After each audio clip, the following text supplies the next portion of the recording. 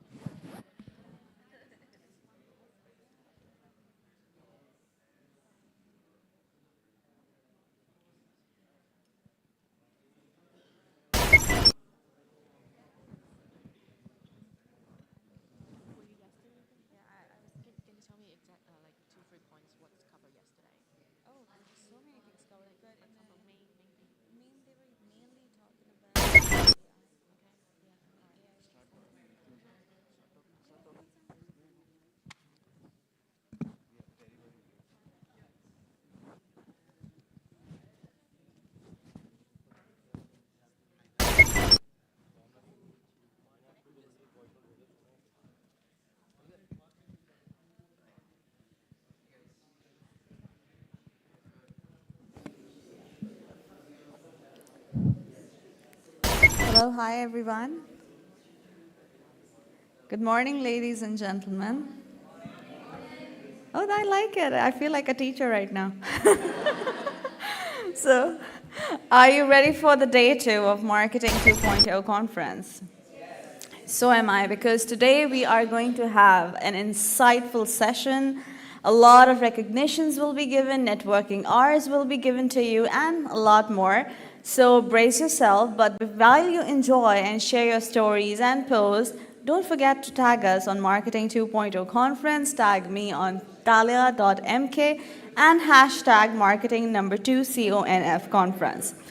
So I feel a lot of people are here. Tracy is very excited to share what she has to say.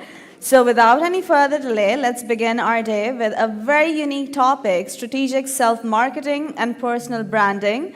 Why you need both to succeed.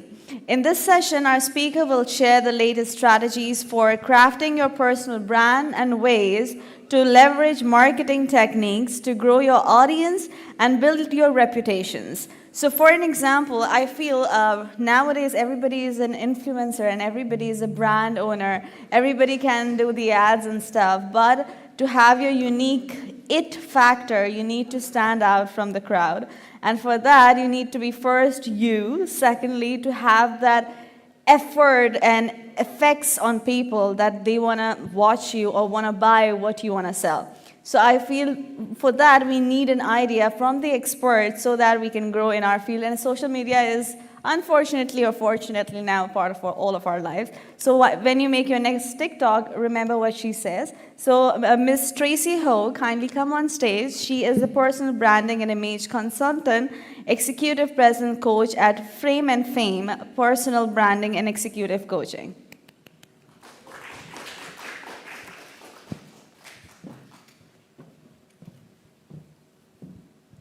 Hi, everybody, and thank you for joining me today. I have good morning, and in fact, this is my first time being on stage in Dubai. Just guess, all right, from how I look, where would you guess I come from? Anybody? Pardon? Yeah? Huh? Germany. Oh, guten Tag.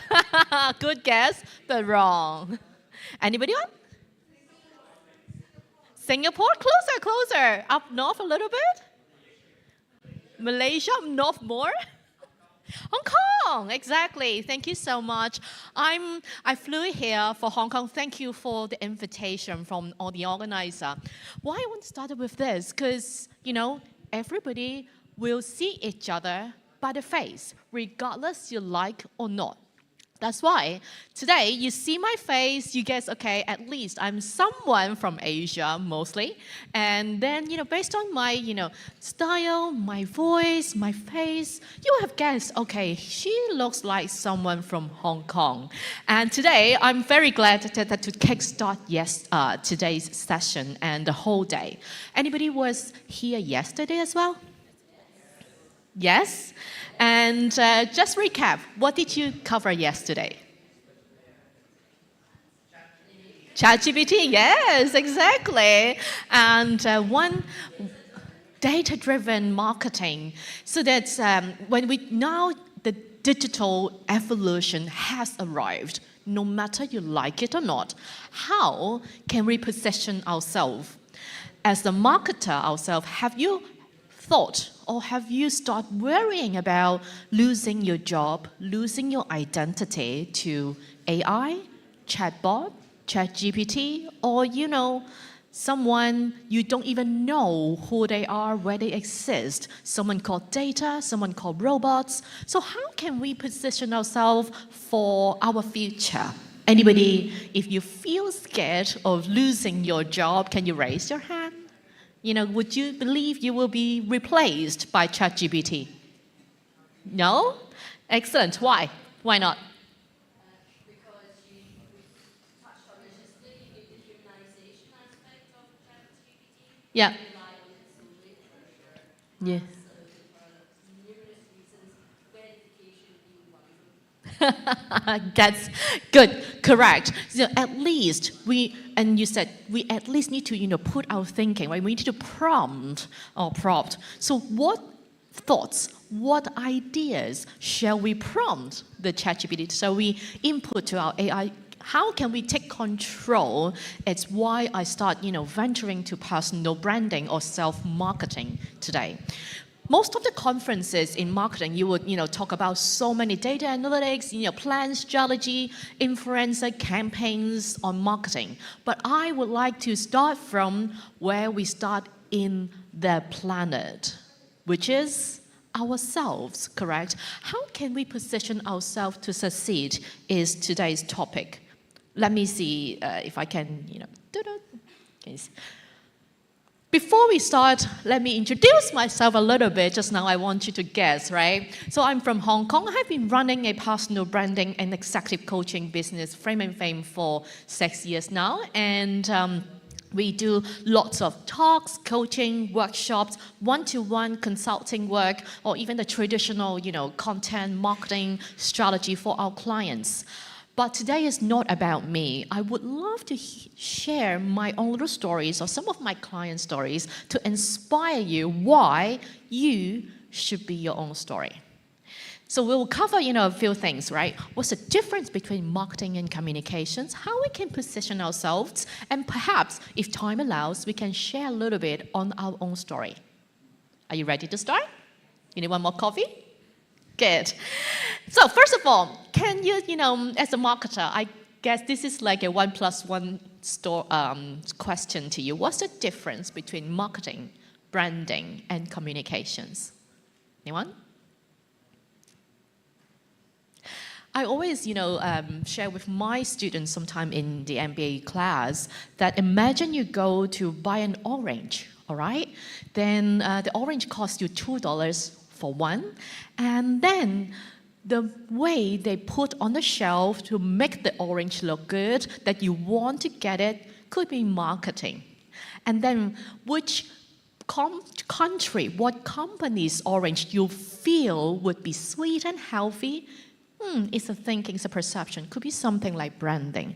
But when you communicate the healthy aspect, when you talk about why you need orange, why the orange makes you healthy, the vitamin C would be from communications. And altogether, the whole ecosystem drives you from thinking about orange, want to be healthy, and go to buy that orange from that supermarket on shelf. It's the interconnections between branding, marketing, and communications. Why I start with this? Because that is how we can relate thinking, right? Speaking of thinking, look at these two watches. In Dubai, people told me many people wear a Rolex. Am I correct? Anybody wear a Rolex here? You can raise your hand. But give me a raise of hand now, seriously. Which brand you think it's more relatable, or which brand you like more? Which brand is better? You like Rolex or you like G-Shock? If you think Rolex has a better brand, can you raise your hand? If you believe G-Shock has a better brand, can you now do a circle? Anybody? Then let me ask you a question. If you want to buy a gift for a teenager, like maybe 18 or 20 young people, who is more outdoorsy, who likes to go under the mountain, dive into the ocean, and what kind of gift would you get him or her? G-Shock, obviously. And so that means G-Shock does have a clear brand perception in all our minds. And today, maybe over 500 questions, workshops, speaking events, I have asked the same question. I can tell you 100% of people tell me the same thing. Everybody originally would say, of course, Rolex has a better brand. But in fact, I would say, or even challenge that actually both have great brands because they have very clear brand identity that has cemented in our mind. Which means when we relate to the personal level, whether you have a better brand or your manager or someone in higher rank has a better brand, then I hope now you can say, we both have good brands, all right? As long as you have a clear message, image in others' mind, you own your good personal brand. So don't underestimate yourself. Never say you don't have a brand because you are just a small or low-rank employee or nobody care about you. Actually, you should take charge of your brand instead of anybody else. It's like this, all right? We say that products are made in the factory, but brands are made in mind. In a digital transformation era, it's very, very important, much more important than ever. We should take control how people think of ourselves instead of your colleagues, instead of your mother, instead of your boss. Branding is the art of being known, being liked, and most important, being trusted. Have you ever tried to work with someone that you don't know for a very important project? You would not, right? You will at least want to work with someone you know. And then you feel liking working with them or not. That is, again, it's a perception. Most importantly, if someone wins your trust, he or she will work with you for years. Make sense? It's like for me, okay, I'm not sure about you, but for me, I build kind of trust with brands like Apple. So then I have great experience with my iPhone, and then I just walk in the Apple store. All right, they launch watch, I bought it. They launch laptop, I bought it. And then now they launch iPad, I bought it. I don't even think about, because the trust is there. So from a personal level, do you trust the people you work with? That is a very good, in a marketing perspective, we call it brand asset. If you can build your brand to become someone you trust, someone to trust you, then it's a big brand asset nobody can take away. And what personal branding is not, I would like to say, is not key influencers. It's not KOLs. Every single day when you drive, get your phone and you go to Instagram, thousands of people trying to sell you. But do they have a personal brand?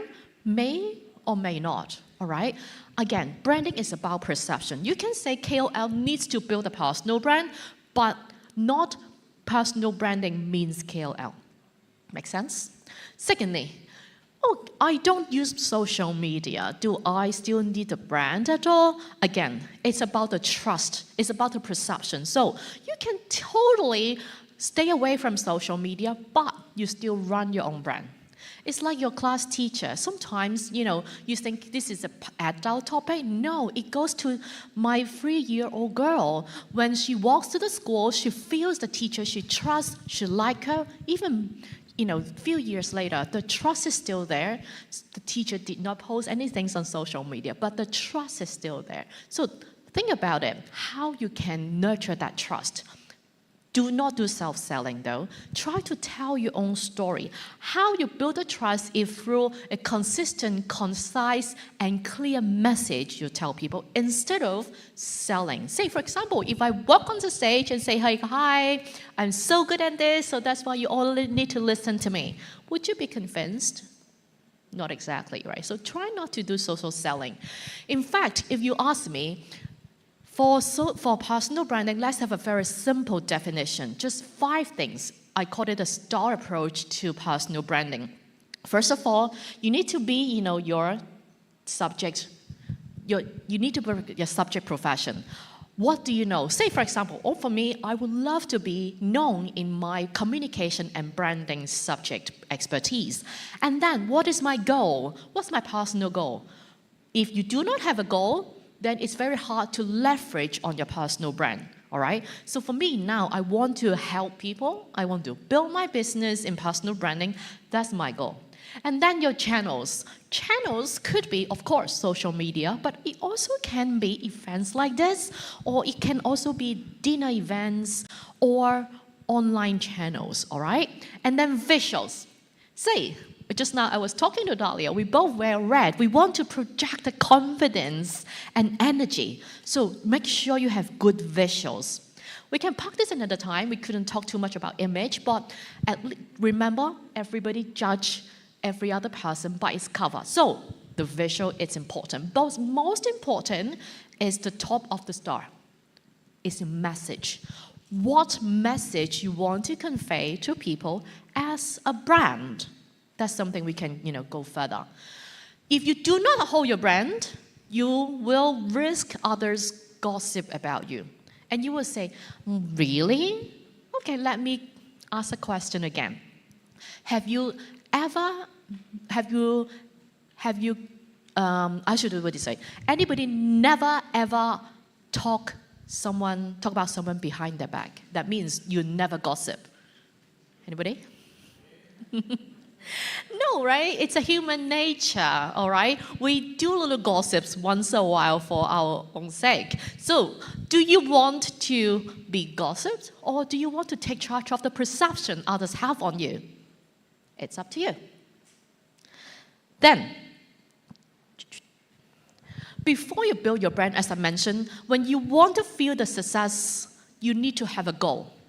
When you go for, activity, what number, tell me, would you aim for? Would you aim for 5? Yeah, I'm saying intentionally aim for, right? I'm not saying that maybe the outcome could be different. But it's natural we all aim for 10. That means you want to have a very, very clear goal when you build your brand. For example, clients come to me, they would say, hey, actually, Tracy, I don't understand what personal branding is. But I can tell him or her, as long as you have a clear goal, you will live your brand more strategically. Could be you want to get a job, you want to get pay rise, you want to get promotion, or you want to change industry. And sometimes nowadays we see a lot more clients come when they build their own business. So they leave their corporate job and start selling their own entrepreneurial build, then they would want to build their brand. So these are all common personal branding goals. What's yours? The next thing for personal branding we must take care of is the usual thing in marketing, right? Who is your audience? Who do you sell to? Who do you market to? It's the same thing. Who is your audience of your personal brand? I'll tell you a true story. One time I was coaching a executive, and then he came to the coaching. He thought he need to build his LinkedIn, his Facebook page, and the first question he asked literally was, hey, can you just show me how I can build my Facebook page? But then after 2 hours of chatting, he was actually aiming to go from his role as a VP in Hong Kong. He wants to go to the executive committee in APAC. That means his audience, would it be someone like me or someone use Instagram or Facebook? No. His audience are just a handful in the executive committee for the company that will select him to join them. That means his target audience got much, much, much narrower. He doesn't need a Facebook page, but in fact, he needs some dinner plans and coffee chats with his executives to get the top job. You understand? So we completely changed the strategy. He did not need any Facebook page anymore, but a good channel, an appropriate channel will get you to your audience. Make sure you know your goals, your audience, before you start your personal brand. That's why the big question I will throw to you for today is, what exactly is your personal branding goal? Why you want to take charge of the perception others have on you? Have a think. And then, while you're thinking, I would like to show you some pictures of my clients, okay? And tell me whether you like the left side or the right side of the pictures, all right? What makes them stand out? This one is a lady from London called Monica. Which one you think is before, which one is after?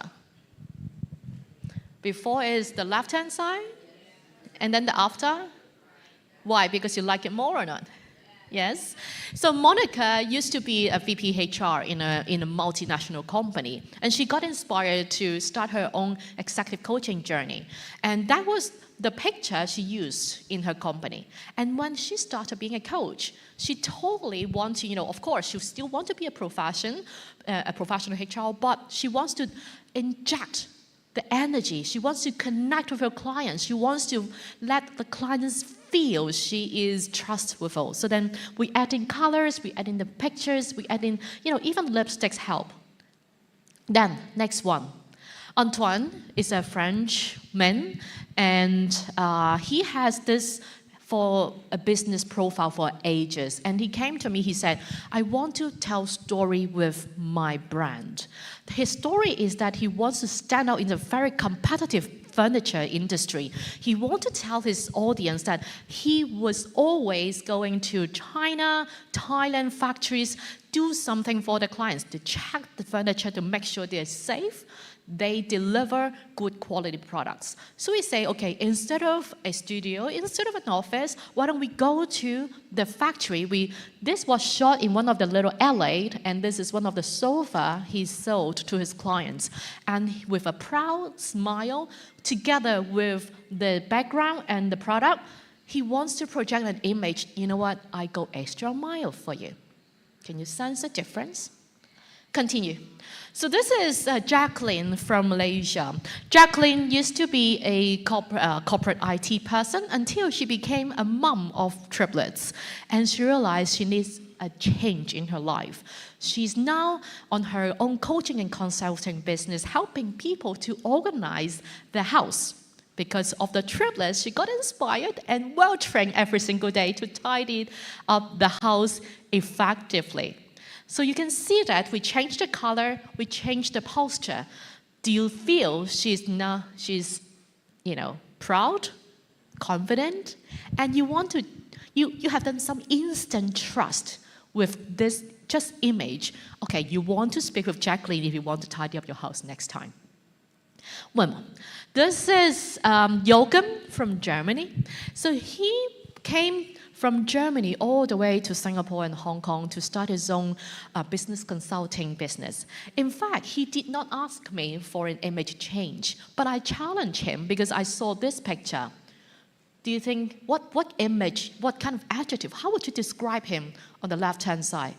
How would you describe Joachim on the left-hand side? Sorry, louder? Okay, firm but not open. Good, very good observation. Anyone else? Close, all right, close body language, right? You can see that. He was in a corporate, all right? That was an image he's been using. And he said to me, Tracy, I don't think I need it. But I said, because the audience has changed, Joachim, from corporates, your internal stakeholders, now you speak with startup founders, VCs. So why don't you just change the colors, the energy, so to project your sincerity? This looks like a very, as you said, cold face, right? Closed purse. The body language is pushing people away, particularly you have a table in between. But this guy, how do you feel about? Coachable, approachable, friendly, what else? Warm, exactly. So you want to talk with him, correct? As a person, you want to get to know what he knows. So this is an instant change when you say we build a personal brand image. That is why I would like to hear, if not on stage, later outside in a lunch or our networking sessions, how you presenting yourself now to your audience. What will be the one thing you want to change for your own career goal and for your own personal branding goal? The main thing for personal branding, if you forget everything, I hope you can remember this, all right? I'm dressing red as well to stand out. It's like this. In Chinese, we have a saying, a bunch of grass and greenery, you stand out by just being the one red flower. It's like this. How can you differentiate in a very crowded market? We have talked too many things about products, all right, in decades, or too many things on data and AI yesterday. Today, I would like to gather your intention and emotions and thinking on how can you differentiate what makes you different. There are thousands of marketers, hundreds, thousand millions of communications persons, but what makes you different? Why people need to come to you is the question. So how can you develop your reputation? Do not be too difficult. Do not be too complicated, all right? Go back to this. Why this flower stand out? It's not because everything. It's just because the color, the one thing. What is the one thing you want to stand out in front of your audience? That's the matter. By building a personal brand, just now I mentioned, one thing is the most important, the top of the star, which is message, exactly. The message, we call it personal brand statement. The message that you will keep telling your audience clearly, concisely, and consistently, today, tomorrow, and the future. It should be the same, so then the consistent experience when interacting with you nurture and build the everlasting trust. So that's why, if you are going to win an Oscar today, what would you be known for? Would you be known for your smile, your data analytic power, your marketing strategy, your team building experience, your international exposure, or your family heritage? There are thousands of things you can think, but do not overcomplicate it. There's just one thing you can say. If you still don't have idea, I just give you a little, guidance, all right? We call it this 4P. In terms of marketing, you have 4P, but in terms of personal branding, I have my own 4P built up as well. We call it profession. That is something you know. That is something we share as well as a marketing profession. Then, but your personality will make it different, right? Are you a more, active person, considered person? And are you, creative, or are you more analytical? Then, what is the best thing to connect everything is your passion and purpose, all right? Say, for me, although I'm a communicator, I love to tell stories. I love to interact with people. That is how I built my business. My passion and purpose is to get my clients seen and heard so that they can earn their success and rise to the next level. So that could be easy like that. Your message, your USP. From something further, when we work with clients, sometimes we'll all, go back to the theoretical part, the brand strategy. Sometimes I would call the 8 commonly used personal branding strategy. The hardest one will be the leader, all right? The very first one. If you say, for example, I'm the first one invented AI, good, great for you. But unfortunately, sometimes you say, oh, but I'm nobody. Again, everybody is somebody, all right? Do not underestimate yourself. Maybe you are not a great inventor, but for example, you can have a good cause. You support gender diversity. That is also something you can use in your brand. Do not think you have nothing different, you have nothing special, so you just bury yourself.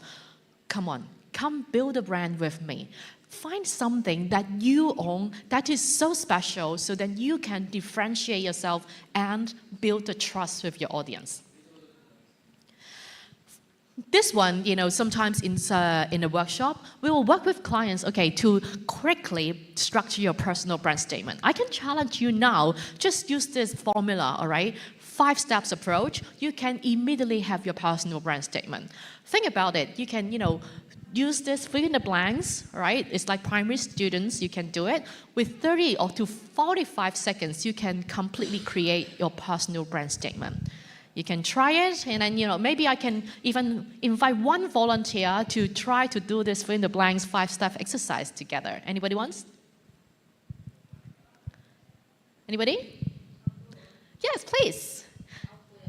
Yeah, you want to come up? Yeah? What's your name? Come on.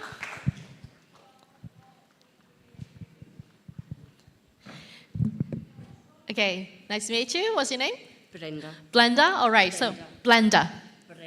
Brenda. All right, okay. Brenda, with this 5-step approach, how would you describe, or how could you introduce yourself? All right, just use this, for example, your name, your profession, what you do, who you support, and who want, that means your target audience, what they want from you, all right? And then what you delivers them to them so that they can benefit. There's just 5 steps. Can you try to communicate? Yeah.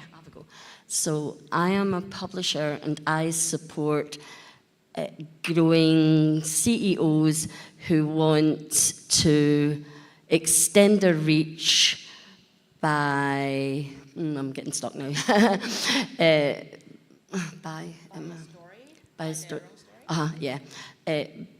by sharing their story, philosophy, so they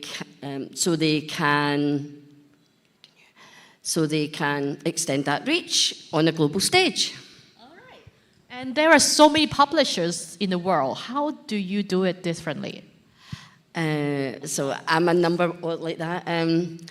Unlike other publishers, I am the #1 holistic approach publisher in the world. All right. Thank you. Thank you, Rina.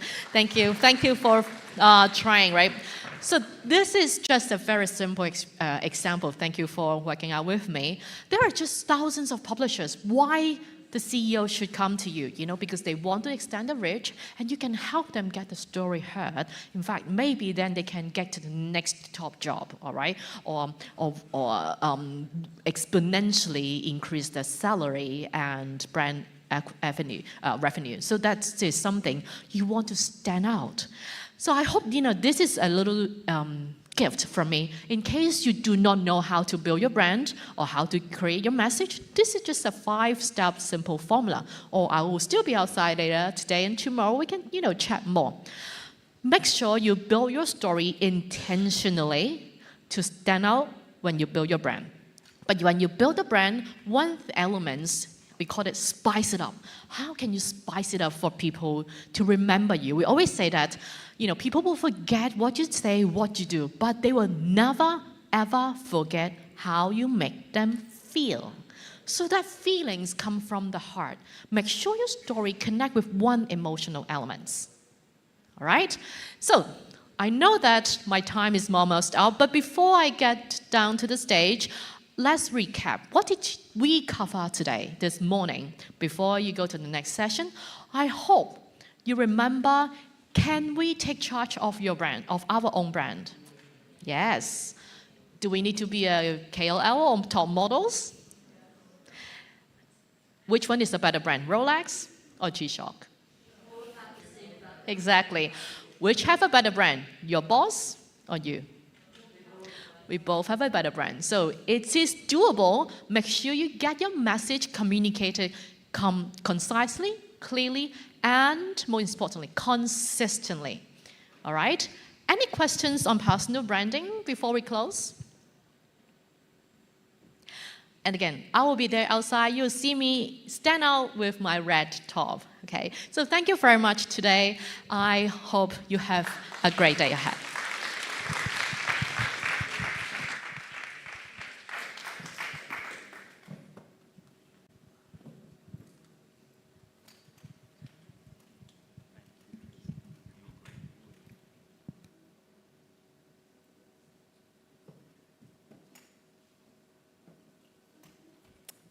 Thank you, Tracy. And yes, you did stand out today. I hope you all are having fun. So next up, we have our keynote of the day, Pivotal Role of Reputation Management in 21st Century Marketing Strategy is the topic. In this era of likes and shares and comments, yes, I know, the era where the brand's reputation isn't just about the product. They sell the product which stands out. But it's also about the narrative, the craft, the value they uphold, and the relationship they nurture or they connect, how they connect with the audience. In this landscape, reputation management isn't just a strategy, it's a compass that guides everything a brand does. Please welcome Brian Paul Lamanzars, correct?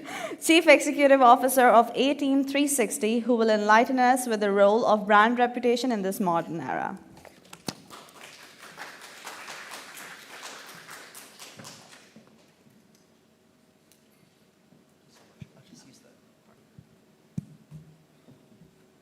Hi, good morning, everyone. How are you all? Good? So it's funny because when you're having a marketing conference, you gather together marketers, people who like to talk, and you're asking them to listen. So bear with me. I'll ask you guys if you have any questions later on, and then you guys can talk. But for the next 15, 20 minutes, if you could give me some of your time, that would be fantastic.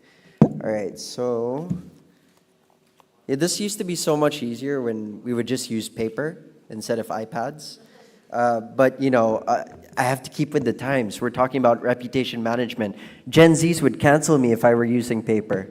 But generally speaking, who am I? What am I doing here? First things first, I want to greet the people who organized this event today. Of course, I want a special shout out to Jatin, who has been very patient with me. I'm from the Philippines. Reached out to me, cold call, internet, saw I was doing something interesting, asked me to come here and speak before you today. If not for him, I wouldn't be here today, so thank you so much. Round of applause for the organizers, please. And of course, Saurabh, thank you so much also for being patient with our team and coordinating with us. See, event organizers, blood, sweat, and tears, panic attacks the night before, they really deserve our warm appreciation. So Thank you, guys. And of course, all of you guys, thank you for being here. I know I got the morning session, which means I get less people. But I also get the people who really care about the topic, which is why I actually prefer the morning session. That, and I get my afternoon. But generally speaking, before anything else, I also want to thank my business partners who flew in from the Philippines just to be with me today and to be here with you guys. So first off, of course, Robin Garcia, chairman of WRN. It's a polling company, data analytics. Cleve, who is the CEO and president of said company. Leo, who is an expert in ad tech and runs a company called Clutch Media Tech. The Wonder Woman of our company, my COO, Faye Abrihan. And of course, the most fun guy in our group, Jeric Santos, president of A3 Group of Companies, 360 Digital Marketing. He's the fun one because he runs the events, right? So if you do any events, he's the guy. So, all right, wait, let's go back. All right, great. So before I start, I want to ask you guys, you don't have to give me a specific number, but those below the age of 30. Below the age of 30.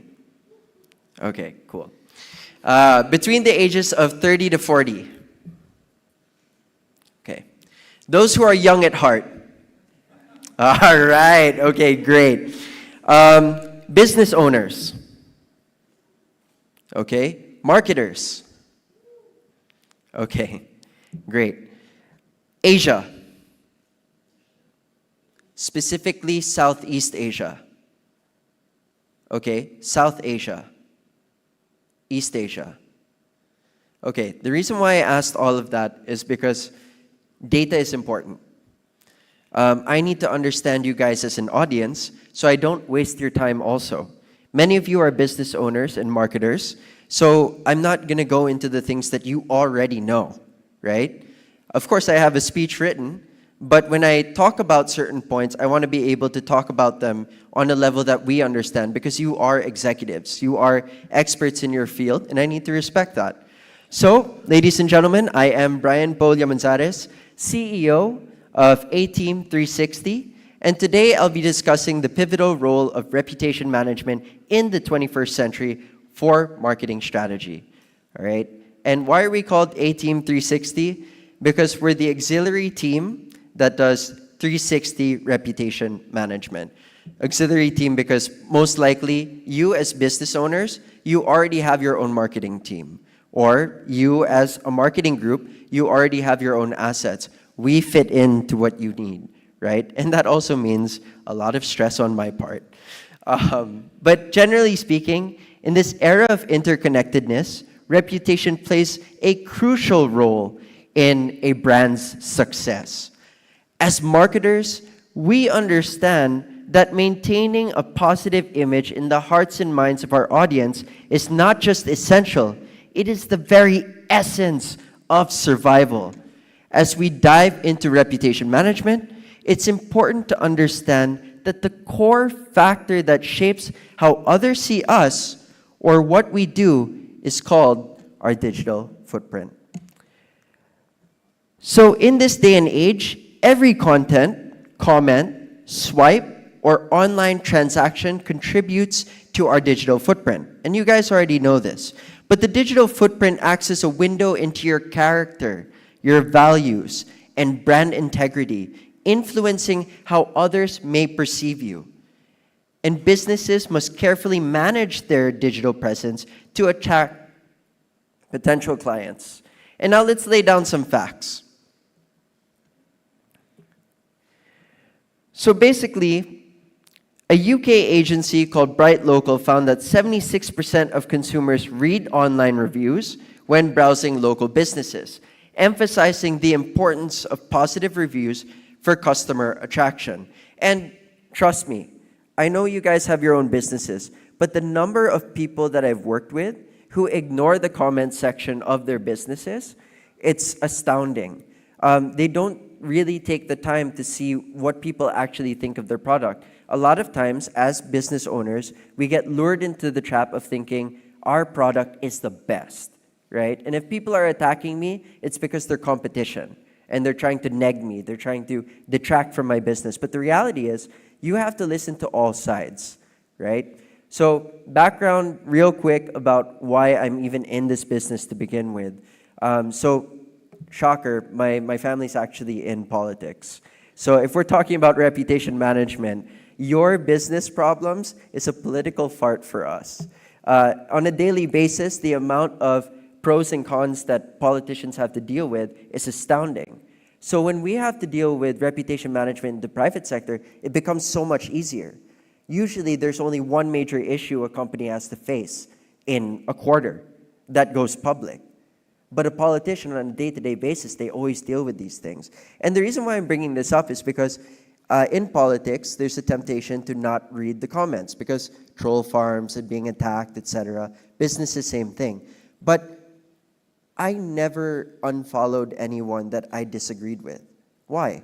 Because it gives me insight into the way that they're thinking. What they think, you may not agree with, but that doesn't mean that it's not valid to them, right? So you have to understand their mindset, and that's why it's very important that you understand that 76% of consumers do read those reviews. Meanwhile, review trackers shows that 94% of consumers avoid businesses due to bad reviews. And this seems like common sense, but I'm just putting it out there in case you didn't know this. All right, so let's move on to the next part of the presentation. Let's talk about the rise of what I call rock star CEOs. You know, the age of social media is the most interesting thing. With the advent of social media, AI, outsourcing, logistics on fire, anyone, anywhere can basically start their own business, their own firm. Unlike before, where if you didn't know anyone, you wouldn't be able to start your own business. Things have completely changed. That also means the way that businesses are managed in terms of their reputation has also changed. And that's why we now have what I like to call rockstar CEOs. Personalities like Ryan Reynolds and Rihanna have amassed huge online followings by maintaining a good online persona, not just for their own image, but the companies and brands they own and operate. In the same manner, brands like Patagonia and Chipotle have built and maintained strong online followings through authenticity and transparency, or at least what we would like to believe is authenticity and transparency. So let's delve into each of them. Unlike what many people may think, Ryan Reynolds isn't a millionaire because of his showbiz career. He's actually a super millionaire because of his business and marketing insights. So Ryan Reynolds, who has a net worth of $350 million, believes that raising awareness is the greatest asset for marketing. Aside from acting, he has made strategic investments and ventured into multiple business sectors, showcasing his entrepreneurial spirit. So through his creative marketing executions, Reynolds has shaped perception, built anticipation, and connected with his audience. His ability to generate ad virality has allowed him to reach a broader demographic and ultimately generate organic interest and engagement.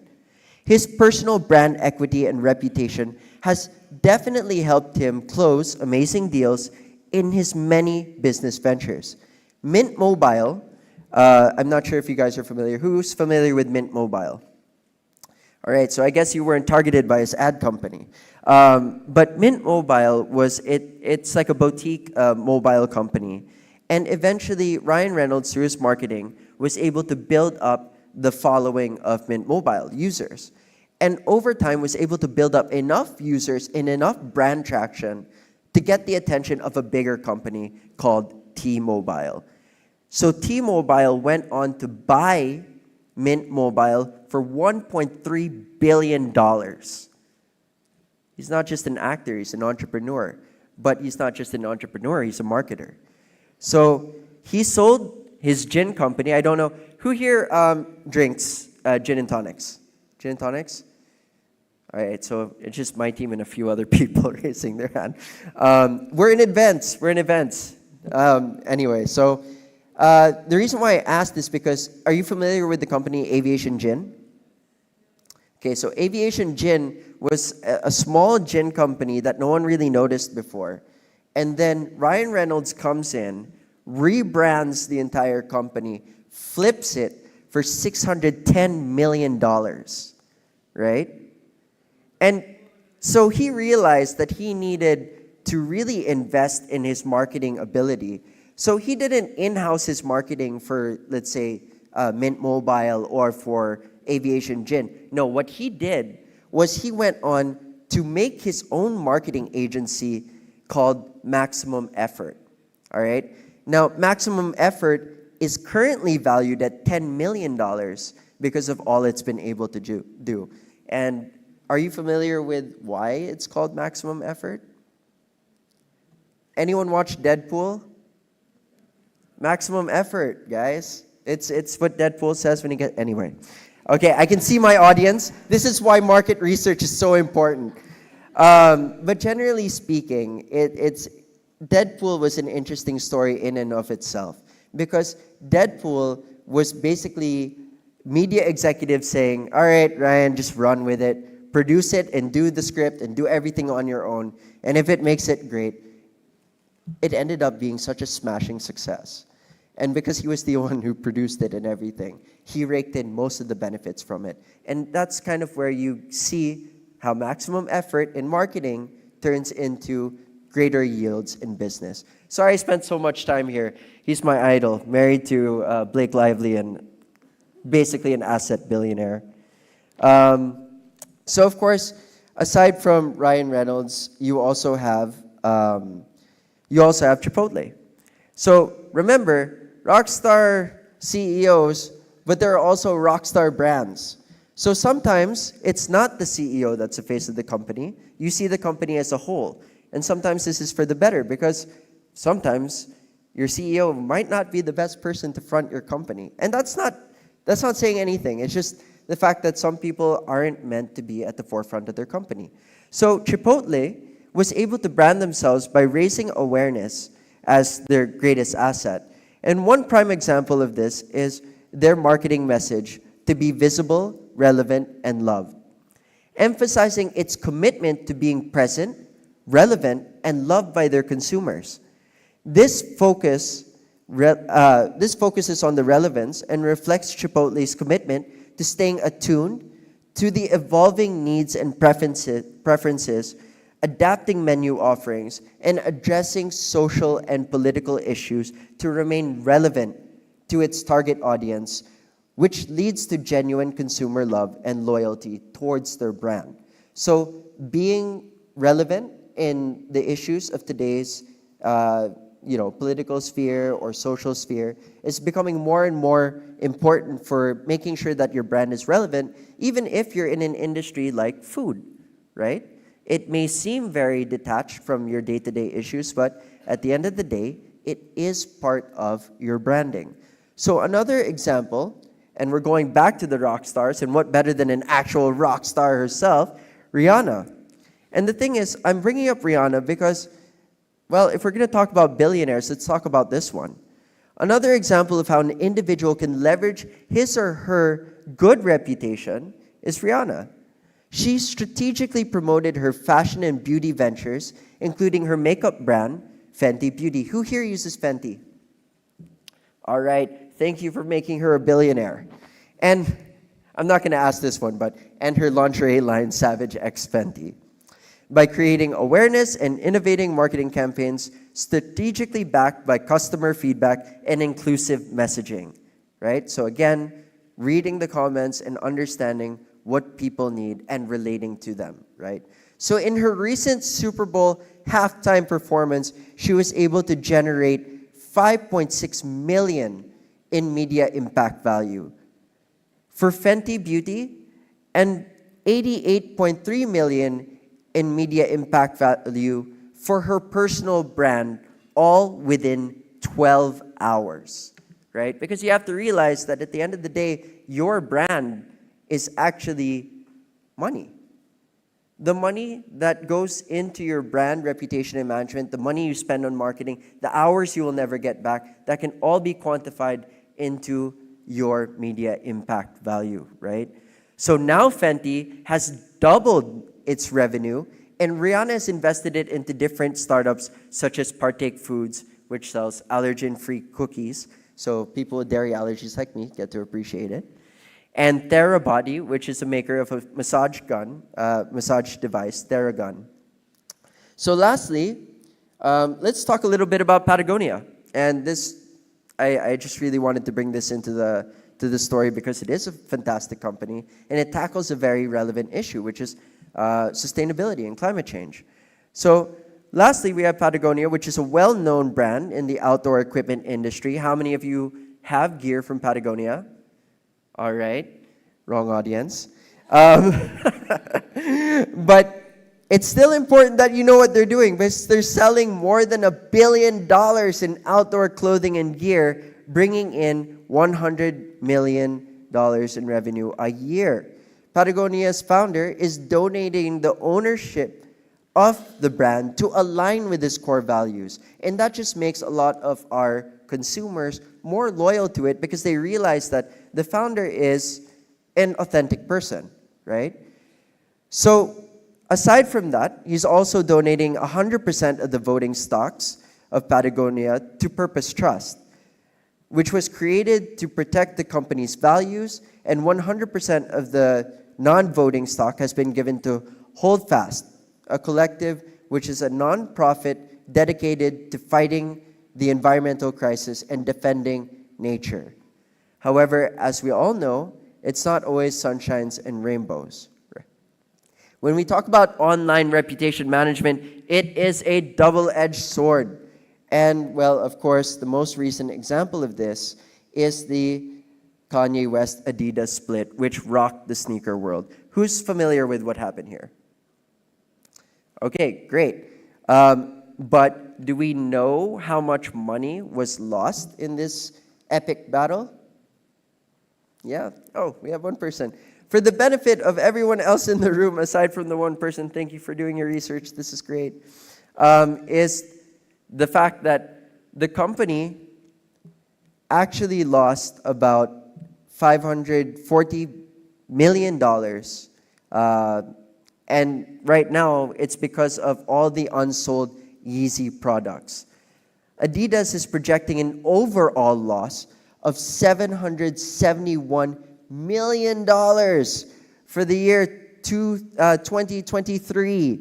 So in retrospect, this incident highlights the importance of understanding the potential impact of one's words and actions on public perception, which leads us to another example.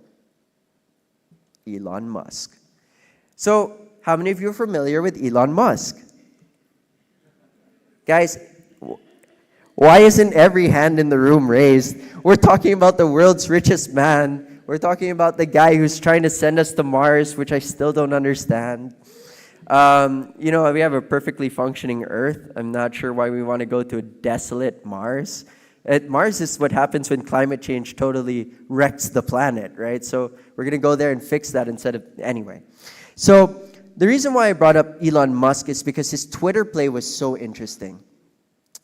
Basically, it caused so much backlash for him, resulting in a series of heated tweets leading to the deal.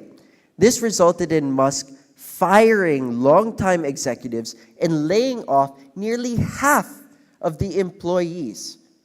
The tech deal has increased hate speech online, prompted mass resignations, and left Twitter basically empty-handed.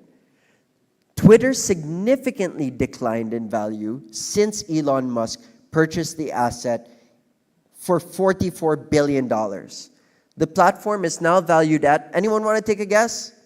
Is it on my slide? No, it's not. Guess? Anyone? No? $20 billion. He halved the company on his own. And it's just because he was saying and doing things that he didn't have to do. But again, reputation management, it costs money, right?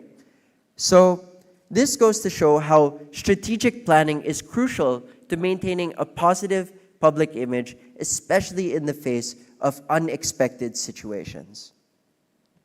So on the other hand, let's go back to something nice. How many of you buy from H&M? All right, cool.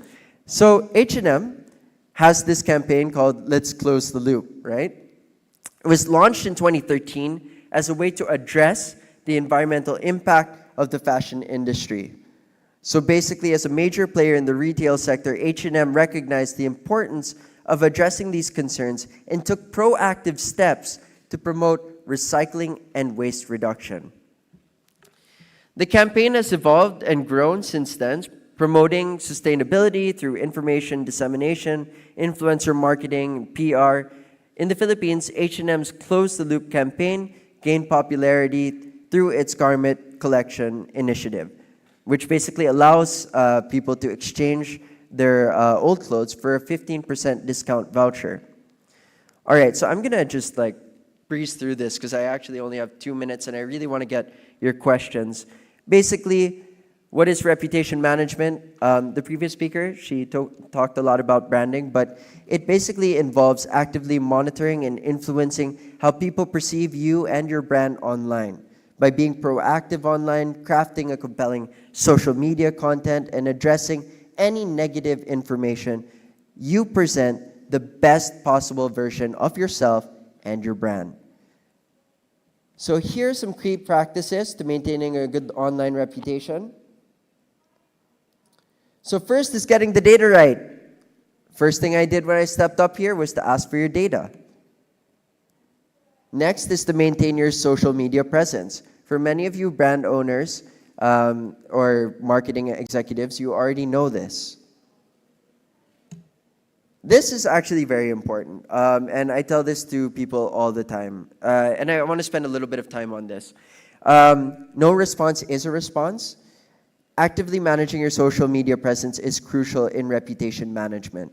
But this statement in particular is very important for business owners. Why?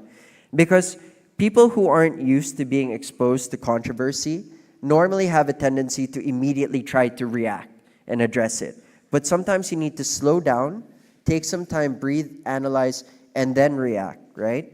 The number one thing that sets aside an amateur boxer from a professional boxer is an amateur boxer gets hit and wants to hit back right away. A professional boxer gets hit, waits, times, and gets the perfect punch, right? That's how you want to handle your reputation management. Sometimes it's best not to say anything at all. You know, one problem that I always run into with clients is they will come to me, they'll say, Brian, I have an issue. I'm going to do a full media blitz on this. We're going to have a press con. We're going to do X, Y, Z. And I'm like, where did they attack you? And then they go, well, there was this social media post that went viral. And then I go, so you're going to do a press con where most of your target audience isn't present. You're going to invite TV, you're going to invite radio, you're going to invite major broadsheets, which didn't pick it up yet, right? And now you're going to invite entire audiences that were not present at all into the discussion. And now their first impression of you is, you did something wrong, right? Addressing it in the proper space at the proper time is good reputation management. You don't always need to say something, right? So if you forget everything from my speech, just remember that, because maybe one day it'll help you. Sorry, I have a few minutes left. Could I? Okay, cool. So how do we adapt in the 21st century landscape? When consumers hold immense power to shape perception through social media. To thrive in this landscape, we must embrace change and leverage digital channels and emerging technologies. Having seen the challenges faced by brands, it's clear that effective reputation management strategies are more crucial than ever. One that covers 360 degrees of the digital arena. So of course, you need to survey your market and understand and analyze how you can effectively speak to them. You need to amplify your message across the digital space, reaching a wider audience. Effectively control the narrative through the right PR channels. So important. The number one problem of a lot of startups is they dump all their money in marketing. They're like, yeah, I need influencers. Sometimes you don't, right? Sometimes you just need to have a nice podcast. Sometimes you just need to be at forums like this one. It depends on your clients. Don't waste your money. I did it. My watch company almost went under because I spent so much money on marketing campaigns I didn't understand. But I thought it was relevant. I thought I needed to be in fashion shows. I thought I needed to have a bunch of influencers holding my watch, right? But that's not necessarily what you have to do. So again, this is super important. And then crafting an effective marketing campaign to amplify your message to your audience is super important. So take your time with that. And obviously, that's why I created the A-Team 360 group, which is a company that provides key elements and services for reputation management in the digital arena. More than branding and social media marketing, of course, we want to help clients understand how market research and communication strategies, down to conceptualization and execution, affects their reputation as a whole. With more companies diving into new opportunities in the digital space, crisis management specifically, became one of the services that we wanted to champion. And of course, I told you about why we're called A-Team 360, because we are an auxiliary team providing tailored strategies that address specific pain points faced by individuals and businesses as a whole. So I'm just going to run through it real quick. WRN, of course, public opinion research, the data analytics and technology-driven approach to data gathering, polling, and market studies. Clutch Media, which has proprietary ad tech solutions for revolutionizing advertising on social media platforms. A3, which has the expertise to elevate your brand's presence through event production, key opinion leader campaigns, and creative digital marketing. And lastly, Oracle Media Group, which is a multifaceted PR firm and media holding company which owns 5 publications, including, well, the Philippines, our country's most distributed magazine, Rising Tigers. So these key elements of reputation management, data gathering, social media, digital advertising, 360 creative marketing, and traditional media are all present. And why did I create this company? Because I got so tired of watching good people and good organizations lose everything because they weren't able to protect their reputation. Our firm has turned away many clients because we believe in building the brands of people and businesses that can potentially do good in the world. I mean, of course, that's my vision. That's why I implore all of you to consider reputation management services. Ultimately, these powerhouses will give you proper data to pivot and deliver a sound campaign with your message and amplify your message to reach a wider audience and give you control over your digital footprint, right? So it doesn't have to be A-Team 360, but do please consider for your companies, contracting, or even for the marketers, building a 360 reputation management agency. Because in today's day and age where social media is king, your reputation management services could be essential to the next billionaire. But if you do want to consider our company, just so you know, we're the leading exporters of creative output in the world, generating $4.2 billion of creative revenue. Philippines, guys, if you need creatives, we got it. But definitely, we want to be able to help deliver tangible reputation-related results. So with that, thank you for your time. I just want to end with this last statement. It takes 20 years to build a reputation and 5 minutes to ruin it. Think about that, and you'll do things differently. Thank you for your time, and we at A-Team 360 look forward to working with you and your brand. Thank you very much, everyone.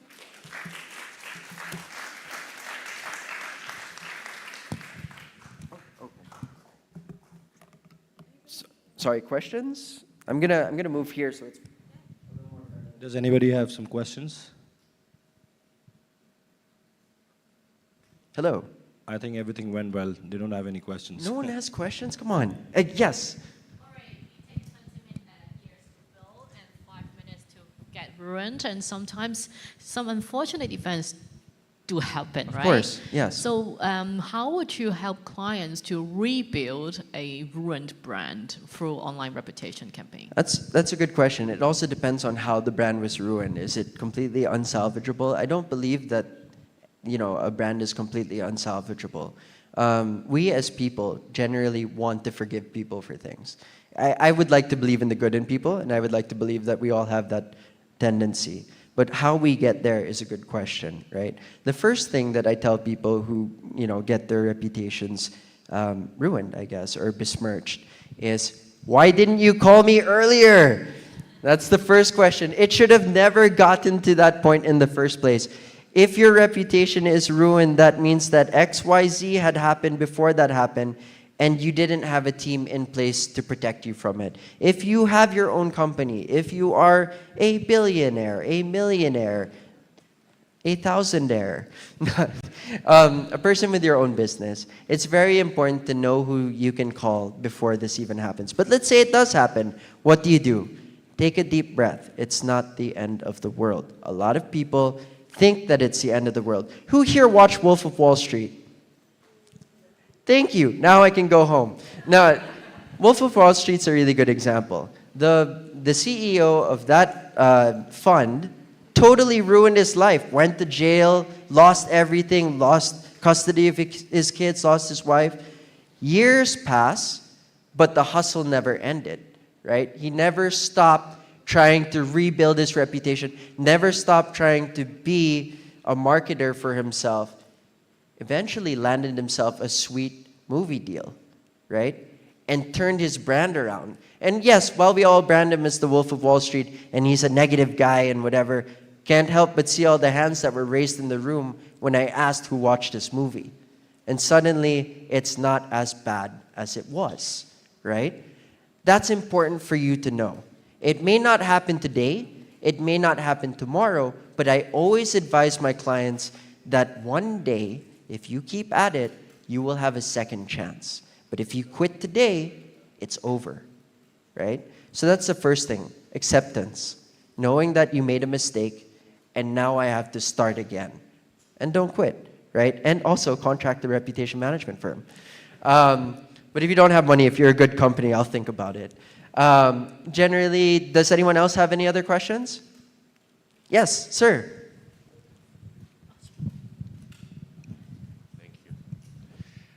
Justin, you mentioned just now that sometimes the power is in staying silent in the face of negative reviews and comments and things like that. Do you guys have a set of guidelines or things that you look out for when you decide whether to stay silent or to react? That's a really good question. May I ask what your business is? Sure, I'm in digital marketing. Digital marketing. Okay, fantastic. So you do your sentiment scans, right? Whenever you're handling something. That's right, yeah. And we handle social media accounts for many brands globally. So this is a constant battle for us to decide when we escalate it and do something about it, or when we decide to choose silence. Right. So, well, personally, when you're looking at a brand or a product or you have a client, what I usually do is I look at how much traction they currently have. Because they already have their own marketing, their own following, etc.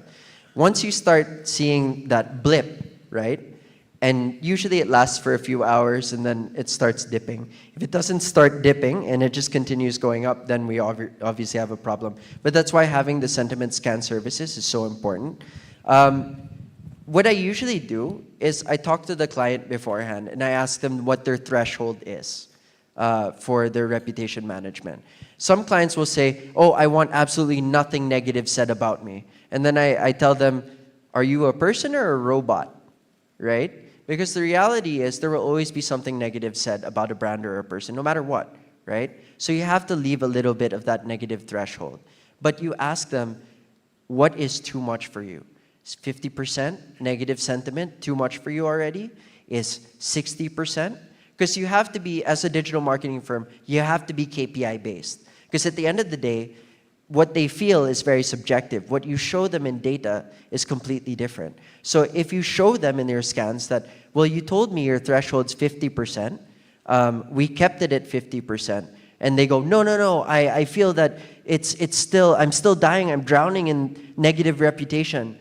Then you say, okay, now I understand your threshold, let's fix it. We'll bring it down to 25%. This is what we need to do to get to that, right?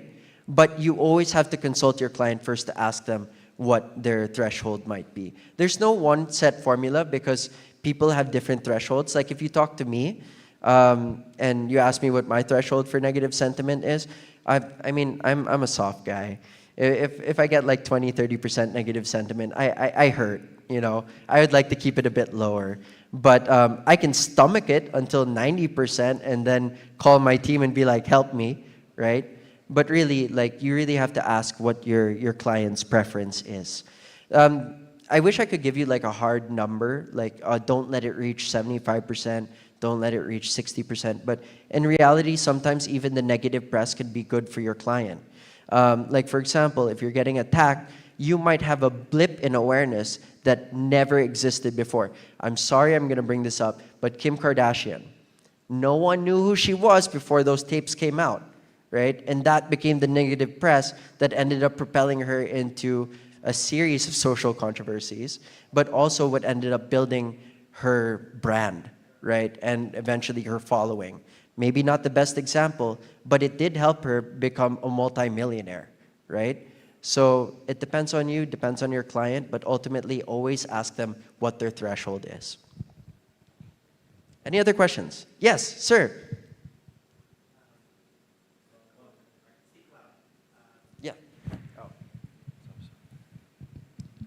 Hi, I'm Rob Curlio from Trust IT. So just for a little bit of context, I work with a number of public sector projects for the European Commission.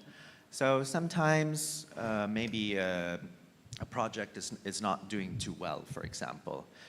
We as communicators, we have to understand how to handle it. So at what point do you say that, okay, I have to keep my audience informed frequently about what's going on in the project, even if it's, let's say, negative, and at what point do I want to keep it quiet? So just for context as well, usually a lot of the people that I work with, my audience, so you can consider them sort of B2B engagement, so not really, you know, mass media or something like that.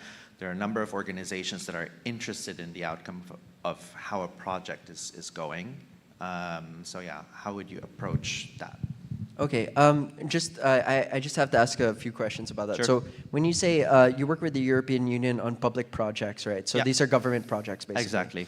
And then your audience is other companies and businesses? Could be. So for example, let's say large cloud providers, for example. Okay.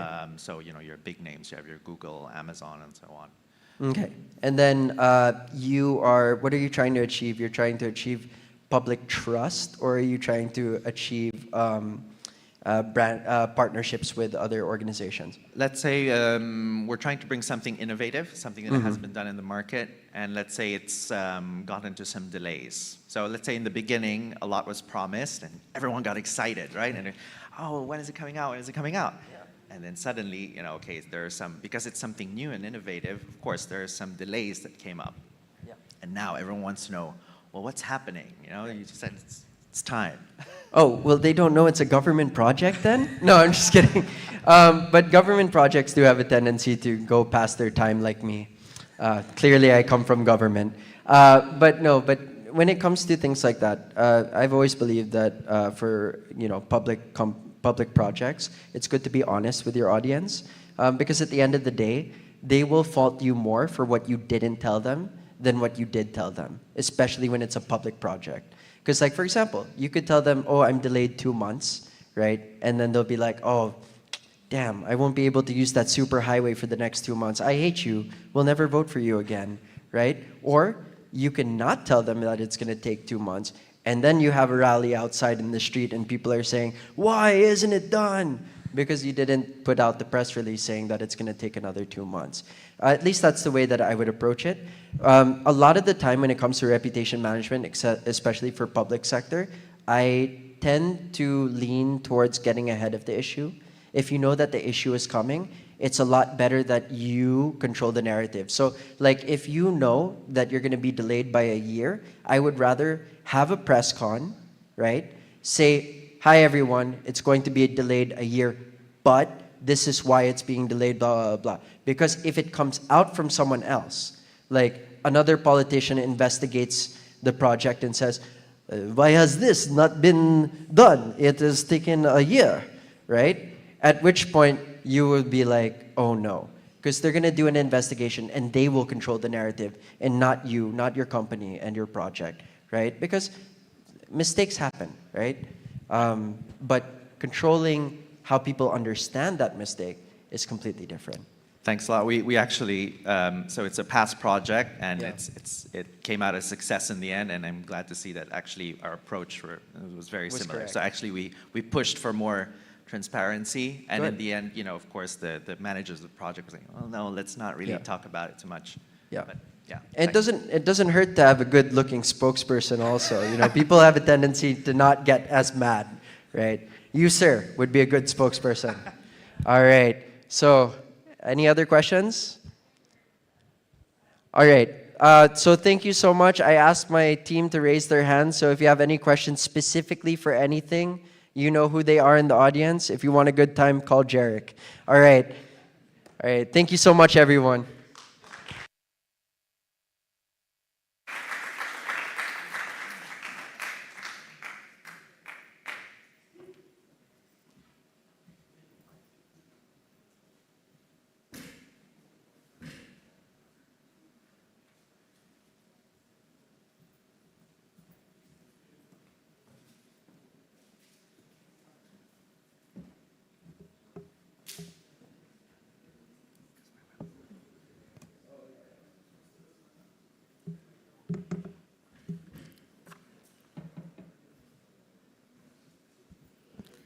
Thank you so much. I think beside learning how to act and sing from Rihanna and Ryan, we have to learn how to do marketing as well.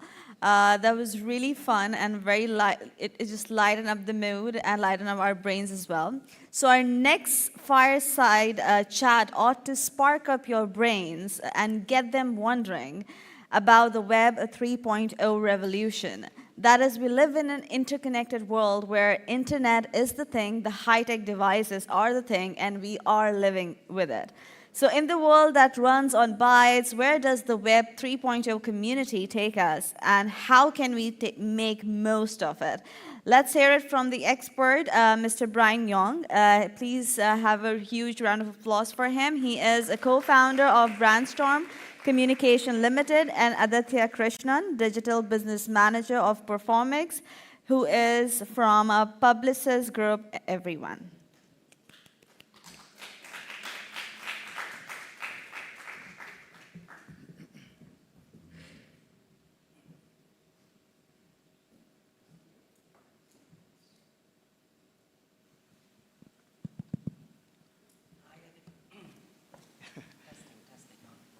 No, this works.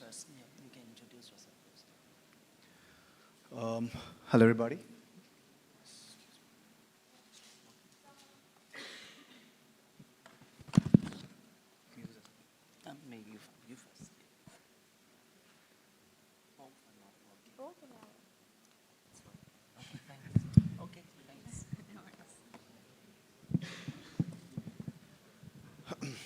Yeah. Hello, everybody. Good morning. So my name is Aditya, like she rightly mentioned so. So I work for Performix India, and we are basically a high-performance agency who is, our main goal is usually to match the high-profile KPIs for clients across the sectors. And yeah, looking forward to this topic. Brian? So I'm Brian. I spoke yesterday, so I already introduced myself. But long short, my company also work for some metaverse agency and also like some other corporate doing Web3 projects. We discussed a lot about this panel, so we put together some questions that might interest marketers and communication professionals. Both of us are not into blockchain technology, but we use blockchain technology to do our work in marketing and PR. So maybe let's first start with how are Web3 technology being used today in APAC region, especially in India? So basically now, I mean, just before this particular topic, Brian actually mentioned about the online reputation on various experiences, right? So similarly, even in the APAC region, especially India, one of the few most important things that actually people look for is going for a seamless, personalized experience that they want across the web, right? Now, for example, let's say I work for a brand for, let's say, Economic Times, right? So now, if I introduce a new project, if I want to introduce, talk something about, the Web 3.0 or let's say blockchain or NFTs. So my main focus is actually going to be to provide something that's more personalized with the users or the consumers who are going for it, and not to exactly what blockchain is on a generic basis. So this is something that actually at least the APAC region is something that they are focusing upon. Few certain things that actually, I would go about, especially in the Web 3.0 keywords that they use on the SEO terms.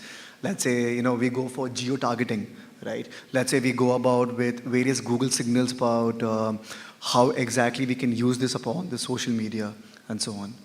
So this is going to be more of a seamless technology that, we have to pursue further. And I think speaking of APAC region, because both of us are from Asia, so I think that Web3 is still a very new frontier, and then the geographical distinction is not that different at the moment. But then we need to sort of revisit what exactly Web 3.0 really means.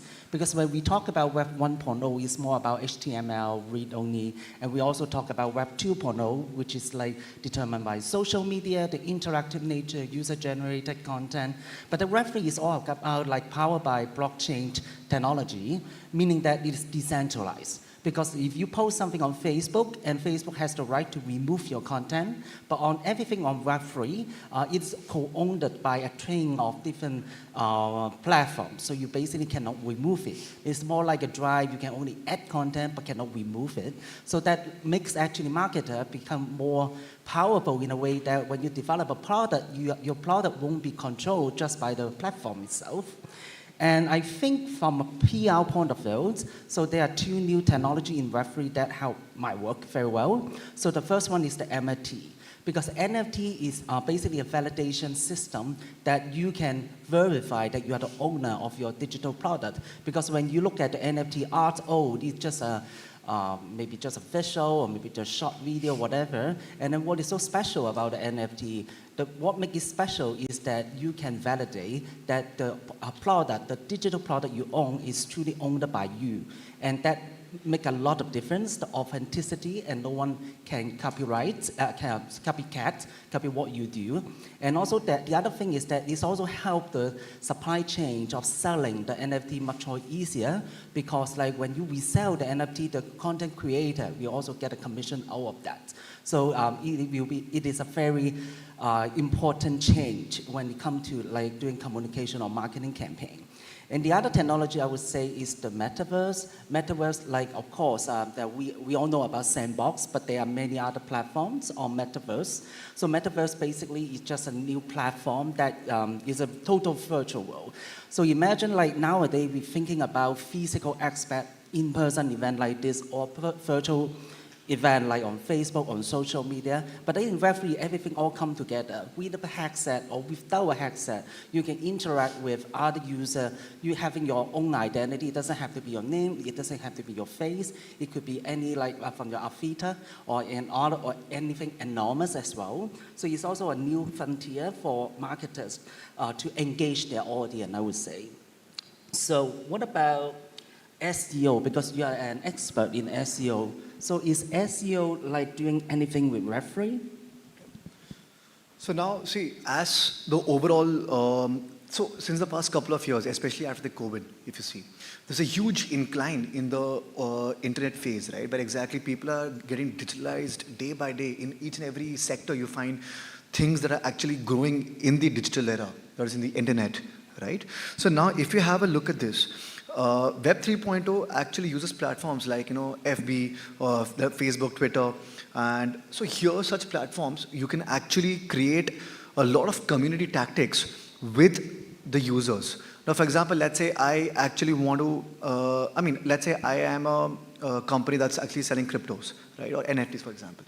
So now what I'll be doing is I actually can start participating on various forums, let's say, or on various social media groups. I can try to reach out to people there. I can have a lot of questions. So why is this important, you might ask? Especially because now what people or brands focus upon is just to build a website. But then they don't try to communicate with the consumers or try to understand their pain points.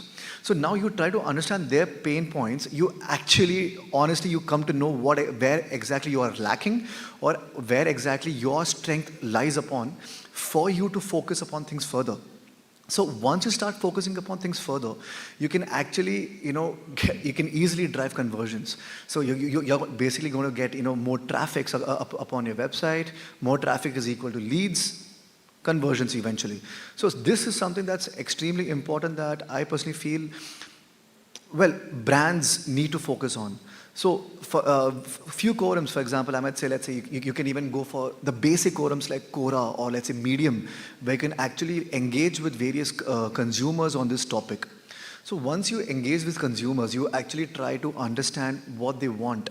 So once you understand the wants or the needs of the consumers, you can directly, start upselling your products and start, like you previously mentioned, with various PR activities or let's say with various activities that you want to build upon your website on. That's something that can be done eventually. Yeah. And I think a lot of companies are still very skeptical about Web 3.0 and whether we should do it or not. But then at the very beginning, when Facebook was launched, people were skeptical as well. So I think as marketer and communication professionals should be open-minded about it. So there are certain benefits that I have seen for communicators or marketers to incorporate Web 3 technology into their campaign. So the first thing, as he just previously mentioned about the content delivery, because with Web 3, it's actually changing how we consume content. Because in Web 2.0 on social media, video is hot.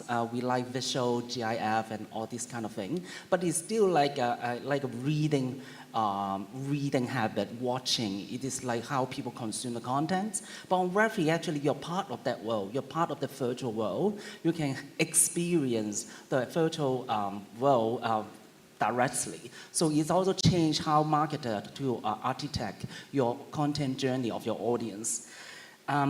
It's more about experience. And the other thing is about incorporating NFT into the PR campaign because people want something unique. Your customer always demands something unique, tailor-made to them. So these are the way I see Web 3 is changing communication and marketing. So how do cryptocurrency play a role in your marketing campaign? So we worked for one such project in the year 2022. So one thing that we noticed is that the demand for cryptocurrencies, of course, was steeply increasing from since the time of the COVID till especially after the Dogecoin incidents of across the market. So it kept increasing day by day. But then after one point, when we actually saw the trends, the cryptocurrency, right from the incline increase, it became stagnant. So one thing we understood is that majority of the companies, they started actually going for the cryptocurrencies, but then they were just, they started selling their own cryptocurrencies in different aspects of the on the web. So what people were actually lacking is they did not, the overall marketing of cryptocurrencies across the web was mostly in terms of the brands, branded names, the branded keywords that people use. But then there are a lot of non-branded keywords as well, wherein actually people start to, they leave it behind. And what happens is that the competition for such branded keywords keep increasing day by day. And to rank on the overall Google SERP, it keeps, it seemed that it was almost impossible to rank on the on the first page, sorry. It seemed almost impossible to rank on the first page. So there, what we try to do is that we try to use a lot of link building activities and a lot of other backlink profiles with actually, so what we actually did is we try to incorporate a lot of email marketing strategies here as well. So what we try to understand is that once we get a lead on people coming to the website, so what we try to do is that we try to analyze the overall user's portfolio. There is an LTV, we call it across, the lifetime value of the user. So we try to analyze that. We try to overall go for the email marketing strategies, and there we try to pitch in various, let's say, various, conversion strategies, so as to, for the users to overall buy the overall cryptos and increase the conversions.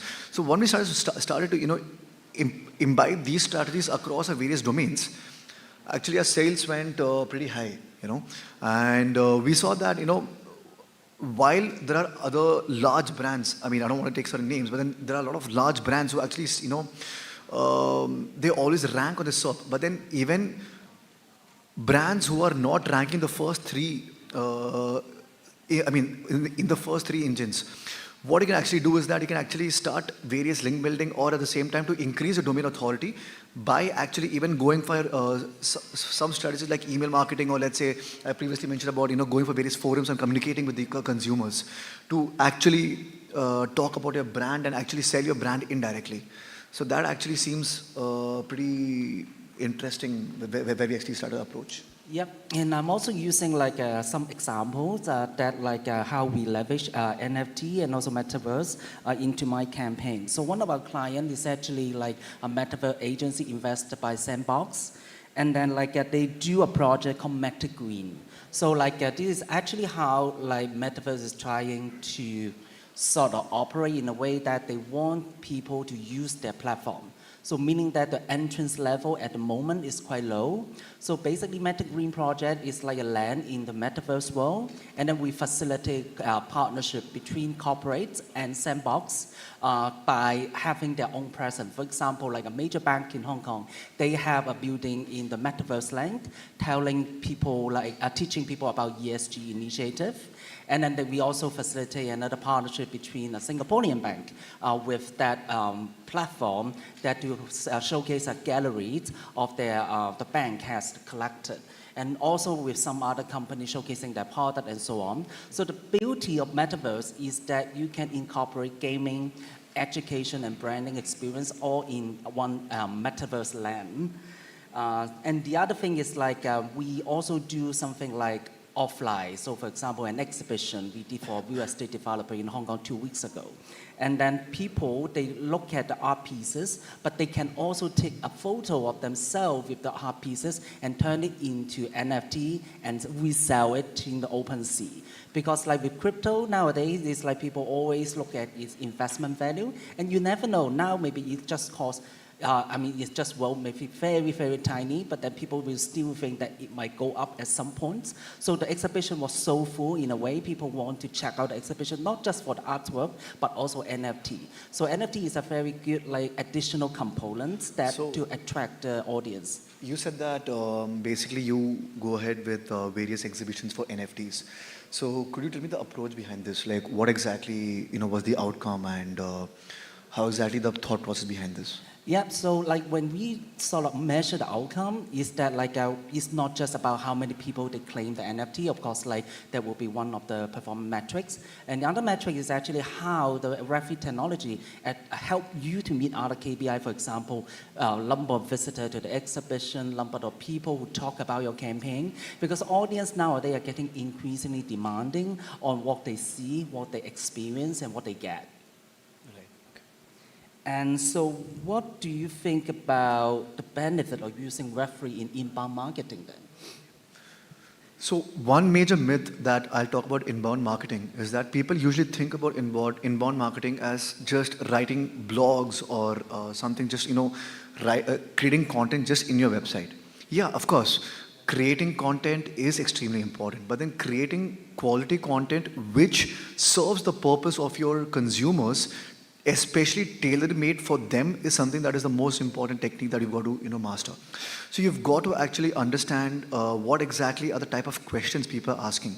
So for example, let's say how exactly you might understand. So try to go to Google, search about the topic.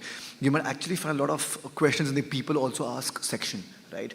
So people actually ask such questions in Google itself, where they understand what kind of questions that actually relate to your topic. So now if I want to go for, let's say, Web 3.0 on, let's say, cryptocurrency, you said that it's used for education platforms. So what exactly, how exactly is this going to help me on a broad match, right? So not just exactly about education, but also around that topic. So this will actually help you create a lot of content and a lot of personalized content, I might say, for the users. So actually this is something that users can actually relate and they would actually be interested. So now, because the thing is that nowadays Google focuses on more user-generated content as compared to a typical generic content. So even if you want to rank, in the end, that's the main goal. We want to rank on Google. So if at all you want to rank on Google also, this is one of the techniques that you've got to follow, right? So other than that, one of the things, like I mentioned previously, was actually promoting this particular content on email. Let's say you first brainstorm your overall ideas, right? You brainstorm the overall thought process. So now the thought process is done. You create a framework of the content. Now the entire content is made. Now once the content is made, you actually start placing few of the FAQs on the content itself from the people also ask or other search platforms, right? So now once that is done, then after that, your work is not just done from there. You also try to market it, right? So people, the main thing the main problem I've noticed in the clients is that they just stop with the content. They don't try to market it. Trying to market this across various, platforms is actually going to be really beneficial. So like I mentioned, email marketing was something that really worked for us. Maybe something else, let's say, promoting this on some other website, actually, for getting a basic link juice, even that might actually be helpful. So you've always got to think about what exactly you want to, what you want your outcome as. You've got to design your overall portfolio for the inbound marketing so that you can actually deliver more content. And more content, basically you want to get, more leads, basically. Yeah, and also the section is about community building, and then I think personalization is really a key aspect, because remember, in the world of Web 3.0, everyone can be anonymous, and everything, your privacy is protected, meaning that like when you create a user or content journey for your audience, it can be as niche as possible, because people don't be afraid of doing something niche stuff or strange stuff even. So like it's also helping marketer to segment your audience in a much broader way, that you can sort of find out the niche bit of your audience segment and create a special experience for them. And there are some other examples that I have seen in the region that might be relevant to you here in the Middle East or maybe other part of the world.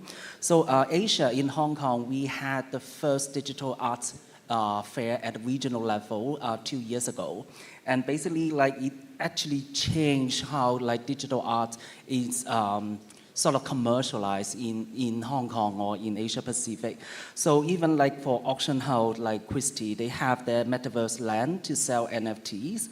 And also the good thing is in auction house, for example, in gallery, for example, usually people only sell art pieces, they are original, they are only one copy. But then with NFT, with Web 3.0, you can have the reprints and you can certify it, you can validate it, and it's just help galleries or art provider to scale up the level, volume of the transaction, and they constantly get paid, because when you sell one painting and that painting got resell to the another collector, for example, it might take a few years, but with blockchain technology, with NFT, that you can sell 10 the same painting, validated by the technology, and then you can resell it almost every minute, one click. So this is changing arts and culture business. And also like in our region, we also see like a lifestyle brand, they're leveraging NFT, sort of attract the customer. So some people might find, oh, kind of weird that like, why a fashion company is selling something virtual? But then actually, by selling that kind of NFT virtual fashion product, for example, your audience then create how they want their product really look like, that fit in their personality. And when you study all the creation, all the NFT like purchased by your customer, you also that helps also help you to improve your product development as well.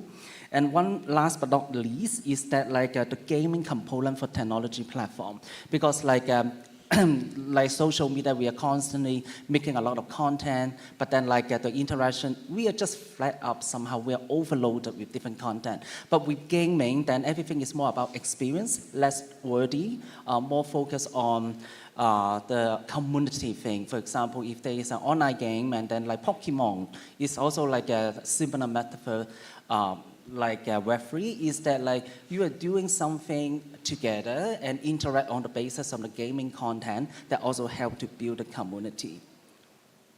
So what should marketers know about Web 3.0 in their community tactics, in your opinion? So one basic thing that actually I feel brands must focus is on to educate the consumers. So what we actually know is that brands, as soon as we talk about strategy, so whenever clients approach us, right? So one thing there always is like, in the end we want conversions, in the end we want this, in the end we want that. But the major focus actually to drive such things is to make sure that you actually your consumers are educated, because what happens is that people are pretty wary about the technology. About such technologies, and then they want the brands to actually just work for them. And brands, in the end, they just want people to buy. That's it. So it's more of just give and take. But then what they don't understand is that it's more about discussing. It's more about educating your consumers and them making a decision, and you helping them out to make a decision is actually going to build a better community and a relationship for both of you. Right? That's something that I feel is really important. And the other thing which I actually have noticed is that after the purchase of such, let's say of such currencies, when it comes to brands, a lot of times what happens is that when it comes to customer support, they really lack. So what happens is that they are, they drive the sales, people purchase the currencies, done.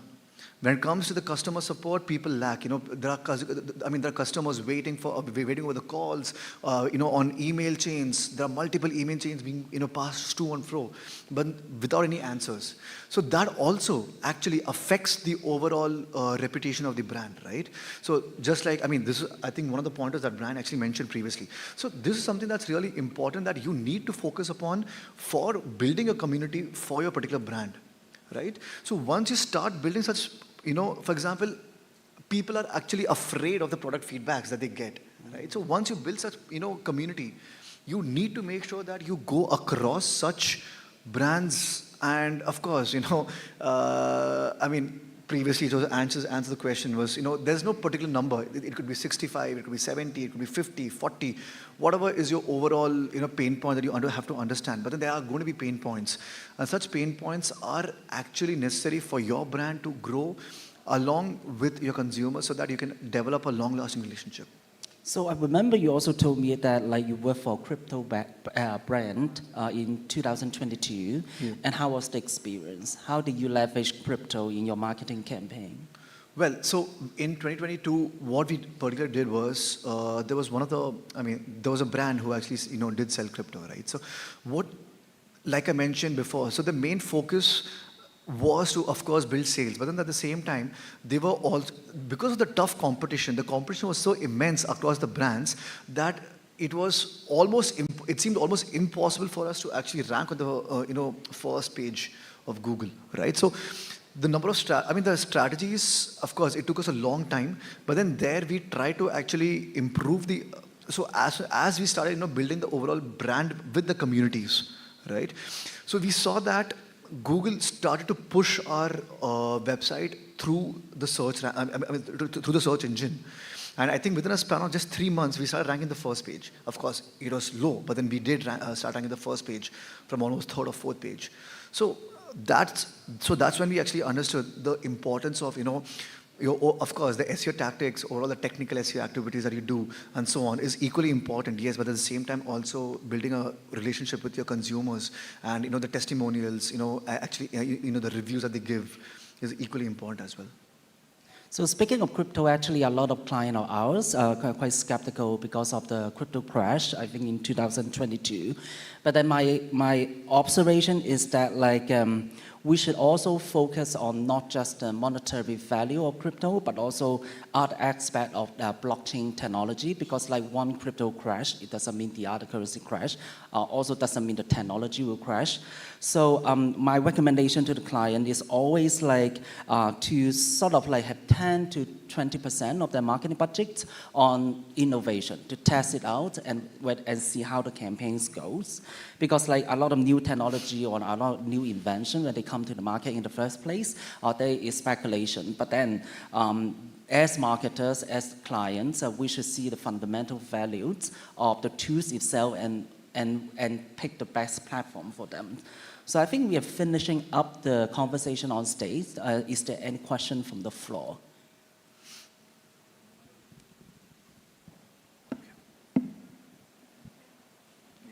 Please. Thank you so much, Peter and Brian. The question is for Peter. Is there any innovative approach to improve the Web3 community? Sorry, is there any innovative approach to build a Web3 community? Okay. So, well, one thing that actually we tried to, I think I already mentioned this in the speech before, right? So one thing that we actually tried is to make sure that you integrate your overall Web 3.0 strategies along with not just with your website, but also through other platforms as well. So email marketing was something that we tried, and it really helped us actually. There are various tools of email marketing like Klaviyo or other aspects, right? So you can also actually try a lot of CRM tools, So a lot of CRM tools actually really help you to boost your overall, Web 3.0 strategies to actually reach out to majority of the platforms and across the users. So that is something you can try across as well. Yeah, for us actually, the client the kind of Web3 campaign we did most is actually we integrate all level from Web 1.1, 1.0, 2.0, and 3.0 all together.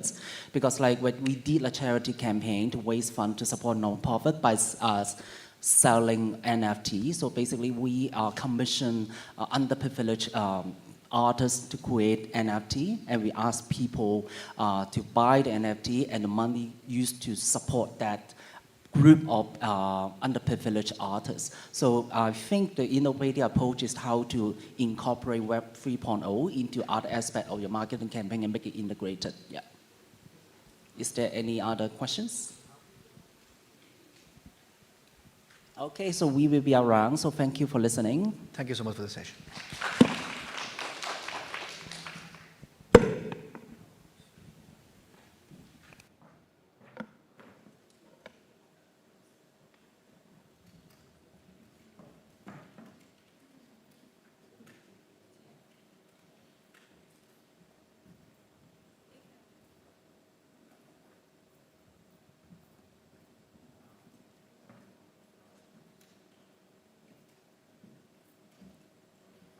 Thank you, Mr. Brian. Now, swiftly moving forward to our next session, where marketing guru, Mr. Dr. Kamran Khan, will discuss the topic, the marketing dilemma, an investment or a cost. When it comes to marketing, I feel it's not only about marketing. Whenever we are trying to invest or get to know a business, we are always curious and kind of suspicious, kind of want to know, will it cost us or will it benefit us? So this is not the question only arises for us, but for the brands, for the market, it's a very serious thing. So to end this dilemma and kind of help us a bit, I would like to invite Dr. Kamran Khan, COO of Arabian Entertainment Co. Limited, who will help us to navigate this challenge and unlock the full potential of marketing for your business.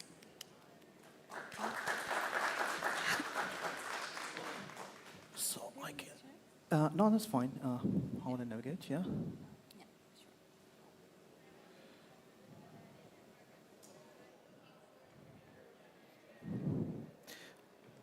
The slides. Right.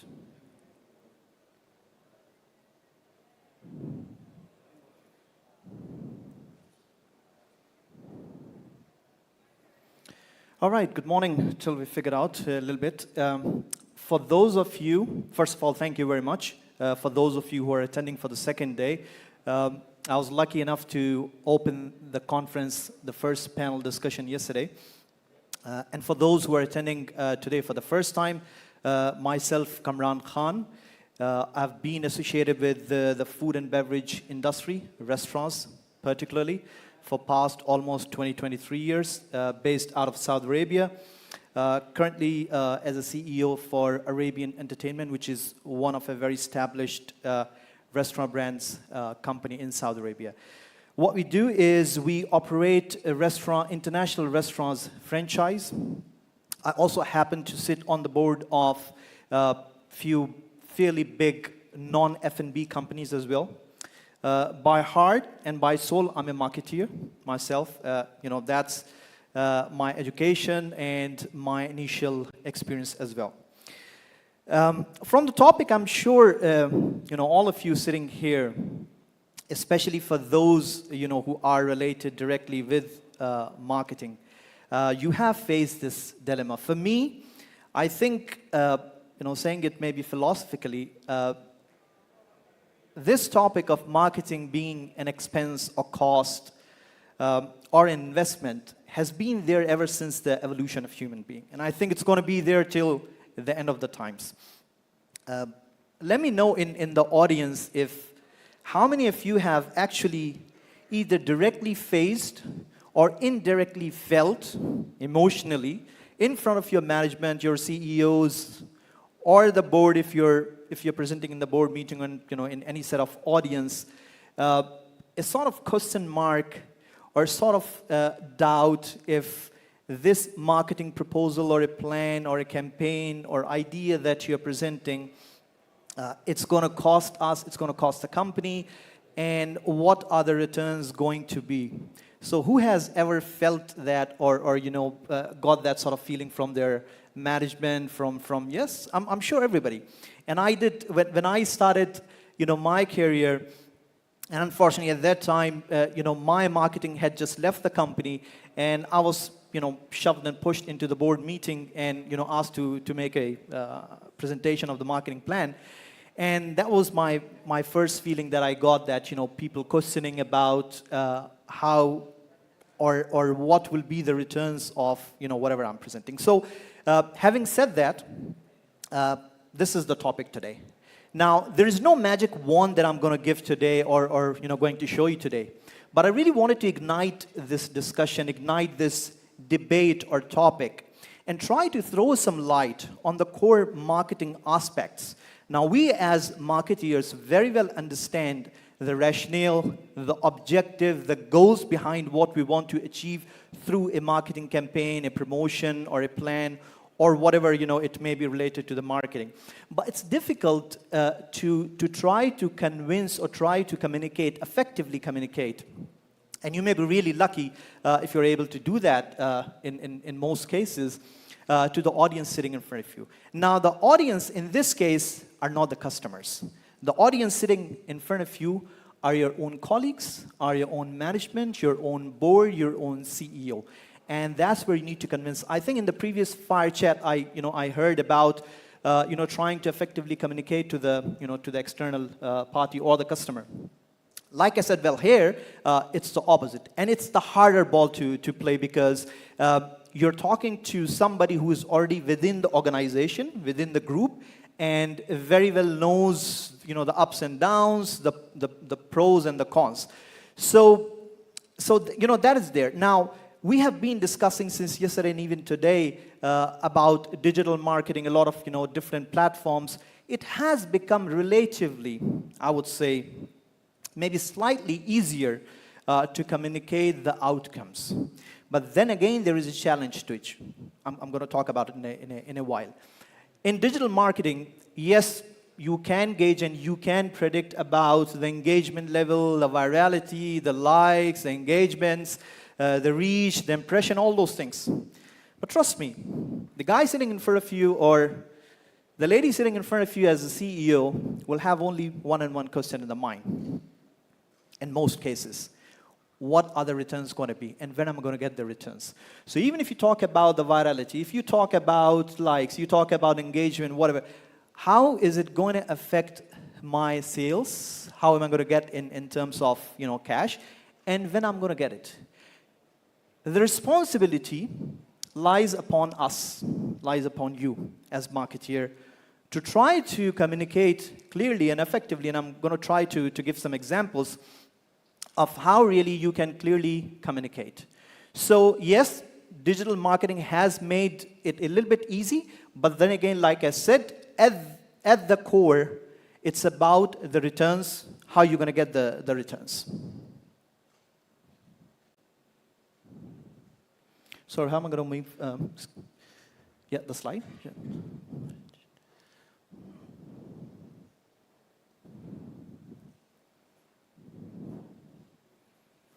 Just center one, yeah? Okay, so this for the front right, yeah. Thank you. All right, so I think we just briefly spoke about the dilemma, the challenges. That's why I put the topic of the slide, let's bore ourselves. So anybody would like to give a definition of marketing? And I know somebody was saying, like, I hope nobody discusses the definition of marketing since this is a marketing conference, it's so basic. But let's hear some, if anybody of you would like to share any interesting definition about marketing. Anything? Anybody? Yeah? Leverage people? Yeah? Leverage people eyes? Yeah? Anybody else? Okay. So it could be about, effective selling your product, brand awareness, positioning. It's about, promoting your brand. There could be many, many definitions. And then there could be the typical Philip Kotler kind of, marketing definitions. But if we really have to summarize, and that's my own, I would say, definition, that I have experienced, or the summary of my over 2 decades of marketing and leadership experience, if we really have to summarize it in one word, what marketing does. And the next slide that I'm going to show you, that one word fit any definition of marketing that you have ever heard, learned, read, or experienced into that one word, and that's exactly what we're doing, and that's exactly what marketing stands for. Persuasion. You try to persuade. You try to convince. Now, go back into your memory drawers and boxes and try to fit in any definition. Whether you're trying to sell the product to a customer, you're trying to persuade. You're trying to communicate your marketing plan to your boss, you're trying to persuade. You're trying to make brand awareness to the market. It's a new product, new company, new brand, whatever it is. You're trying to persuade.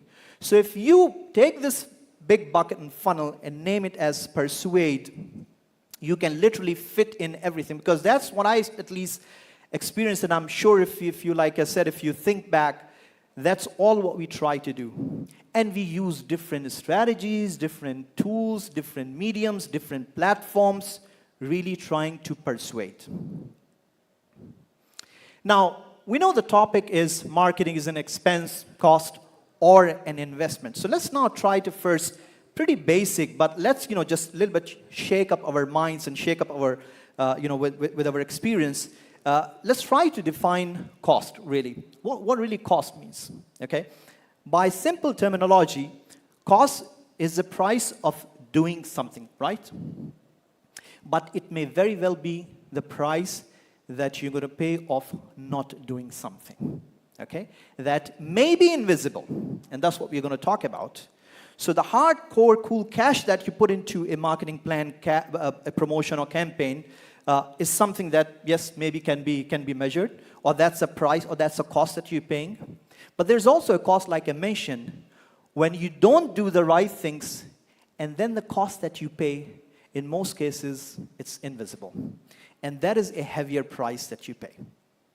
Okay, and we're going to try to connect all these definitions and points that we are mentioning. Talking about investment.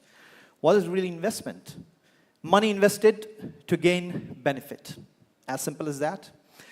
But if you ask any good financer or a banker or person dealing in the finance industry, he or she would say investment is the amount of whatever, money, dollar, whatever it is that you invest, rather to look at the benefit in long term. Okay?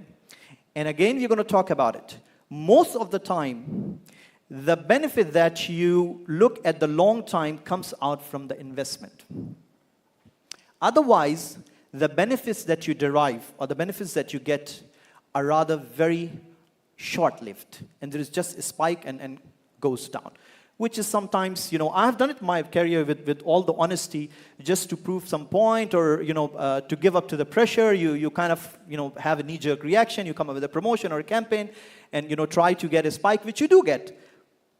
But it's not long-lasting. So, definition of investment. So we have briefly spoken about marketing, cost, and investment. So let's try to now connect what is the relation and how this cascades. Okay. So we will not go too much in the details, but this is typically how I say the universal brand success roadmap. Regardless of the company that you are in, regardless the brand that you're running, whatever it is, these are the 5 or 6 different stations and platform that you have to pass and you have to go through. Brand creation, communication, route to the market, product loyalty drivers, activation. Open your marketing drawers again and think if you have done any or all of these things, or you have crossed or passed any or all of these platforms. Certainly the answer will be yes. Maybe all of them, maybe some of them, but yes, you have done all these things. And are these things necessary for you to establish your brand, to establish your company or your product? Absolutely yes.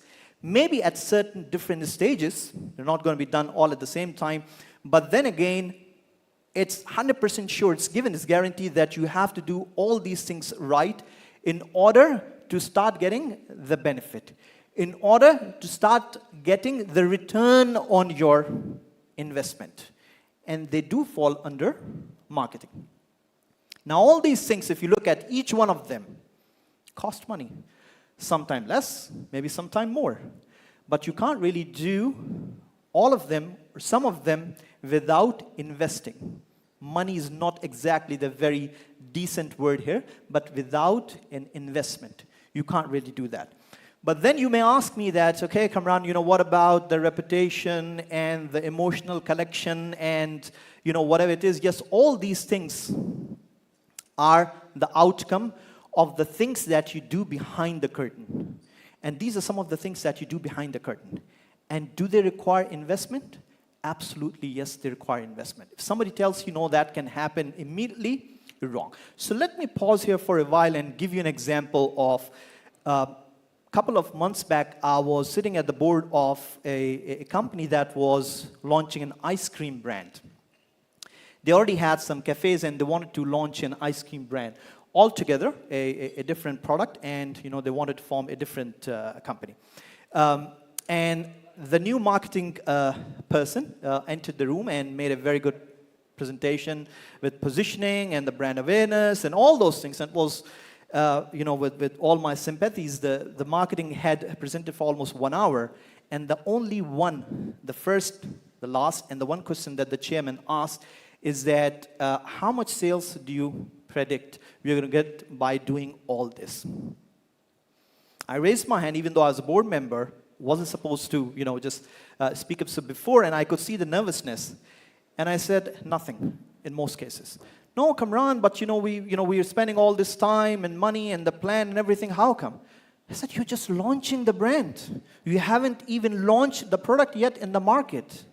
This is an exercise, a warm-up that you're going to do to position your brand, to position that brand of the ice cream in the market, and then you're going to start, doing the sales, and, it's going to come. He said, but I'm going to put my product across 1,000 outlets or grocery stores or supermarkets or whatever it is. I said, but guess what? You have other ice cream brands as well. So why should somebody come to you and pick up the candy or the ice cream bar of your brand where I have the option of going to, picking up either Baskin Robbins or Igloo or whatever it is. So why should I? So in order for you to be looking at the numbers before you even start talking about it, you need to build and you need to do all those things really before looking at any sort of, investment coming back. So it's really about how effectively you have to, again, cutting the story short, how you set your expectations and, in terms of either you're an established brand or product, or if it's a new product that you are going to launch. So this is how we started. I think we all have, heard these kind of sentiments, trying to convince or trying to communicate clearly our thoughts, our ideas as marketeers, what we want to do. But in a lot of cases, we're not able to do that, unfortunately. Let's look at some of the things, and the list could be endless, but here I've put really some major or simple, let's say, easy to put, low-lying, measurable and non-measurable elements or points that can be measured and that are hard to measure in a marketing perspective. Campaigns, increase in sales or traffic, increase or decrease, number of views, talking about the online thing, number of views, awareness campaign, ranking in SEO, traffic, etc., etc., etc. Easy to measure, right? The engagement rate, the X number, this factor, and whatever it is, it's easy to gauge. Now, that's another debate that, what are the returns, somebody might ask you, but yes, you can measure them. How about setting accurate customer expectations through advertising, through communication? Eliciting a positive emotional reaction from visual messaging. Again, online clips, movie clips, ads, whatever it is. Maintaining a consistent brand voice across all platforms. And growing brand awareness with future ideal customers. Now, they sound very cool. Can you measure them? Some of you might say, yeah, Kamran, we can measure them. Okay, then I'm going to act on the devil's side and say, okay, how much is the return? And when am I going to get the return? What should be the answer? It's going to be tricky, right? So the debate between us could be endless. But let me give you, I shouldn't say the trick, but let me give you the relation. If you see there in between a ladder, I couldn't really get a nice picture of a bridge to fit in between those two, frameworks. But if you look at the ladder, both these are interconnected, absolutely interconnected. If there is somebody trying to convince you that you can achieve the left box without initially focusing on the right box, he or she is absolutely either misled, misleading, or not well qualified, guaranteed, period. Unless and until you have done things which cannot be measured in a way, you cannot really achieve or do the things that can be measured. If you do, they will be very short-lived, guaranteed, period. You will have a spike in sales or traffic, with all due respect, okay? Let me quote an example of influencers, okay? And some of you might be influencers, so again, with all my full and due respect. And we have used them in our company. I've used them during my marketing days. So you operate a restaurant brand or a cafe or whatever it is, and you invite an influencer. He or she comes and takes a photo and video and promotes. What do you see? You see immediate spike in your sales. Traffic going up, people coming, talking about it, sharing or whatever it is. And then what happens after 2 days, 3 days, 4 days, 5 days, 6 days, a week? Starts going down back again, or again leveling down. The reason is, even though you may be a very strong product or company, But the fact of the matter is that you got a spike. To top it, if your offering, your service, your product is not even good, then it's even bad, because all what you have done is that you're happy as a CEO or the owner of the company that you got all these number of customers and the sales went up. But guess what? You invited these customers or people to come and experience your not so good product or brand and go out and typically talk to 10 more people. So what have you essentially done? You've seen this spike, but you have shot yourself. Point blank range. So unless and until you do things right, properly, that perhaps are hard to measure, that's what I've mentioned here, they're hard to measure, you cannot really get a sustainable outcome when it comes to the measurable things. Why is it considered a cost then? And we have heard it many times in the boardrooms. Then again, we go back to the question. So yeah, but again, we have to invest $50,000 or $20,000 or $5,000 or whatever it is. So what really is the outcome?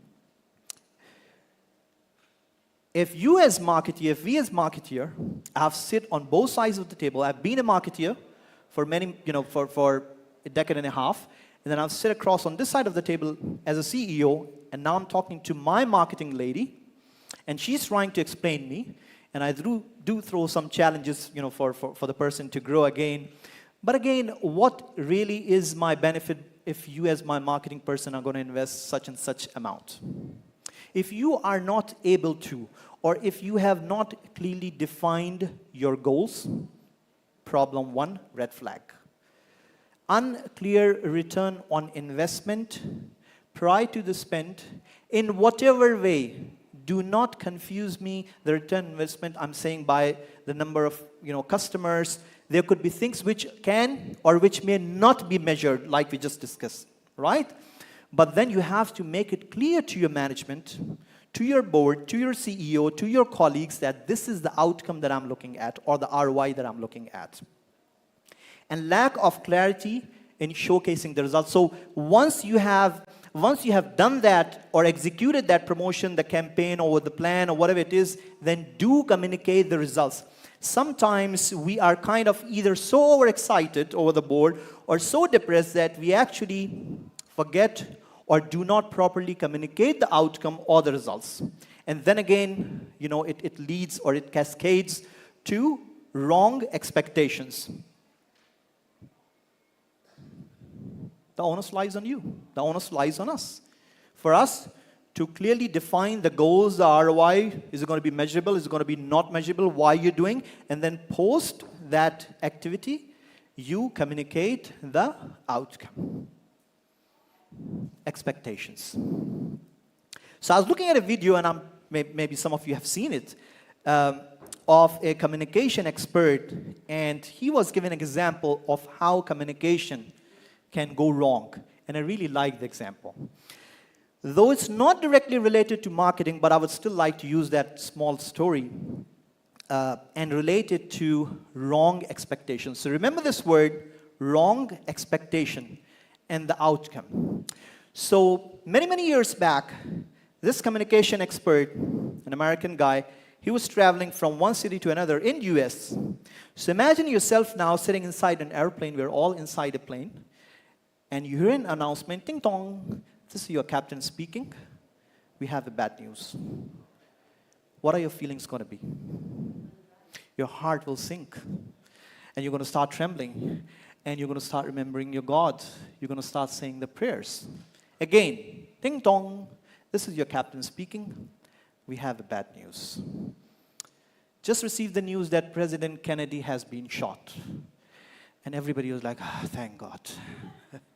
Now, I think we all understand, we taking it in a light mode, but the expectations of either the pilot, the communication, or the goal, if we put it in that way, and I know I'm trying to just shove this story here, but I really liked it, is a very classic example. The wrong timing, the wrong expectation, wrong communication. Nothing could go more wrong than what this pilot did. By just saying, 40,000 above the sea level and telling that we have a bad news. So everybody felt very relieved. Oh, thank God. Even though it was a bad news, but, we are safe. But again, so just as an example, very simple example, but just to remember, you have to time it properly. You have to make sure your timing, your communication, your expectations are very clearly defined. Marketing is becoming an ever-changing game, and I think this is what we have been discussing yesterday over, really some very interesting panel discussions, keynote, chat sessions about that. It's an ever-increased changing. It's like a rat race, I even said it yesterday. Because of the competition, increasing competition, regardless of industry, if you're in digital marketing space, if you're in F&B, in your, whichever category you are. And also because of everyday evolving technology. So you need to make sure, remembering the topic again that is investment of cost, just make sure you know what you're doing, you know what your KPIs are, and you know what your outcomes are, what the expectations. Set them right from the beginning. Let me give a very quick example here of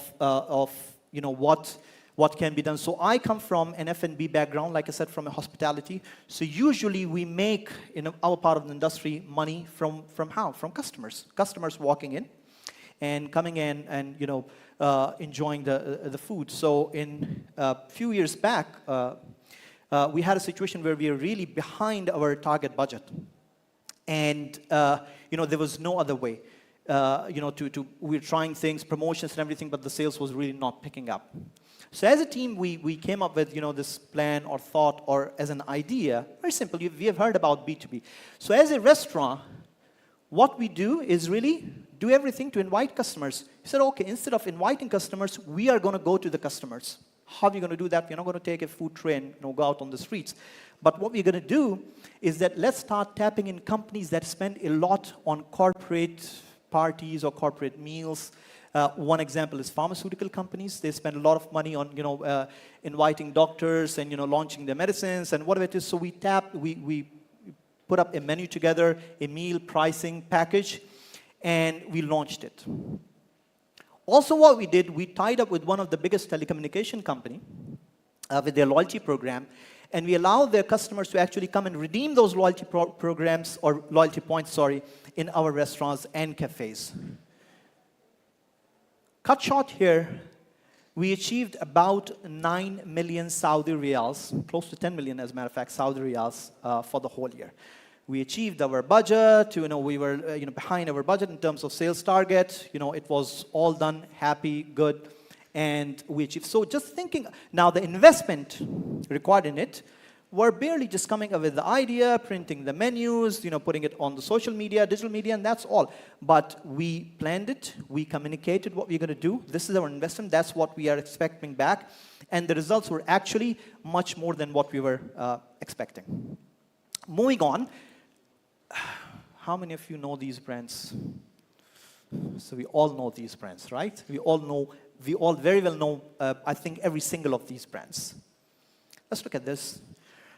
Roughly, and again, not to pinpoint on the figures, but these are the figures of these top 10, roughly, and you can see the source there as well. How much they spend on, again, I would merge a little bit marketing or advertising, whatever, even though they're slightly two different topics. But if you notice, these are billions of dollars, right? Billions and billions of dollars. What are they looking for, really? Chevrolet, Louis Vuitton, or whatever it is, what are they looking at? Brand awareness? Immediate sales increase? I think we all know basically the answer is absolutely no. They're not looking for brand awareness. Louis Vuitton is not looking for brand awareness, not looking for a sales increase in the next 1 week or 1 month or the next 6 months. And what is it exactly that they're looking at and spending billions and billions? Remember that cute little red picture over there? Persuade, marketing, that's what we spoke. That is what they're trying to do, persuade. But persuade what?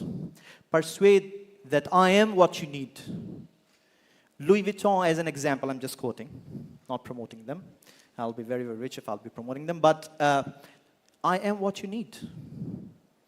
Persuading that I am what you like. Trying to persuade that I am what will make you happy. I am trying to persuade that I am viable for investments. Any of those brands. That is what they're. Otherwise, why is Pepsi still, putting up this, those big hoardings, or, Chevrolet? They don't need brand awareness. They don't want, cars to start selling. But that is exactly what they're trying to do. The big companies. So such are the examples that you should keep in mind to, to even educate yourself. Return on marketing investment is only measured in terms of sales. If that is a question, absolutely no. I think we have, just talked about it, validated, spoke about it a little bit. Return on marketing investment is also brand loyalty, creating an emotional bond. Return on marketing investment is also about word of mouth. It is about repeated purchase also, yes. Make the bosses happy. And it's also about creating a brand value. Most importantly, define your return on the marketing investment. Is it measurable or is it non-measurable? Say it. Put in writing and communicate it to your colleagues within the company or to your management. Here I've tried to put it roughly, and this is based on my consulting experience for many, many years with a lot of big companies. Roughly, typically, this is how companies, good marketeers spend. Now, it could be, that's why if you notice, I haven't really put a percentage there, but that's what I've noticed over 2 decades. Roughly, this is how good companies, good marketeers spend their marketing budget, which is, half of it roughly into branding. And under branding, there are many, many, many, many, many things. You can argue that the online, whatever we're doing, could be something to do branding. That's all okay, but roughly this is how good companies allocate their marketing budget. This is, again, a slide that I've copied, actually, but we used it in a lot of consulting project, but this is a recent one, global media budget plans. Again, if you really see the top few, 5, 10, 15, online, social media, video streaming, so online is really, catching up and, taking the center stage. Interesting, if you see the magazine, the newspapers, radio, cinema anyway is slightly different, but, magazine, how many of you are still putting ads or flyers or freestanding inserts, FSIs that we used to call it, back in the days, in the newspapers or printing an ad? I think none, and, whoever is doing it, I don't understand from a marketing perspective why they're doing it, but again, it is what it is. The last slide. If you have done all this and still doesn't convince your company to invest in marketing, okay, so you have tried to communicate, you have set the expectations, the goals, the return, measurable, non-measurable, whatever it is. So, and still your company is not convinced. So what do? I've done it once in my life.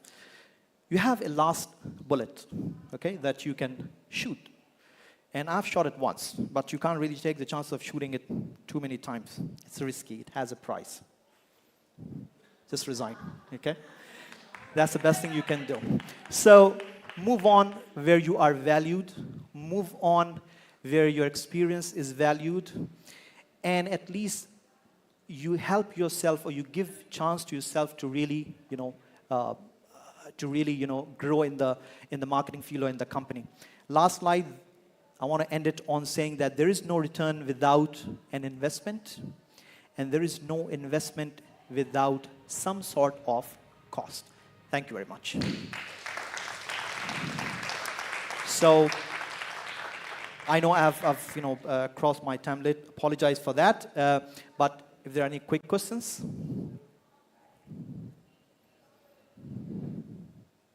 Yep.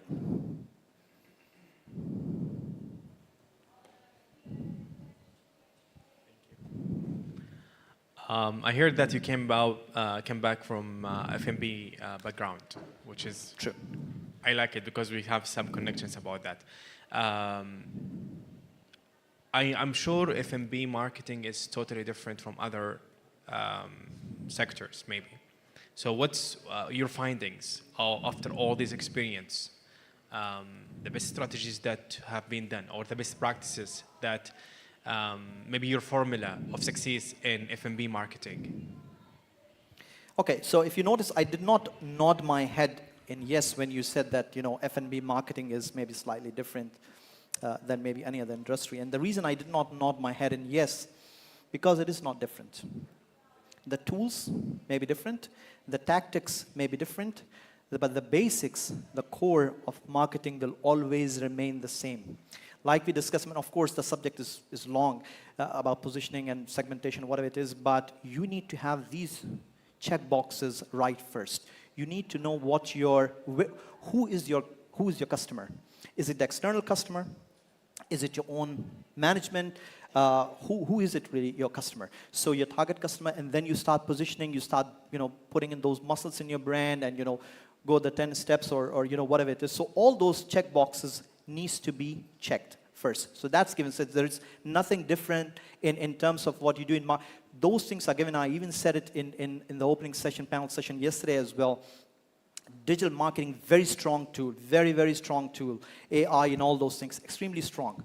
But before you do that, you really need to know what you're trying to do. Who are you trying to target? What is the positioning? What your brand stands for? What is the connection you want to create? And then you use these beautiful, strong tools like ChatGPT and the other AI tools and the social media and the digital media. So if unfortunately we don't have time and we can have a discussion later on, but the basics remain the same. You need to figure out, make sure as marketeers that you set your expectations to yourself right first, and then you set the expectations right to the audience sitting. And then there are several things inside it that you can, inside the marketing Pandora box that you can talk about, like I said. So I know it's a little bit, short time to answer this, but I try to just, skim through the answer. Hi. First, I would really would love to thank you. It was very insightful discussions, and a lot I have learned. My question is about loyalty program. I came from previously from banking, and I moved now in constructions. Into? Constructions. Okay. I had just recently, 2 days before, a big debate about is it important loyalty program in constructions companies? Is it important to what, sorry? To apply the loyalty program in construction companies. Okay. So let me talk about, are you done? Yeah, with the question? Okay. So with the bank, so I have dealt, from this side of the table, we have partnered with a lot of banks, with a lot of credit cards, with their loyalty programs. You've got to be careful. So first I'm going to talk about this. So you've got to be careful, again, what the outcome you're looking for. Because if you're looking at, which again, we have experienced that, if you're looking at the people who have credit cards to come and redeem their points, or not redeem your points, come and get a discount at your restaurant or your cafe in the F&B for, well, guess what? If you have I'm sure you have an Amex or Visa or credit, whatever, or MasterCard. Yeah, so I'll come to that. So if what you want from these customers to come and get a 10% discount, you're gonna go to that restaurant if you like it or cafe anyway. So that really doesn't benefit. What benefits, and I'm talking about the F&B, what benefits is really if they come and redeem those points. That's where you're going to make the money.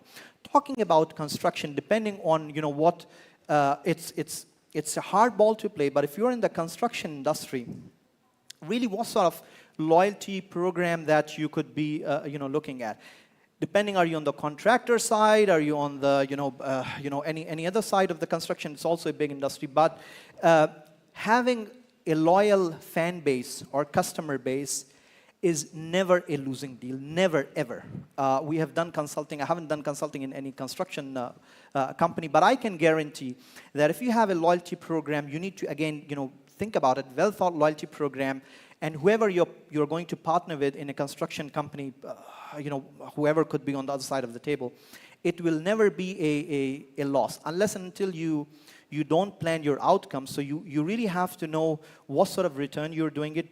A lot of times, this is the biggest thing that I want to say, that a lot of times we just go ahead and do the loyalty program just for the sake of doing it. But it's very important that you have to know what your expectations are, what are the benefits, the measurable and the non-measurable benefits. And then you can still go about it. How you build it, that's something for you to think about. Yeah. All right, thank you very much. I'm sorry, yeah, just Okay, quick my one last if you question. can take Yes, it. hi. This is Sundus Hassouna, co-founder of Magnet Logistics Network. Actually, I have a fierce competition right now since another company, it's an old competitor, launched a new brand. It's the same name, and they are doing some. So what recommendation can you tell me about to do this period for my marketing? And which industry are you in, you said? Logistics network. Logistics. Yes. And the problem is that there is somebody else, competitor in the market? Yeah, old.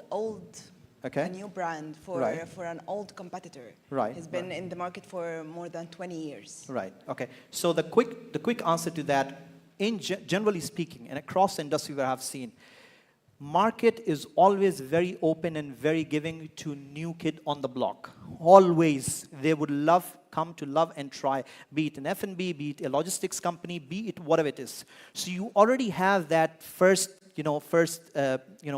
green tick and pass. What you need to do and make sure about that, I don't know what sort of logistics, again, is it 2PL or 3PL or 4PL, different in the logistics industry. Make sure you have, in your part of the industry, service is the most important thing. And constant communication.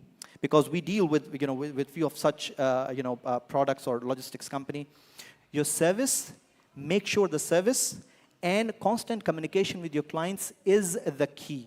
And make sure you put this as a good case study to the new clients that you have already acquired or trying to acquire. That will do you the biggest favor that you can have. So just make sure you provide good service, constant communication, apart from so many other things, and make sure you build as a case study and you present it to the new clients that you're trying to acquire or you have already acquired. Very quick. And we can have a chat about it later on. But thank you very much. You've been a good audience. Thank you.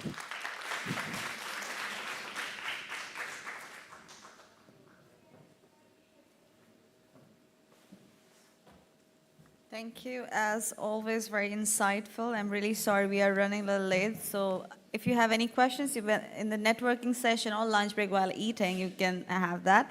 So in today's dynamic business landscape, embracing a profit with purpose mindset is vital to creating a successful venture or business. But how is that possible?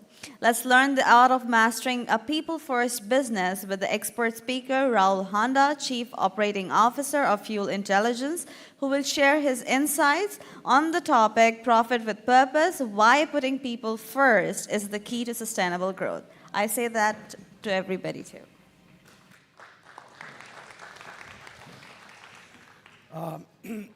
Check. Yeah, can you hear me? Yes? No? Okay, all right. Good morning. Actually, good afternoon. Good afternoon. Good afternoon. We haven't had lunch yet, so I'm going to try again. Good afternoon. All right. My name is Rahul Handa. I'm the Chief Operating Officer at Fuel Intelligence. Intelligence because I'm intelligent. I'm kidding. So before we start, I'm sure you guys are wondering, you have no clue what I'm going to say, and neither do I. So before we move on to talking about why people are important, people over profit, I'm sure you all know that. I'm certain that you know that.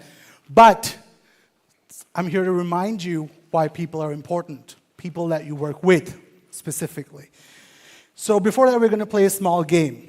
Is everybody game to play a small game? Yeah. Okay. Can you all stand up, please?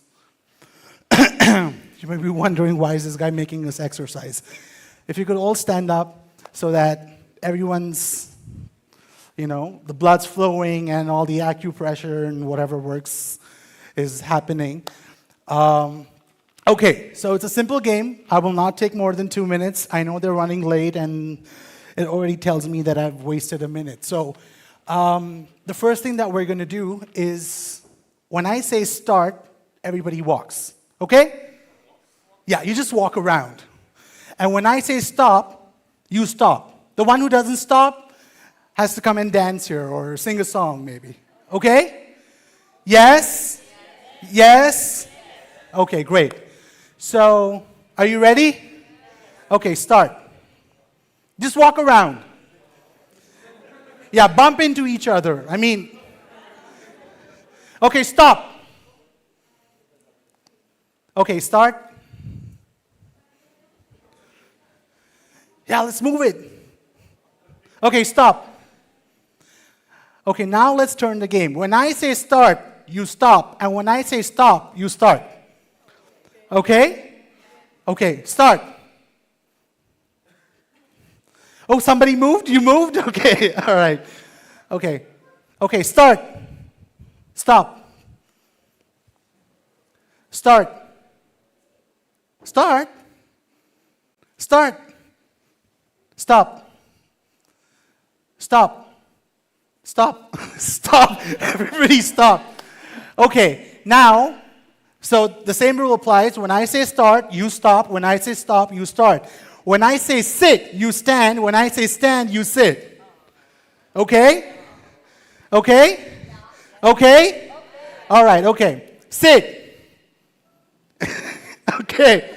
All right. Start. Yeah, you right there. Okay. Stop. Start. Sit. Stand. Okay, perfect. Now let's start. So everybody's mixed up. People are sitting at different places. So I'm sure you'll pay attention. That was my aim. But if I told you to move around, you wouldn't have moved around. So first of all, let's give ourselves a huge round of applause. Thank you so much. Okay, so since we are at a marketing conference, it's important that I market myself, or else you won't listen to me. My name is Rahul Handa. I've got about 2 decades of experience. I'm currently the CEO of a market research company that is into video-based market research, because obviously everybody's consuming videos. I saw that a lot of people were on their Instagram and watching Reels and TikToks and stuff like that. So that's what I do. Apart from that, I am a business consultant. I help companies scale. I do that in my free time. And in my role as the COO of a company that does video-based market research, I've realized that people are extremely important. It could be people you work with, it could be your clients, it could be your customers, it could be anybody, right? And that's what we're going to touch upon. Like I said, I'm certain that you guys know that this is the way to go. I'm only here to remind you.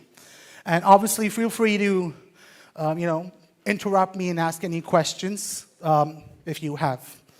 All right, so profit with purpose. Why putting people first is the key to sustainable growth. How many of you are in an organization, or working rather, for an organization where you feel valued?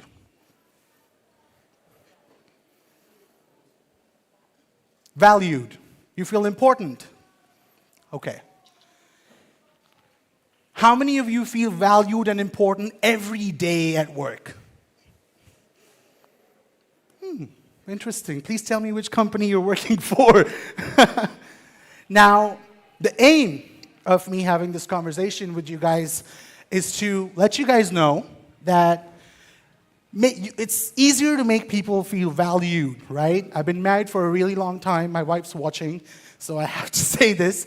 But, every once in a while when I fight with her, I'll walk up to her and say, "Baby, I love you." Buy her roses, take her to a fancy restaurant in DIFC. I live in Dubai, but that happens every once in a while. I can't do that every day. Maybe I could, but I probably don't want to. But when it comes to the people that you work with, now, as part of my job, I work with large companies like Coke, Pepsi, J&J, P&G, Nestle, RB, right? We do a lot of video-based research for large FMCG companies. And the job that I do is very stressful. It's very, very stressful. Imagine, My team sits and watches videos every day, analyzing data, analyzing information. And sometimes it can get tedious. I personally believe, and I don't mean to offend people, but I feel that human intelligence will always remain. I mean, ChatGPT is there, but you need to tell ChatGPT what you want, right? Now, unless there comes another ChatGPT to tell the first ChatGPT what it wants, that's a different story. So let's start with, I don't know why it says Chan. I think there's a formatting issue. I apologize. So the changing dynamics of workplace. We talk about Gen Z. I see many of you are young at heart, or literally young. And then you wonder, what is it that is going to keep my employees with me? What is it that I can do to ensure that they stick around? Now, before I dwell into the details of this, I want to know how many of you have at least 2 to 3 employees that you have employed in your company. It could be, you could own the business, you could be a manager, you could be anybody. And how many times in a day do you tell them that you've done a good job? Once? Twice? Thrice? 4 times? The way we're functioning, or the way our mind tells us to be, is that we feel that if we appreciate our people too often, they're not going to do the work that they're supposed to do, which I personally don't agree with. The more we recognize the work that our people are doing, it could be average, it could be good, it could be great, you don't realize the kind of potential that your people can have on the work that you do. It could be somebody having maybe a will issue, where they have the skill, but they don't want to do the work. Or it could be somebody who has a skill issue. He's, energetic, he's loyal, he's committed, he wants to do it, but doesn't have the right skill. That's the 2 kind of people you come across. Now, I've led companies with over 1,000 people in my career. And you may wonder, how is it that one person can manage 1,000 people? As a matter of fact, one can. And that's how we're going to talk about today. So, modern employees seek more than just a paycheck. That's why you have Google. You go to the Google office in San Francisco and they welcome you with a slide. It feels like you're at an IMG park, right?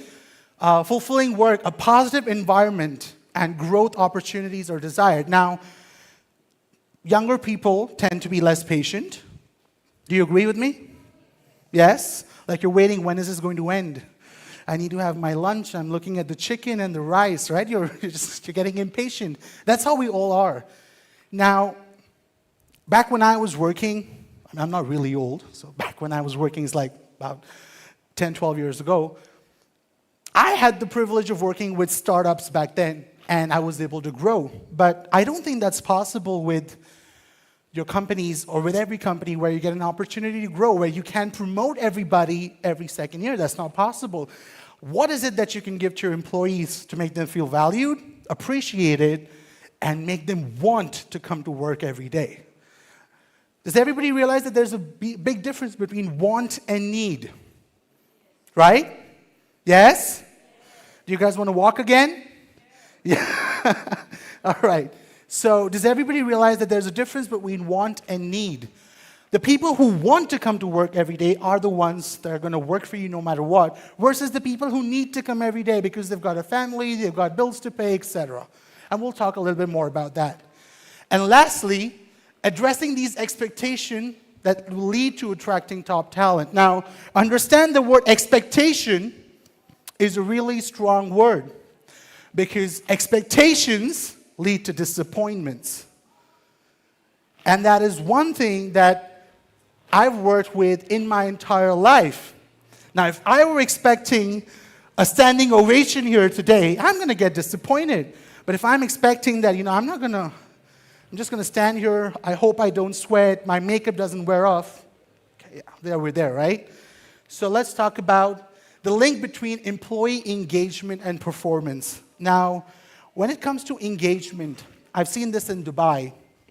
you have Cultural Day, India Day. You've got you take people for an offsite, and then people go and have fun, and someone has a little a small chat, and you feel that okay, I've done my engagement. Once a year, I take my people maybe to Bangkok or whatever works for your team, and I feel that I've completed my engagement. But that is actually not the case, because today's people, they want to engage with you every day. Today's jobs are monotonous, right? They're repetitive. You're doing the same thing every day. And that's not going to, you can't be oblivious to the fact that the job that your people are doing can get boring and tedious at times. And that is why consistent and constant engagement is extremely important. So research shows strong correlation between engagement and organizational performance. Investing in employee well-being and developing drives sustainable growth, and engaged employees are more productive, loyal, and committed. Now, we know how the startup market is. Several layoffs. A lot of people are, being let go of, etc. But I am yet to come across a single critical post on LinkedIn about Google or Amazon or YouTube or any of those big organizations where people were let go of. I have personal friends who've been laid off in these organizations. And even though they've been laid off, they're nothing but grateful. And believe me when I say that. They're nothing but grateful. What do you think Google or Facebook or all these, large corporations have done differently that even after their people were laid off at the middle of the night and, at 4 in the morning and their access was revoked and they were sent, emails, why do you think that they're still grateful for getting an opportunity at a Google or an Amazon or a Facebook? Think about it. Let it sink in. And that is because these people, or Google and Facebook, had their loyalty. That is what this engagement and all these exercises and the rewards and recognitions, everything that you do, that is why you do. It's so that you have the unwavering faith and trust of your employees with you. Now, you guys are marketeers. You take on difficult projects. I've heard a lot of you speak about, how difficult is it meeting sales targets, convincing clients, delivering, the client wants, he wants you to give you the popularity and take you to the moon, and you say, I can't take you to the moon, right? So when you undergo a lot of that stress, inevitably, that stress passes on to your employees as well, and that is why, it's extremely important for us to be able to keep our employees engaged. From my experience, marketing and business development are one of the most stressful jobs in the world. Do you agree with me? Do you agree with me? Do you agree with me? Yes? Why? It's because you're always on deadlines. You're always meeting targets, If you don't have work-life balance yourself, how is that going to give it to your employees? And that is what we're going to talk about, if I have time left. Valued, supported, and empowered employees exhibit higher levels of productivity. There has been a research that was done by Fortune magazine, which interviewed people or companies like Google, Meta, and they identified that after every engagement activity that Google or Meta or Alphabet, whatever you want to name it, these big companies did, productivity improved by 20 to 30% right after the engagement.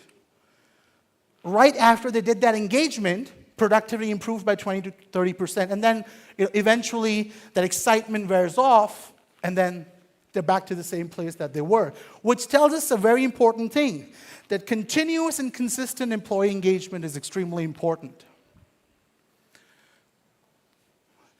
Enhanced employee retention and talent acquisition. How many of you know the concept of cost of replacement? The cost of replacement, you guys know, right? Okay, great. For those of you who don't, let's say you have a copywriter, for example, right? And he's a great guy.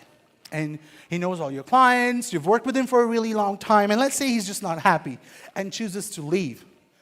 The cost that you're going to have to bear in order to replace him is approximately 2 times more than the cost you would have to spend to keep him.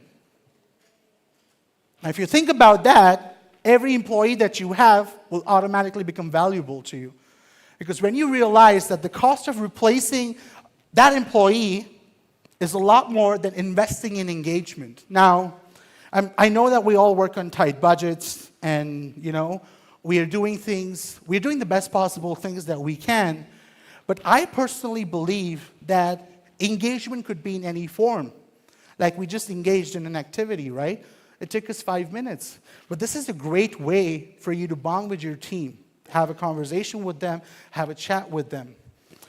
I usually recommend, every time we're scaling an organization, I usually recommend organizations that I consult with to let their team know of how the business is performing, right? Are we in the upward trend? Are we at the downward trend?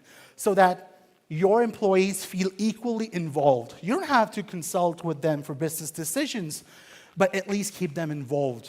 And that has a significant impact in retaining your employees because a lot of people leave jobs because of 2 reasons. 1, it's because they're just not happy, and 2 is because of uncertainty. They're uncertain about what's going to happen. I go to work in the morning and, my laptop won't open, right? Or my boss calls and says, hey, how are you doing? I'm good. Okay, thank you very much. You don't have to come to work from tomorrow. And that uncertainty that all of us are in, budgets are tight, there's a funding winter, which is, I don't know for how long it's going to last. In that period, in difficult times is when, if you take your employees together, the ones that actually have your loyalty will stick around. They will stick around. Trust me when I say that, in my almost 2 decades of experience, they will stick around. Now, let's talk about fostering innovation and creativity. Valued and supported employees are more likely to come up and contribute towards ideas. They encourage risk-taking, collaboration, and open communication creates an environment for creativity. Organizations that prioritize their employees drive innovation and stay ahead of competition. And it's obvious, if you have your best employee, do you want him to go to your competition? No, right? What you want him to do is give them that freedom where they can take decisions on their own. And I know it's difficult at times that like I'm a control freak, right? I have obsessive compulsive disorder. I'm sure some of you may have figured it out by now. Yes, thank you. She's nodding her head. Yes.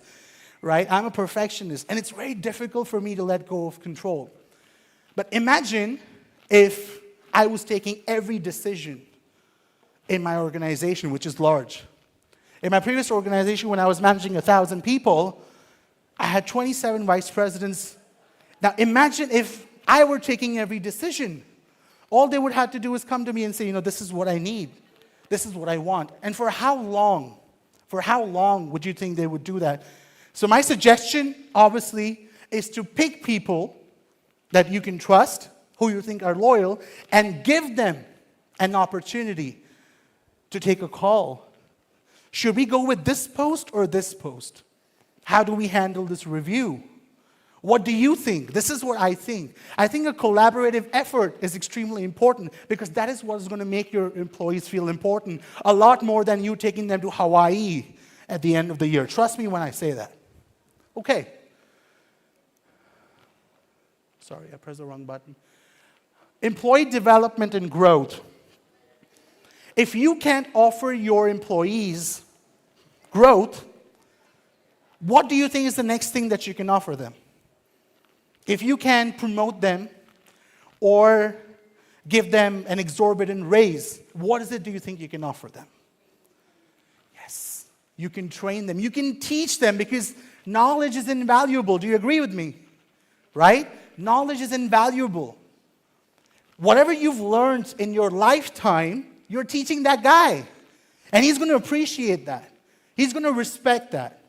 And that is, if you can give them growth in terms of position, responsibilities, and help them grow with the knowledge that you have to share. You guys are veterans in your industry. You've been doing this for donkey years, right? And I think that if you spend 1 hour every day telling your colleague, You know why I took this decision? It's going to help him in the future, and he'll never forget you. Trust me when I say that, he'll never forget you. Work-life balance. It's a very touchy topic. I don't like talking about it. How many of you believe in work-life balance? Raise your hand. You're like, work-life, what is that? My work is my life. It's also my wife, both first and second. Yeah, honestly, how many of you believe in work-life balance? I believe in it. I believe in it. How many of you don't believe in the concept of work-life balance? Yeah, there you go. I've got some honest. It's okay, I'm not going to judge you. How many of you, those who raised their hand when they said, I believe in work-life balance, are actually able to apply that in their daily lives? Raise your hand. And how many of you who don't believe in work-life balance feel that their life is just, they're happy with what they're doing? Raise your hand. Now, if you noticed here, there's no right or wrong, to be honest. Now, the lady there in red, she believes that this is just bullcrap. There's no work-life balance. This is my business. I'm going to beat the shit out of my business. I'm going to get my clients what they want, right? I'm going to hustle. And it works for some people.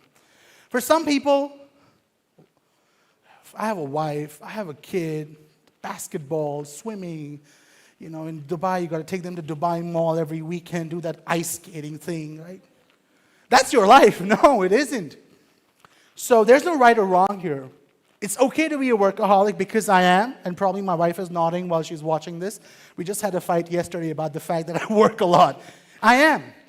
But what I'm trying to imply here is what works for me may not work for you.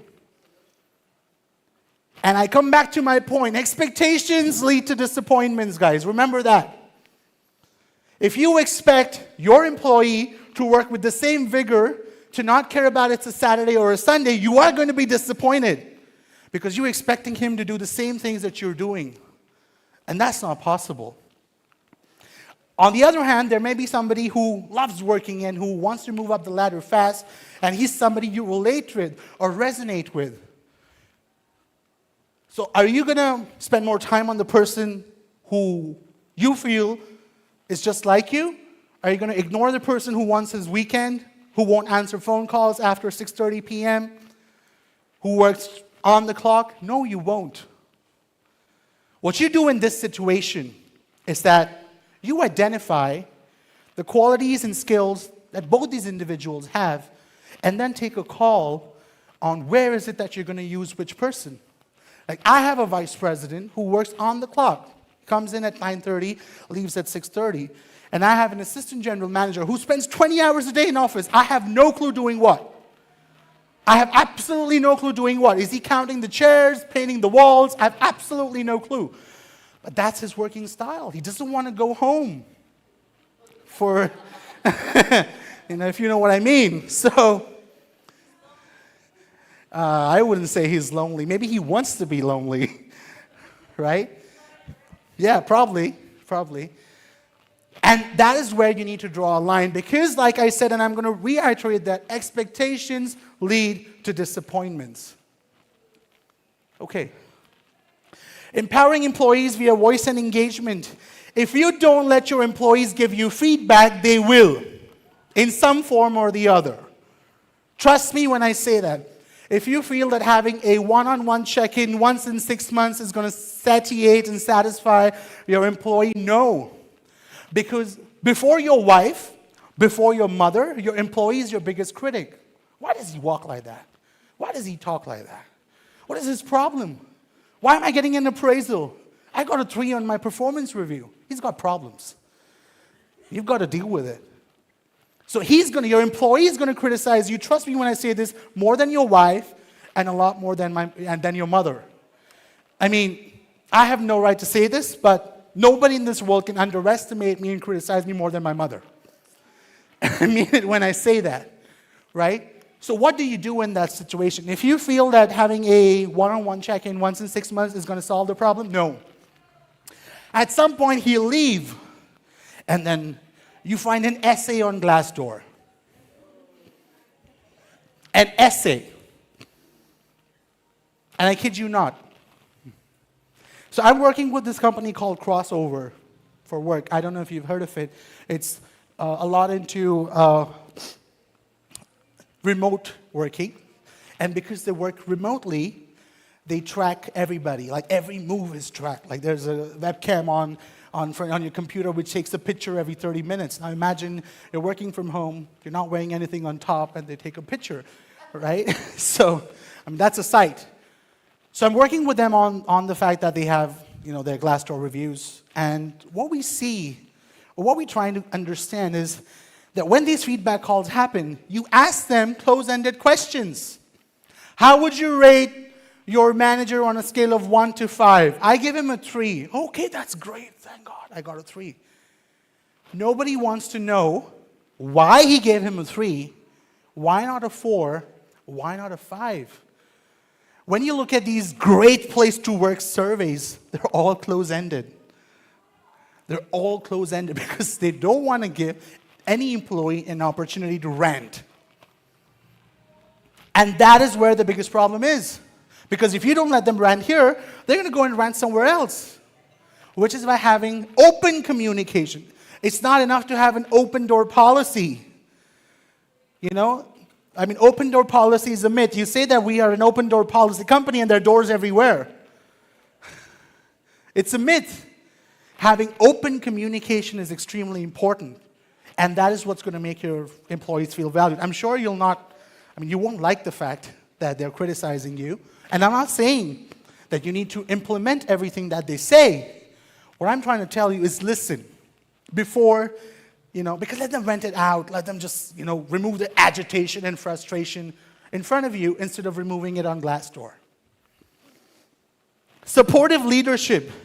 There's a very thin line between being a good manager and a good leader. There's a very thin line. A good manager is, you do this, you do this, you do this, you do this, and I'm going to make sure you did everything. That's a manager. A good leader is someone who says, you know what, I'm going to do this with you, I'm going to do this with you, I'm going to show you how to do this. You do this, but if you need my help, I'm right here. That's the difference between a manager and a leader. I've attended several leadership development programs, a lot of them with Dale Carnegie in the US, and when they talk about supportive leadership, what they talk about is someone you can count on, someone your people can actually talk to. I'm not meaning to boast, but I know about every relationship that my employees have, both personal and professional, because they know that I don't judge. Who am I to judge? And because I will reiterate, expectations lead to disappointments. So that's something about leadership. I don't want to get into the details of it because I feel you guys are accomplished leaders. Employee recognition and reward. How many of you believe that an employee will only value a recognition or a reward if it has a monetary compensation attached to it? How many of you agree with it? Raise your hand. How many of you agree with it? Raise your hand. I thought so too. In February 2022, I gave an Employee of the Year award. I had one of our promoters fly down from the US, give him an award. We had a grand, celebration. And 2 weeks later, he resigned. Along with the Employee of the Year award, there was a 25,000 dirham approximate value check. And then I sat and wondered, what happened? I just made a fool out of myself. I gave this guy Employee of the Year. Everything was going right. And 2 weeks later, he calls and he says, I'm sorry, I'm not going to work with you. And then I sat and wondered, what happened? So I do some digging. I reach out to his manager, and his manager says, I was having a casual chat with him, and I asked him, these are your tasks. What did you do the entire day? And he said that in the 8-9 hours that I worked today, these are the tasks that I did. And his manager said, that's a lot less tasks in 8 hours. Are you sure you were not just passing time? And that one statement made everything that I did to make that manager feel special feel like shit. Pardon my language, please censor that. I couldn't have fathomed that something like this would have happened, right? It made me look like a fool. But that's when I realized they don't care. What he felt bad about is that, why did you give me Employee of the Year and then you're coming back and criticizing, saying, I'm not doing work. So, yes, some employees will appreciate monetary compensation when you reward or recognize them. But employees that are loyal, who actually want to come to you work every day, who want to be a part of your organization, a pat on the back is enough. Trust me when I say that. You know, a client appreciation is enough. Giving them credit when they deserve is enough, not taking the credit yourself. Sometimes you do the good work and you give them the credit. That is what a leader is. And that is what's important. Like I said, you all know this. I'm just here to remind you. Continuous improvement and learning. You are what you constantly do, which makes excellence not an act, but a habit. I will repeat. You are what you constantly do, which makes excellence not an act, but a habit. Practice what you preach. If I'm going to come here and talk about A, B, C, D, E, and I'm not going to be able to practice that, I have no right to preach. No one's going to listen to me. No one's going to listen to me at work. If I'm not fair, unbiased, non-judgmental, people are not going to listen to me. Obviously, you can't keep everybody happy, but at least you try to. Conclusion. Time's up. Press delete to reset, escape to exit. Yes, I will.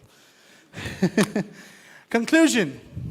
The conclusion is, if you feel that you are the only person who's important in your company, you're wrong.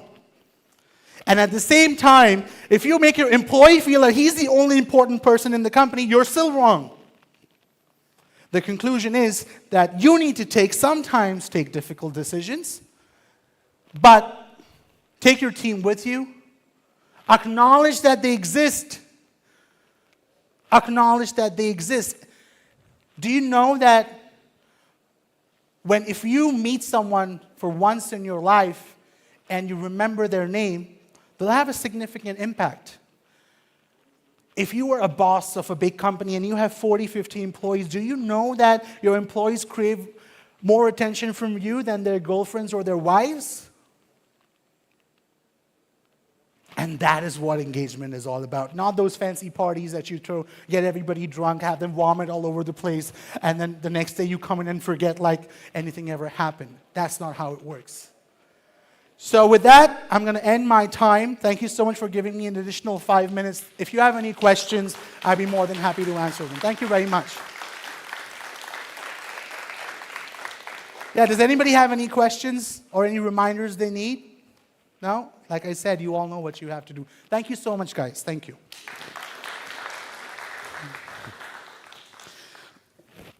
Thank you. Oh, God. It was really loud. Did you switch off the AC or was I really nervous?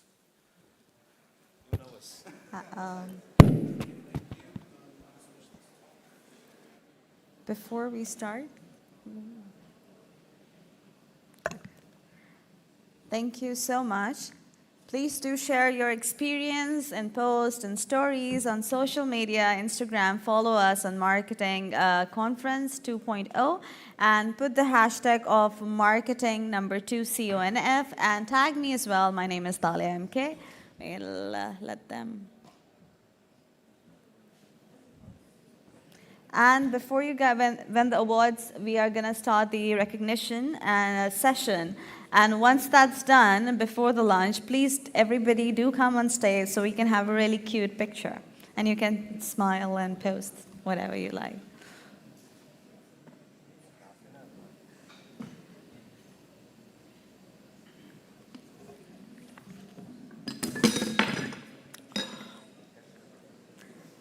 Okay, perfect. Now it's time to join and recognize people who've been working hard and making this event possible by their hard work and innovative ideas.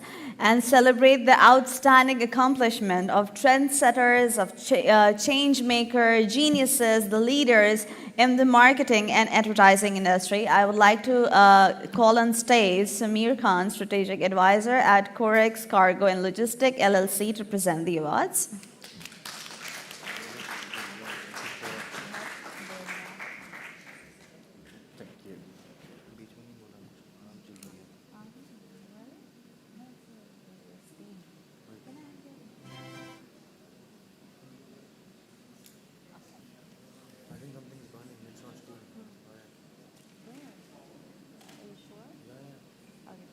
We're just gonna wait for a minute.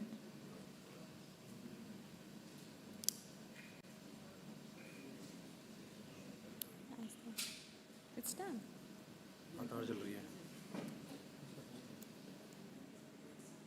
I'm so sorry, guys.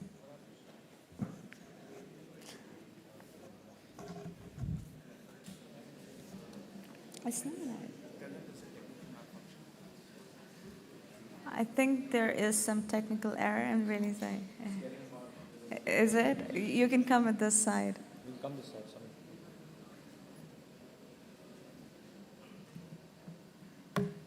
I know you guys are hungry.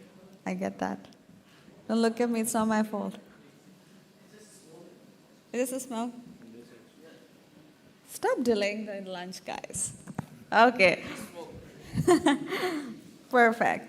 So the first award we're going to start with is the Organization Award, which is for Mesh Lab. And Mesh Lab is getting an award for Outstanding Organization. Mesh Lab is UGL Media, led by founder Adrian Tesco, is a leading force in Philippines film and video post-production. They offer a range of services including editing, 3D animation, and video productions.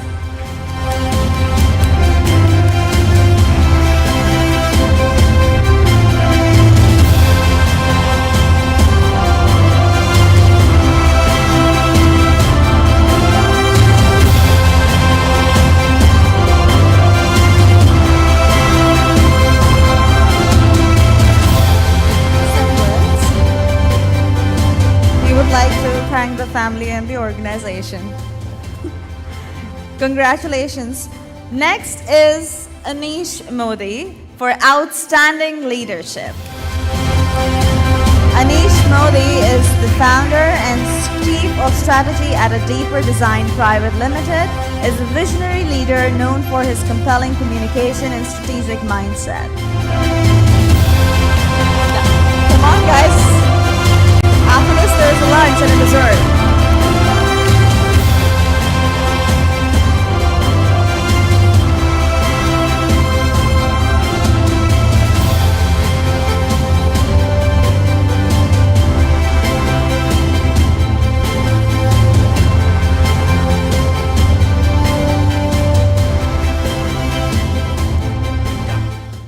Thank you so much for this honor. Hopefully, I'll live up to this and lead a lot more entrepreneurs to business success. Thank you.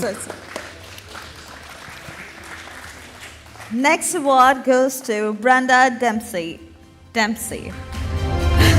for Outstanding Influencer. She is the founder of Book Brilliance Publishing and has globally published over 100 authors. She holds leadership roles at an International House of Influencers and International House of Speakers. Congratulations, Brenda. Nice, come on. Applause. I want to see everybody's hands.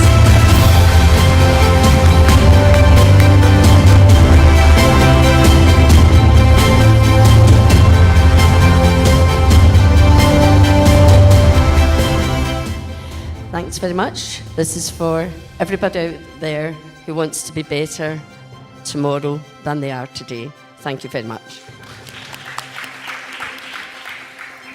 Next award is for Brian Paul Lamonzers, and he is getting an award for Outstanding Leadership.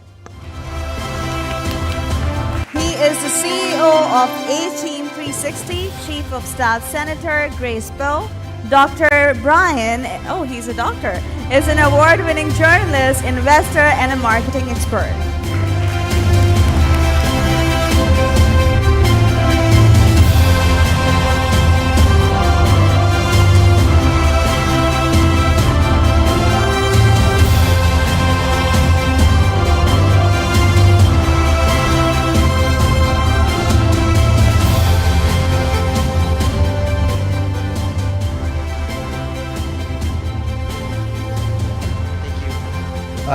Everyone, I just want to thank my team for, they're the ones who really won this award, not me. I want to thank Robin, a good friend of mine. I want to thank Cleve. I want to thank Leo. I want to thank Jarek, and of course, I really want to thank Faye. Faye, my COO. She's the one who really kept the team together. Thank you for everything that you've done for us. This is for you guys. Thank you so much.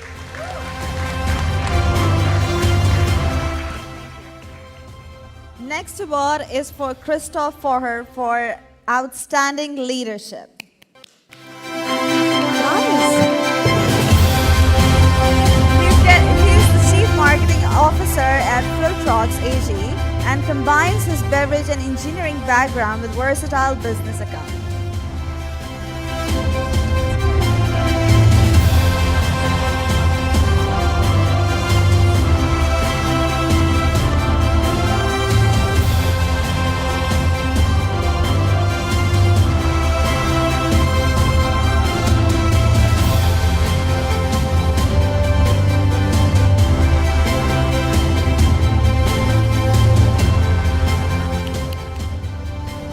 Right, yeah, thank you very much for this. Very unexpected, but I'm very grateful for this and glad to be here in Dubai. It's my first time, and yes, to listen to so many inspiring talks, and yeah, much more to come. So thank you very much. Congratulations. Next award we have for Joanne de Guzman, and they're receiving an award for outstanding leadership. Oh, she is. She is head of marketing at Salma Rehabilitation Hospital. She was here yesterday as a moderator, and you're looking amazing in red.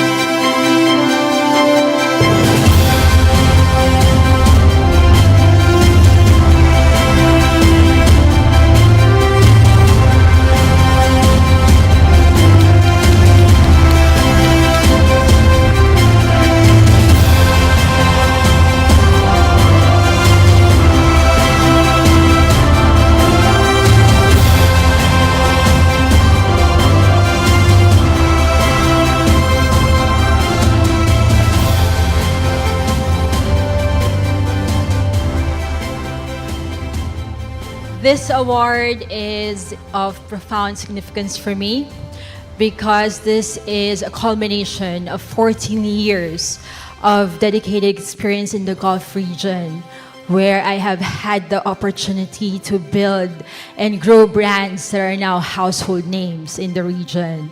I would like to express my deepest gratitude to the people behind this incredible journey. My family, my very close friends who are here as well, my colleagues, and most especially my mentors.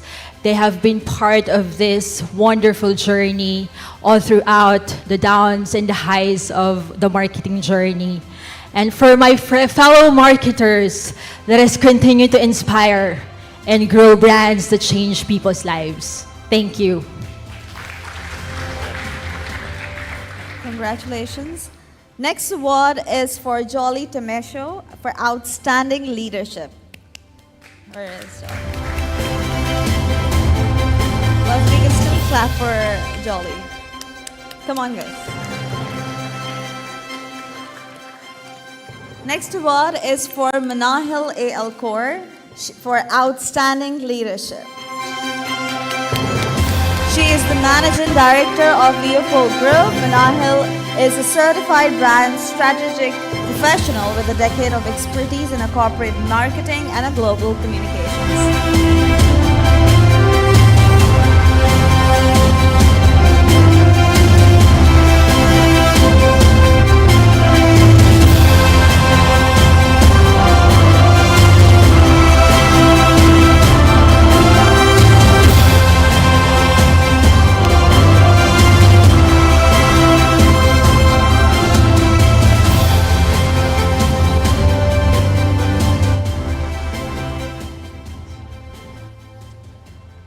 Thank you, everyone. Honestly speaking, I'm speechless. Thankful, grateful for such a moment. I want to congratulate everyone here for celebrating this success. It's not just for us, it's for all viewers around the world. I want to thank my family first.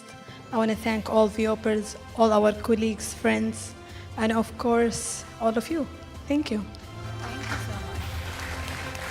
Thank you. Next award is for Minnie A. Maglas for outstanding leadership. She's a head of production at Meshlab Philippines, possesses over 2 decades of TV and advertising industry experience. Congratulations, ma'am.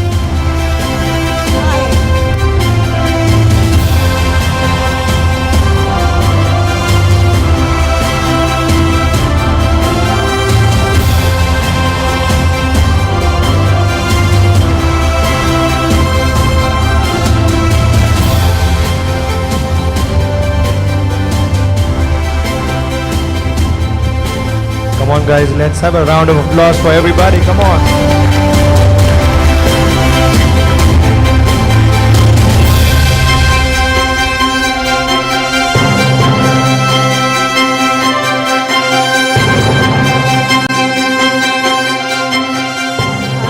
Well, thank you, Marketing 2.0, for this recognition, but I don't think being a leader, I don't really consider myself yet as a leader, but I do recognize my team, the men, women, and kids of Meshlab. Yes, kids, the Gen Zs, for having the tact personalities, the tenacity, and the collaborative spirit, for pushing me to grow and improve on my role, and maybe in my person, as a person as well. And I would like to thank my boss who's here recording me for the support, never-ending support, and for enabling me to do all the crazy ideas for Meshlab, even the risky ones. So congratulations to all awardees. Thank you. Next award is for Najud Abdullah for outstanding leadership.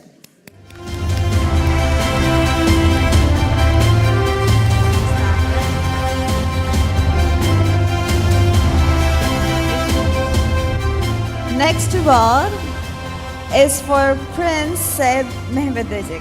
I asked for your surname and I don't know if you said it nicely or not. For outstanding leadership. He is COO at SoCare GmbH and has been an influential independent consultant since 2015. He also is the founder of PNS Handles GmbH and a successful medical trading company.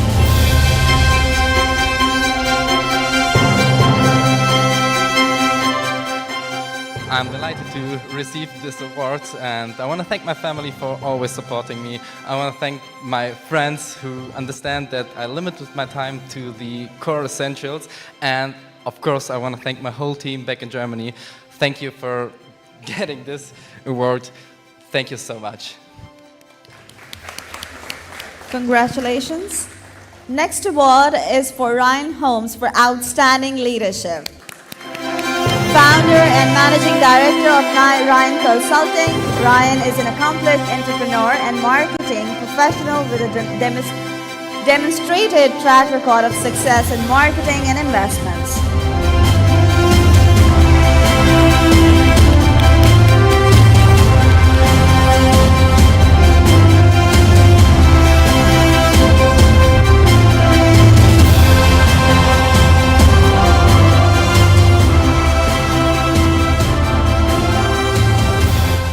On the opportunities, I would like to thank my team for support to get this honor, because marketing job is to lead other people to complete the job, so I can get any success with the support from the internal and external support. So thank you very much for my team, and thank you very much for the organizer, because it's inspired me and confirmed me I'm on the right track. Just funny is I'm the person with objective, after graduating from university, I set the objective. It has to become the global marketing director at the age of 37. And you know, at that, when I was at that age, I become the head of, global head of marketing. So, and another thing is, I dream of, I will have a chance to on the stage just like here, and I wonder when it will happen. And some months ago, I just talked about this dream again, and some days later, the organizer contact me and make me feel very, very exciting and very strange because I just think of it, and now I'm here. Thank you very much. Congratulations and thank you for being here. The last award for now is for Strategize for Outstanding Organization. It is a progressive digital marketing consultancy specializing in bespoke strategy across diverse industries such as healthcare, sports, and lifestyles. Come on guys, after this there's a lunch.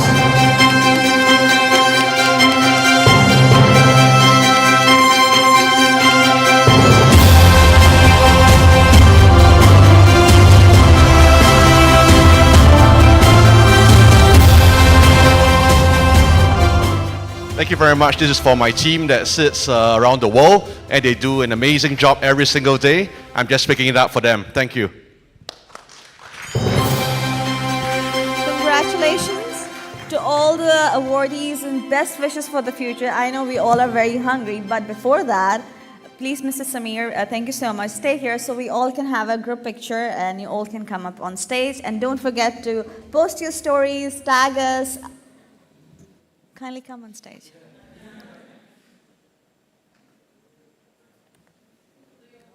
Yay!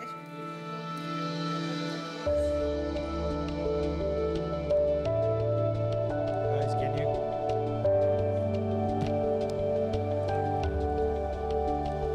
can we all gather on the stage, please, for a group picture? Everyone, come on, come on.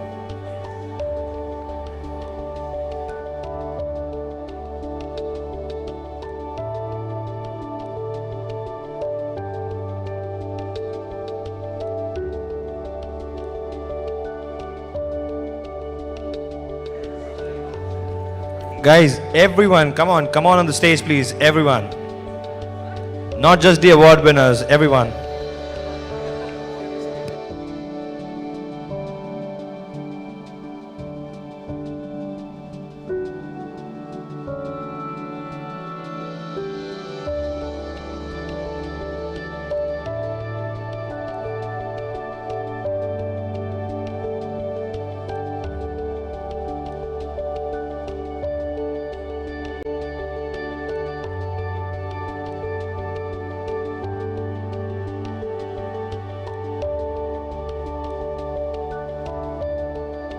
All the awardees can come at the front, and after that, all the awardees will have a separate picture as well. Kindly come, whoever is there. Come.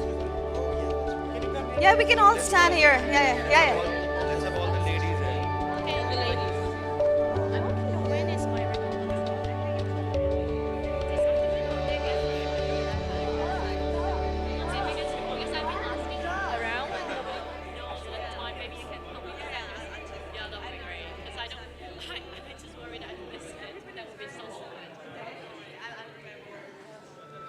Say cheese.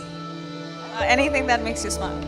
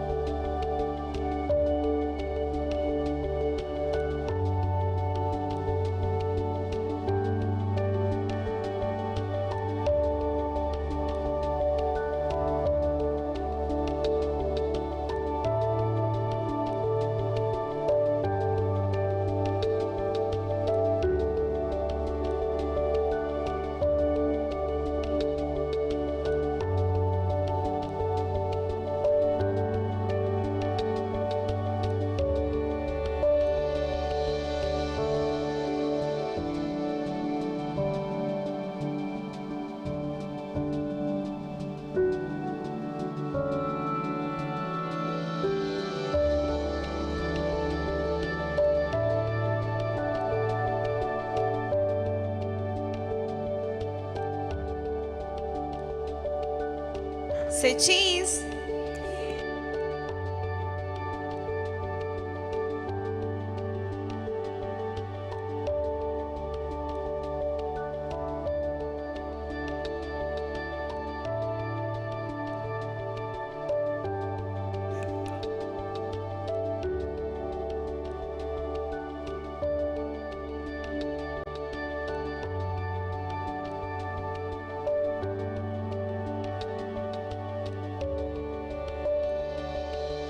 Can the awardees be on stage? Only the awardees, can you stay on stage so we can have a picture of yours? Rest of you can enjoy the meal. I know everybody is hungry. Not say lunch, have lunch.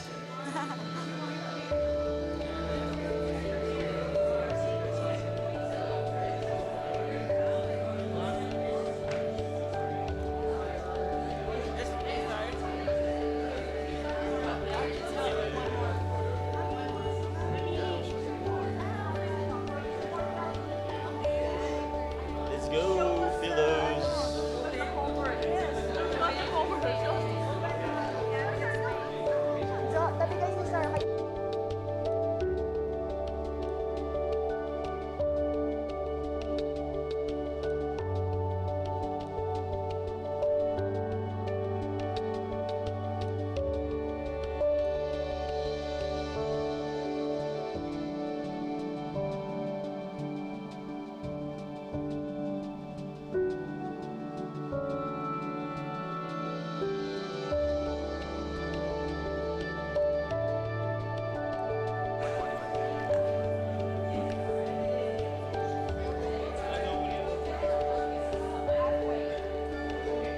I know we are running a little late, so please be back by 1:45.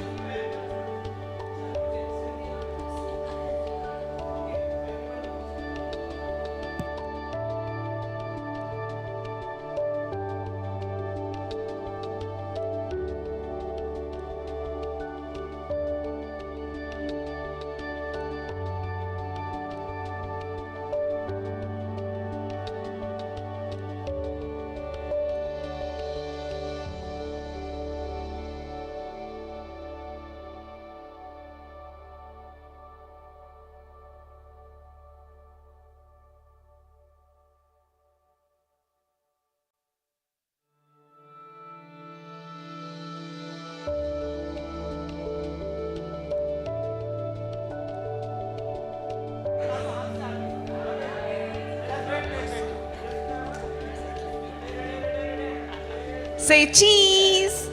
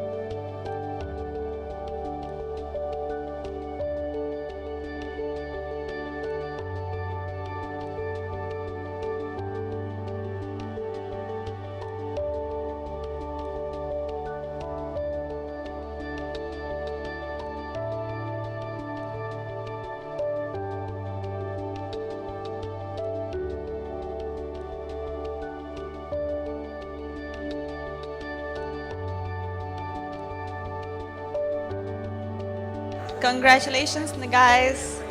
Let's go for lunch and try to be back by 1:45 so we can be on time.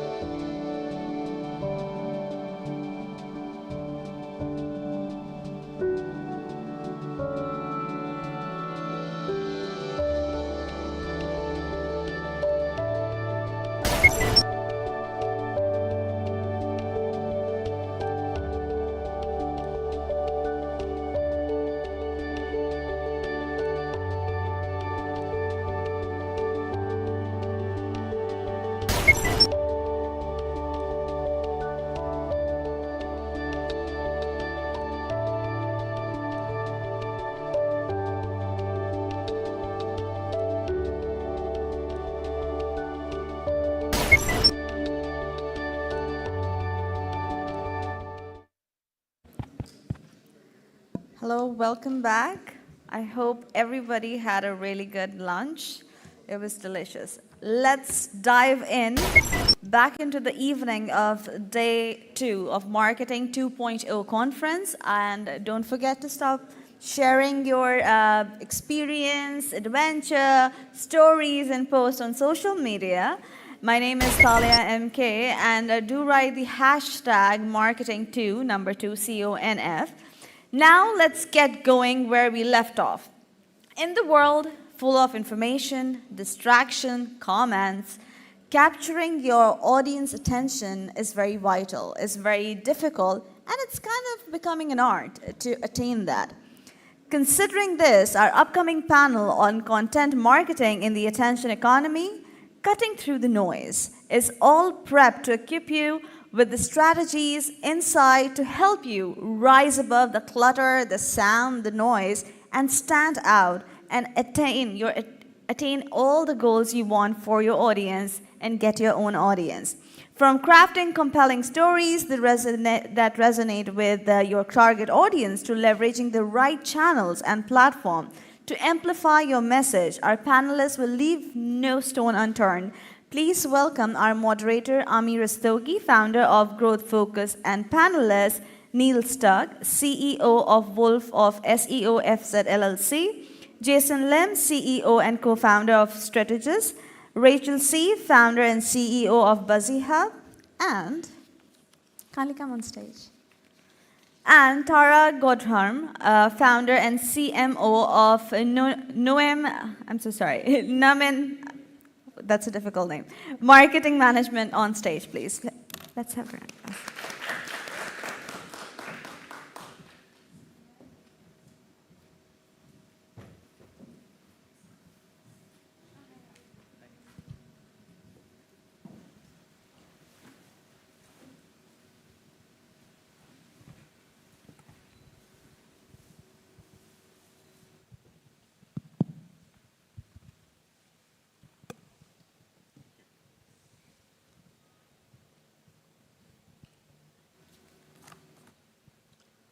Hello everyone. Are we all ready? Yes? It doesn't seems like that. Especially after lunch.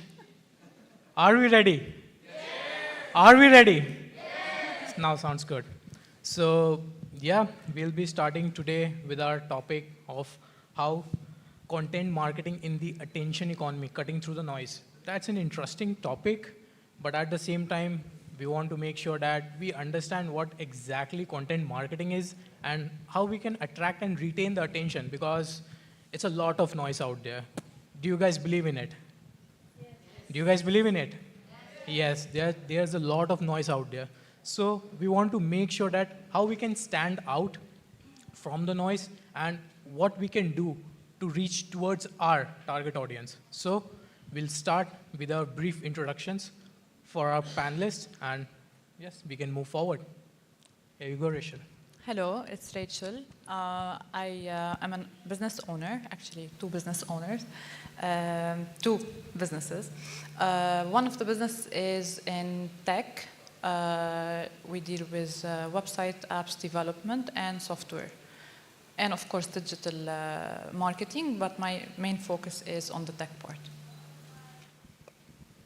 Hey guys, my name is Niels. I'm the founder and CEO of Wolf of SEO. Well, the name states what we do. We do SEO, so we're focused on content, not on the social media platforms. It's for Google and on your website, so that might be a different opinion then, because we're probably going to talk a lot about social media.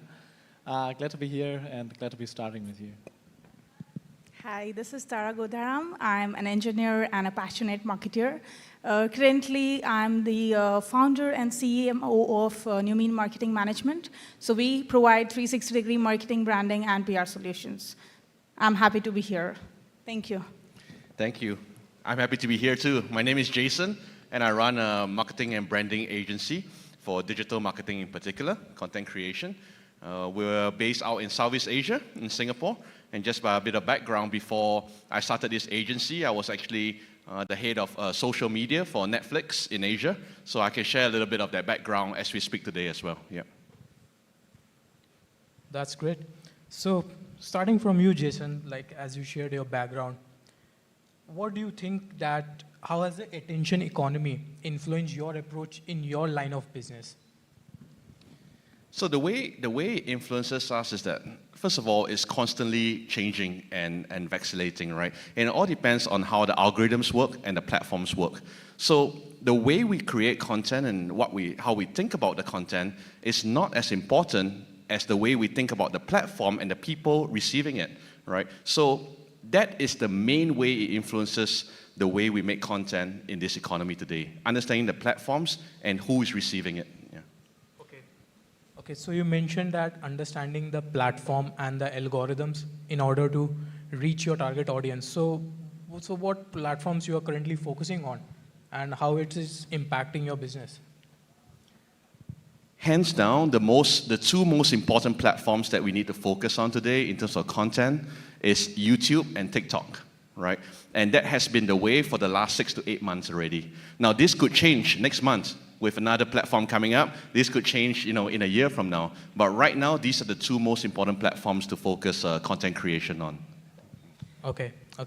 And Niels, what's your take on it, on the specific SEO part that you are currently focusing more on? Yeah, I would add overall that it probably highly depends on what your target group is. Because for me, yeah, I could do, well, I could use all the social platforms. I could use TikTok, I could use anything, but for what purpose? It would be, yeah, personal branding, being in the limelight, being in reach for my target group, and probably not being outrun by new market participants that might join in my niche, in offering SEO services quickly and having their face all over the platforms. So that would be the purpose. But if I look for clients, things didn't change that much for me, because most of my clients won't be on those platforms on the consuming end.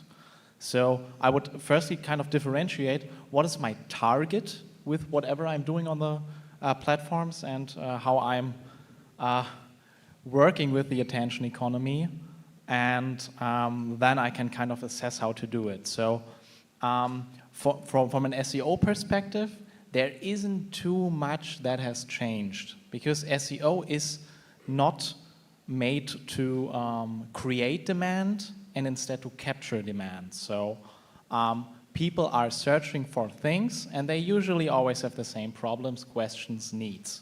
So this is not something that is based on a trend or that changes. So if you need a lawyer, you need a lawyer. If you need a dentist, you need a dentist. If you want to buy underwear or boxer shorts, socks, whatever you do, you need that. So that's not something that is based on a trend. So in SEO, you can create evergreen content that will most likely be forever searched, needed, and found.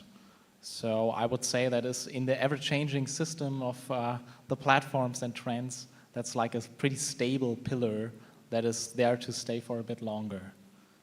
Yeah, sorry, a long one.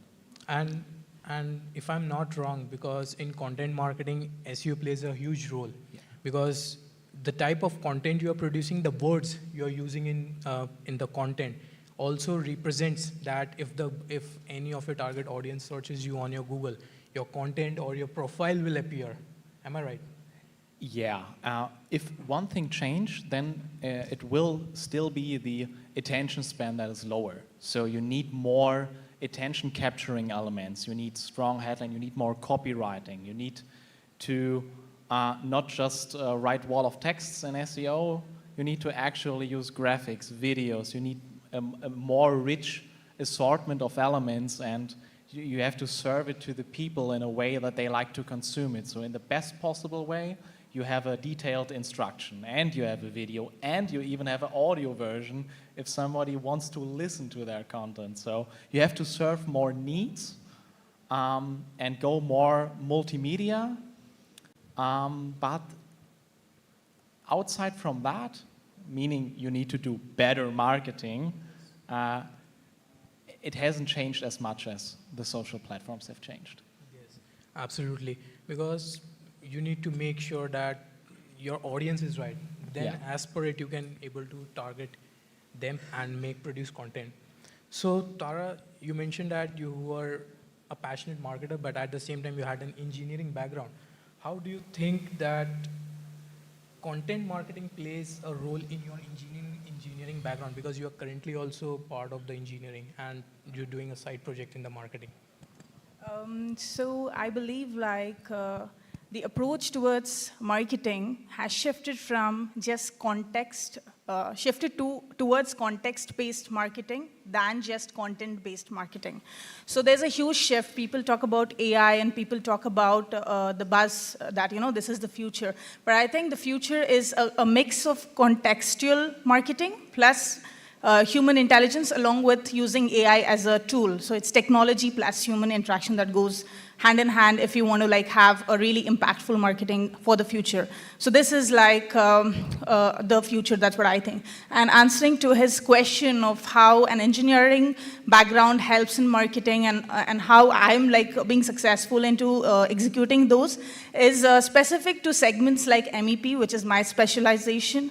I believe the content is not just based on SEO keywords, or it's not just based on some topic that you cover. It's basically based on the experiences that you develop while you are executing engineering projects. So that's also shifting of late.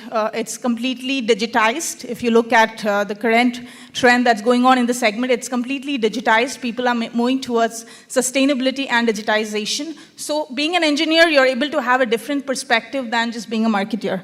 You're able to understand technically like how these products would help somebody save some amount in terms of time and finances, and how could you better approach the situation. So I think that's how it's different. And obviously the key differentiator is the perspective. Like you would have a 360-degree perspective as an engineer technically, and also as a marketer, obviously you know like how to market in line with the trends. And even if you talk about the facts and figures, previously like content-based marketing was, I think, certain $136 billion, I think, the market. Now, if you see there's almost 13% plus that's predicted by 2026, you would have like maybe plus 13%, or it could even go towards $336 billion. So I see a huge shift. And the most important thing, which by my experiences and observation that I've like observed and I would like to share with the audience here, is it's not,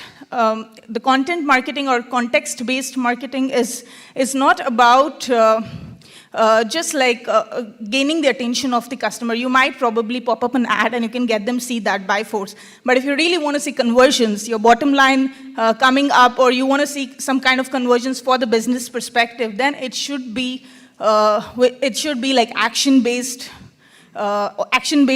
context-based advertising, or the graphics which Jason spoke about, and also Neil spoke about. So you should have some kind of context wherein the person is interested to take the next action. It's not just limited to you see something and it's not converting, it's not going to help a marketer or a business. So if you want to conclude my understanding of this, if you want to impact your bottom line, if you want to help businesses really thrive, you have to build trust with them while you advertise using contextual-based advertising. So this will happen when you have the attention span for a longer time, so the impressions convert into sales, impacting your bottom line. So this is my take on the impact, yeah. That's a great point you have shared, Tara. And I want to ask you this on this, Rachel, that you are business owner of 2 businesses currently. And how has that attention economy influenced your approach in your own business? First, let me say it's hard to be last when they talked about everything mainly. But there is a point for me. For me, content is important when it's entertaining people. This is the most influential part, where people are entertained by your content and they get attached to your content, so they become more loyal. They feel like they're in a part of community, more like than a business. So it's so boring nowadays with the like big amount of content that you see every day on social media. A lot of content producers, especially like Gen Z, a lot of influencers, a lot of bloggers. So there are a lot of content out there, and it's like really good content. It's influencing people, it's entertaining people, it's grabbing their attention. So as a business, to grab people's attention, it became very boring to just do an ad like, we are the best, for example. We have this, we have that. It's so boring. People are not interested anymore to interact with this or to even convert. So to grab people's attention, you have to first, of course, make them feel like the amount of trust. You have to increase their amount of trust. You have to increase your credibility by addressing their pain points and offering them what they need, but in an engaging way, in a nice way, and an approach where they feel like they belong to the brand, more than just seeing something they need and they might buy. That's what I think. It's like people understand about your product, but when you make them feel heard and understood, it's then when they are able to connect with you guys and build trust and credibility. And one more good point you have shared is the entertaining content. Do you think, guys, like adding humor into your content marketing would uplift your game? Anyone? Can you repeat that question, please? Memes are my favorite. My phone is full of it. So. Same for me. Do you think that adding humor in your content would help in uplifting your content marketing game? Well, I think we probably in the near future all have to accept that marketing won't work the way that you have a cool ad or you do something and they buy right away. Because the attention spans are going downhill like crazy and everyone is getting super spammed with any sort of advertising. They see it everywhere and they get numb. So it takes them more touch points to make a buying decision, to even have that ad or what you're selling, the value that you're creating, pierce their already pretty numb minds. So it takes way more work, more touch points, more than just communicating the benefits, also the emotionalization that we talked about. It takes way more to sell your product. So we probably have to accept that. But depending on what you're offering, let's say it's not a cool, trendy D2C e-commerce product, let's say it's a specialized service, like probably a lot of people in this audience are offering.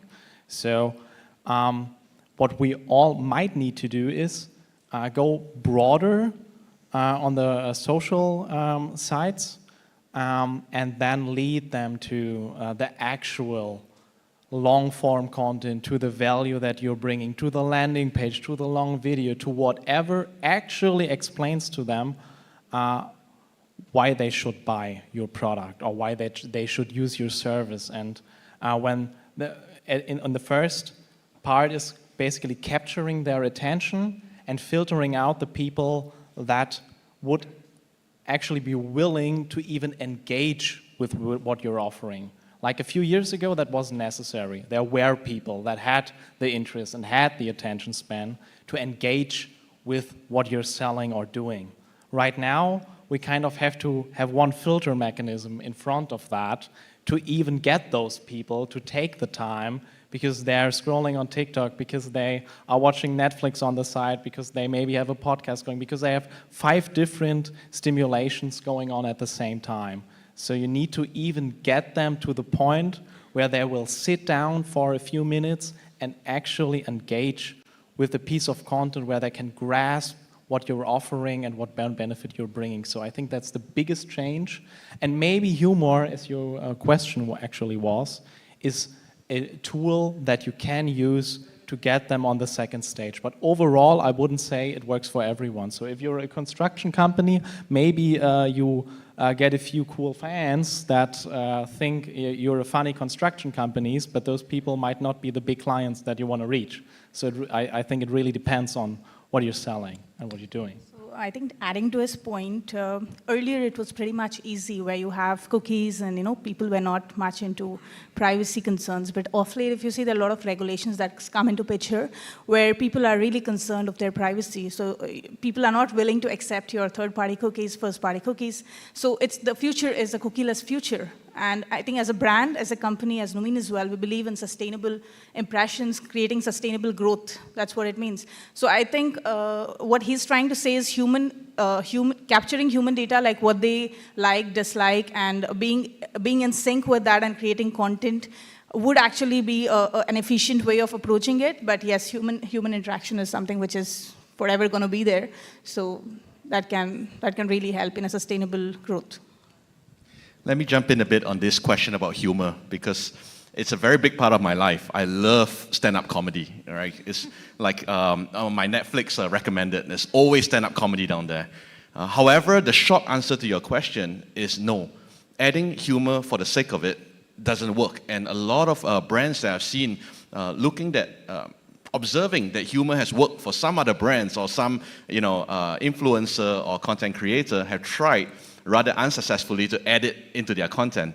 I think the bigger question here is really the reason why I agreed to participate in this panel as well, is because the title here is about the attention economy.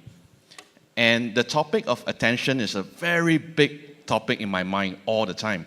Because without attention, you're not going to sell anything, right? It is at the top, whether they find you through SEO, whether they encounter you on their news feeds. Attention is everything. And if I were to redirect the conversation back to, instead of the technical parts of what we do, But the bigger question of how we do it to get attention, the answer really lies in having a very clear strategy around storytelling. Storytelling is the king of the attention economy. Whatever is that attention you're trying to get, it starts with the story you're telling. And sometimes it's humorous, but it's not always. I do a lot of content in the medical industry, and there's nothing funny about some of the content we have to produce there, but it resonates with a lot of people who see it. So I think that's really where you got to find that angle to get in, yeah. Of course, it depends on the audience you're targeting and the line of business, but mainly it's not only about the humor and the memes, of course. This is a part of the type of content. There are a lot of types we could use in our strategy, but mainly, as you said, the storytelling, to have something that people could engage with, not just like a standard ad that they could see like every day and get bored with it. So you have to make them feel like they are belonging to your brand. That's the whole story. So the funny and amusing part is, of course, part of it.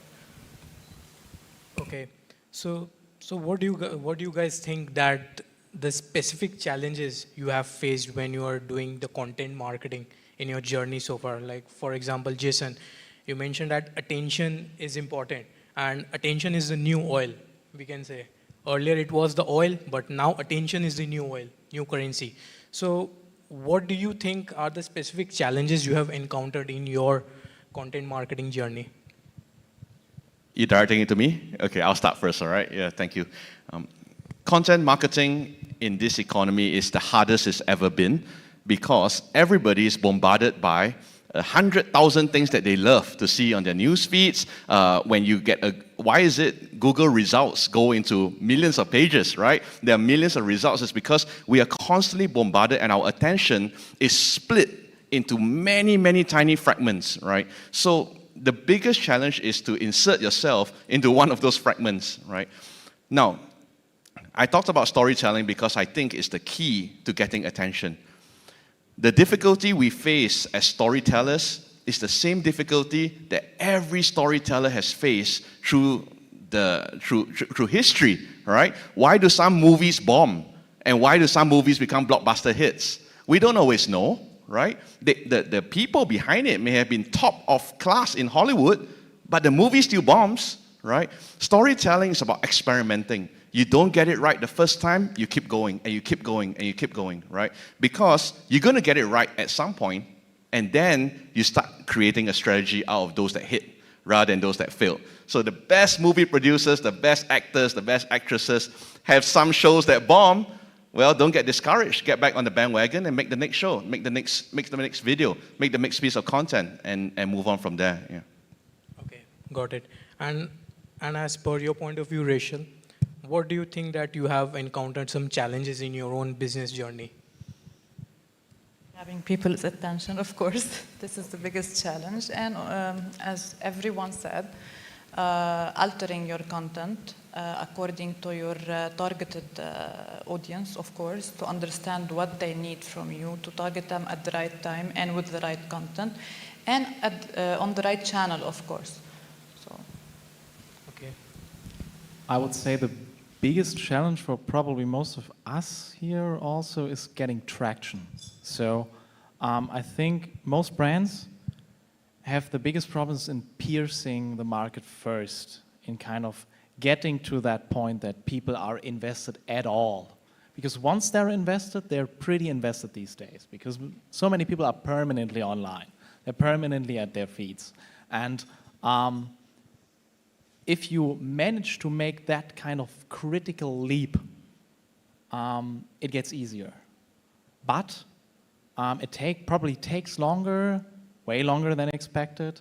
It's harder to do, and it's more disappointing as you would have expected in the beginning. So I think the biggest challenge is to get to that point where you have an audience at all, so that things can get traction. Because once you have that, the algorithms do their thing, and they give you more reach. You get more viewing as soon as there are any comments or anything going on, more follow because nobody wants to be the first. So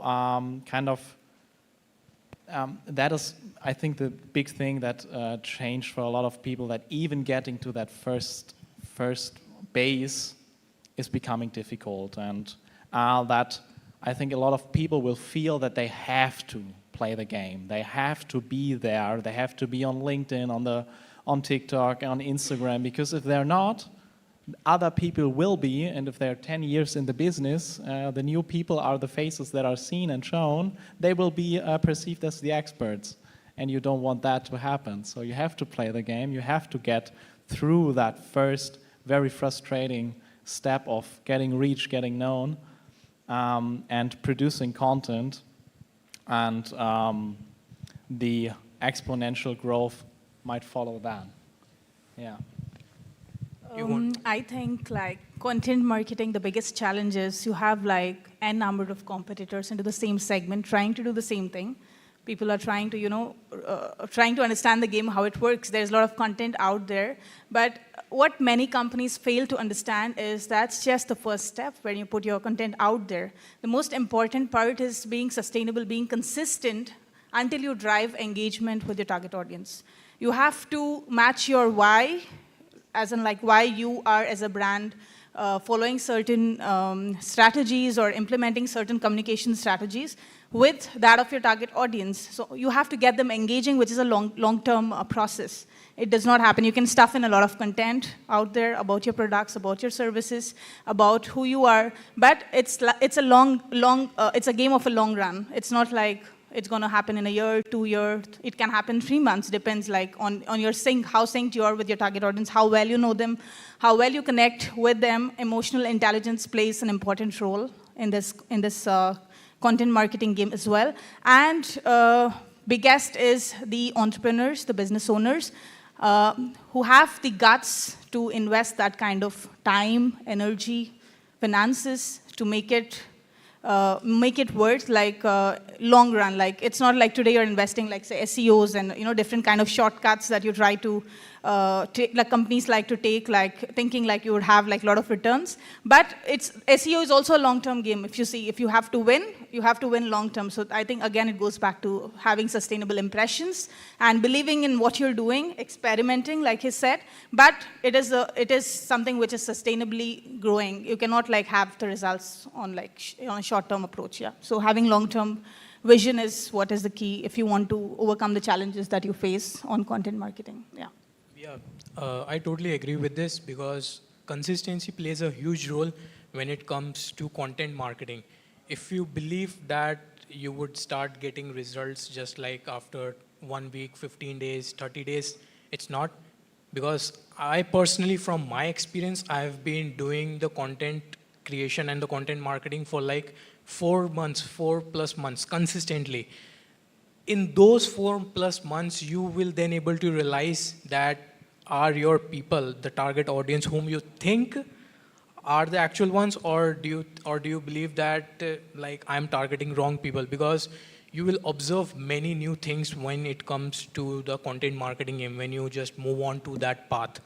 So what else is thing is that people will give you money when they give you time. And unless they give you time, unless they give you the attention, means they have to give the attention. Once they have given you attention, they will give the time. And once they have given the time, they will give you the money. So that's all the process. And you want to make sure how you can grab it. So moving forward, what strategies and what observations do you guys have experience, and do you relate and you can share to other content marketers that they can start implementing and go from there?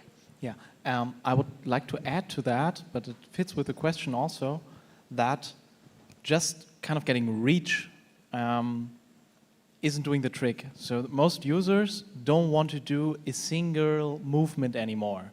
So you have to have the full strategy, the full funnel, and you pretty much have to feed it to them by spoon.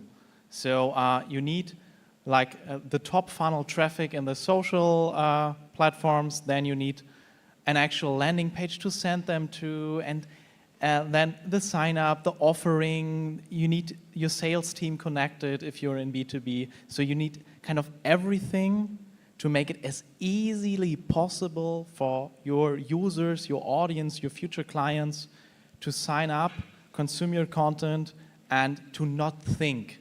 Because people, a lot of people these days don't want to think anymore, and you should think for them and make it as easy as possible for them to just have to do a click or have to do a check mark or anything to sign up to your offer, to buy your product, or to understand what they're supposed to understand. If there's any point where you think, yeah, they will get it.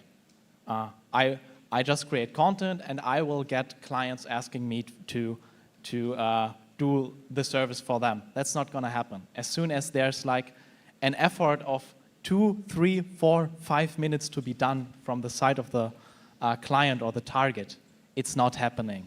Always think about how you can make it as seamless, as borderless, as easy as possible for them to do what you want them to do. Okay, do you want to add on that, Jason? Sure. I think that there are two different ways to look at it. Amni, you're speaking from the standpoint of a content creator. Very often, we have to think from the standpoint of the brand as an agency, right? So I think that the concept around creating content is very specific to these two different types. And within my company, I also own a content platform, so a bit like a creator stuff.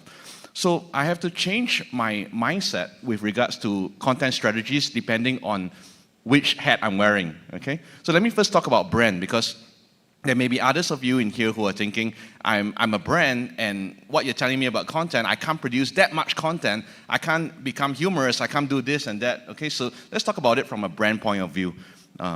For a brand, I always think, are you providing a service or product that people want and already need?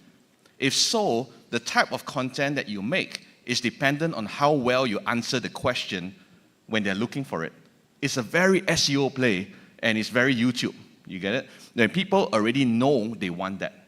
As compared to, are you introducing a new product or service that people don't know that they need or they want, right? There's so much stuff out there. People don't know that they want it until you put it in front of them. Then you have to make really bite-sized, attractive content that feeds the hyper short attention span of the audiences today, okay? Now, I'll change gears a little bit to the strategy around being a content creator. I don't know if there are content creators in the group, but let me share with you some thoughts on that specifically. Content creation to build your own brand is a very tricky thing. Rachel would know, she owns a brand as well, right? So half of you wants to talk about the things that actually you can monetize from, right? And you know, like either it's a product or service. The other half of it, you just want to build your own personal brand. So where do you go with that, right? So the answer to that is, when we're talking about storytelling and experimentation, we always say that content creators know their audience best. The truth is, a lot of them don't actually know it at the outset. They had to experiment a lot on different things that work, right? And finally, they found one thing that worked, and they grew from there. So if you are just starting out on the basis of being a content creator, experimentation with multiple forms and types is actually the key. But the minute you lock in on the thing that works, you need to keep fine-tuning that all the way through. So I think those are the just broad brushstrokes of content strategy and the way I think about it. Yeah. And sorry, I would kind of like to differentiate one thing, because when we're talking about content creation and all that stuff, we are often talking about the top funnel. So if you imagine the funnel, the top is not very qualified, you want to make them your customers, you want to qualify them, but we often forget that in the bottom funnel, the people that already want your product, that want to buy it, that want your service, there are also a lot of people.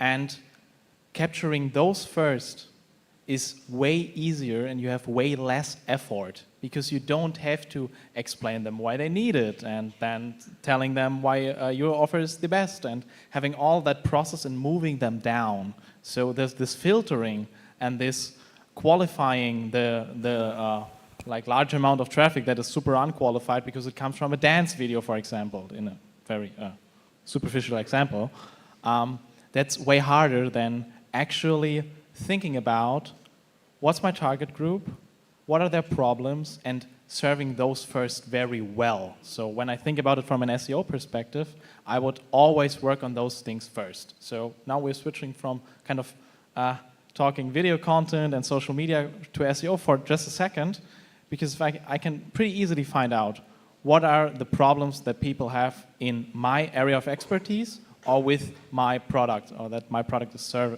solving. And I can work on that. And for example, if you're a service provider of any sort, you have a website. What is the type of site where you sign the client right away, or where you get a request right away? It's your service pages. It's describing what are you offering, what problems are you solving. For example, if I'm an SEO, people look for link building, people look for keyword analysis, people look for content creation, people look for A, B, C, D, E, F, G, and so on. So if I would talk about some broader topics, I wouldn't reach those that already want to buy. Those on the bottom that I just talked about are those that already want to buy a service. I should capture those first. And then later, when I got those, work on the broader things. And therefore, if you're a service provider, work on your service pages on your website. If you're an online shop, I see so many online shops working on blogs first. That's so top funnel. Optimize products, optimize categories. That's where the sales are laying. So, and that's somewhat unique to SEO, because you can completely target the bottom funnel right away, which isn't that easy on the social platforms, but still people like to forget that on the very qualified end of the funnel, there are already a lot of people, and I should think about capturing those well first before I do the super complicated funnel system where I move them through the whole thing. I would like to give an important advice or a thought that I could, probably you guys have to consider, content marketers for sure, when you're approaching. Since we're talking about content marketing in the attention economy, we're looking for something which is like in a short span. So firstly, you have to understand the brand personality of the client or of your own company that you're working for, and minimize your content. It's not quantity, it's quality that matters. Your brand tone is set, your communication strategy is set, which is really strong, and you're consistent when you're positioning your brand into the market space of your target audience. Even important with the recent AI, advanced technology, and different kind of automations that are happening in this space, is you're being available on not just LinkedIn or YouTube or Twitter or these kind of platforms, but also communities where you have engagements, B2B, B2C, digital spaces, podcasts, Spotify, different kind of platforms where you're available and you're clear in terms of what your personality is for your brand.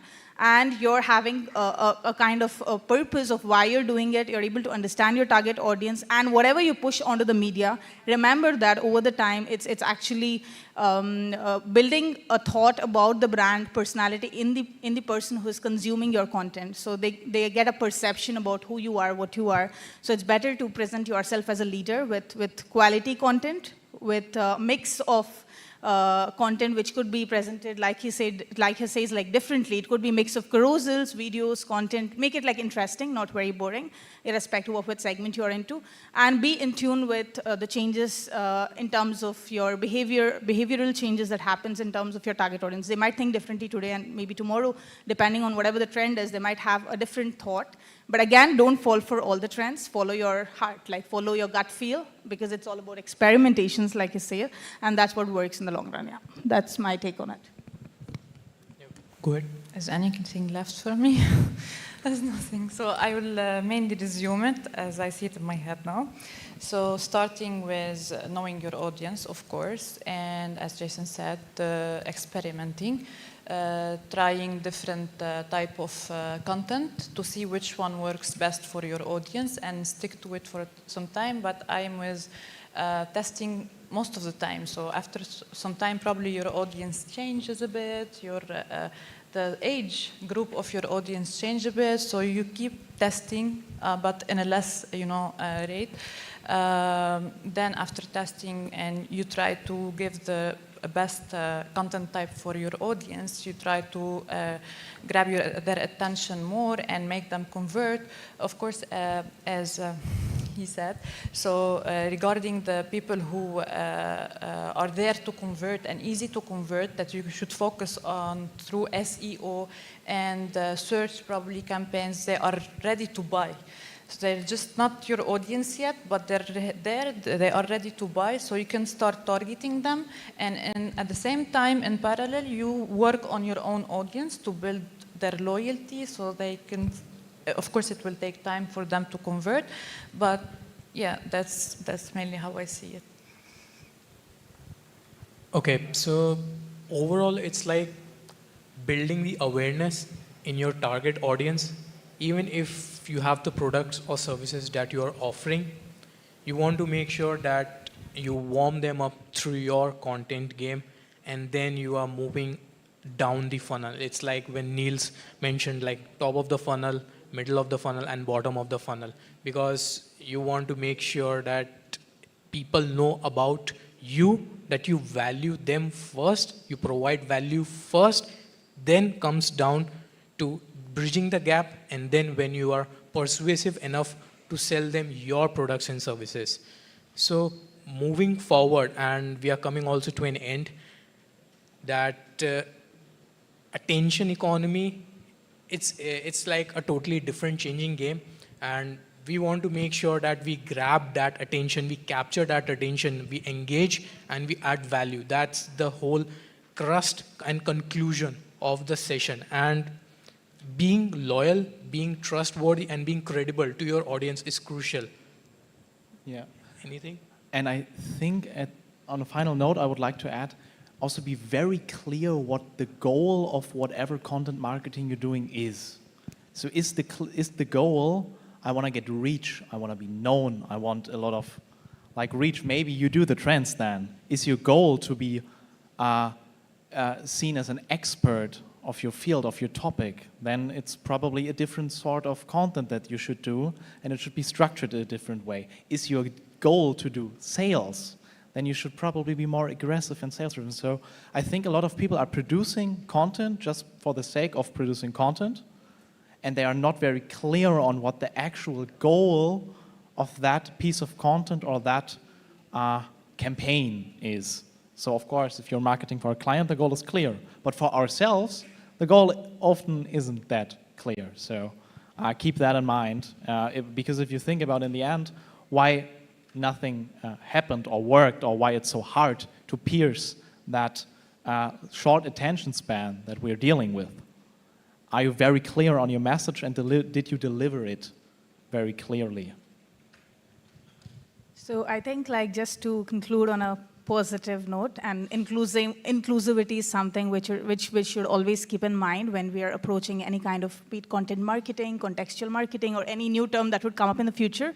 And I think the bottom line is you have to utilize the technologies that are available that's going to come up in the future, be it AI or some automated tools. Take help of the different kind of CRM tools that you have an integrated approach, not just with your client, but within the client as well. There's a team that works behind the scenes to make things happen. So it could be between different departments that you have an integrated approach, and have a strong communication theme for yourself for a long term, and just invest into quality over quantity. So that's my take.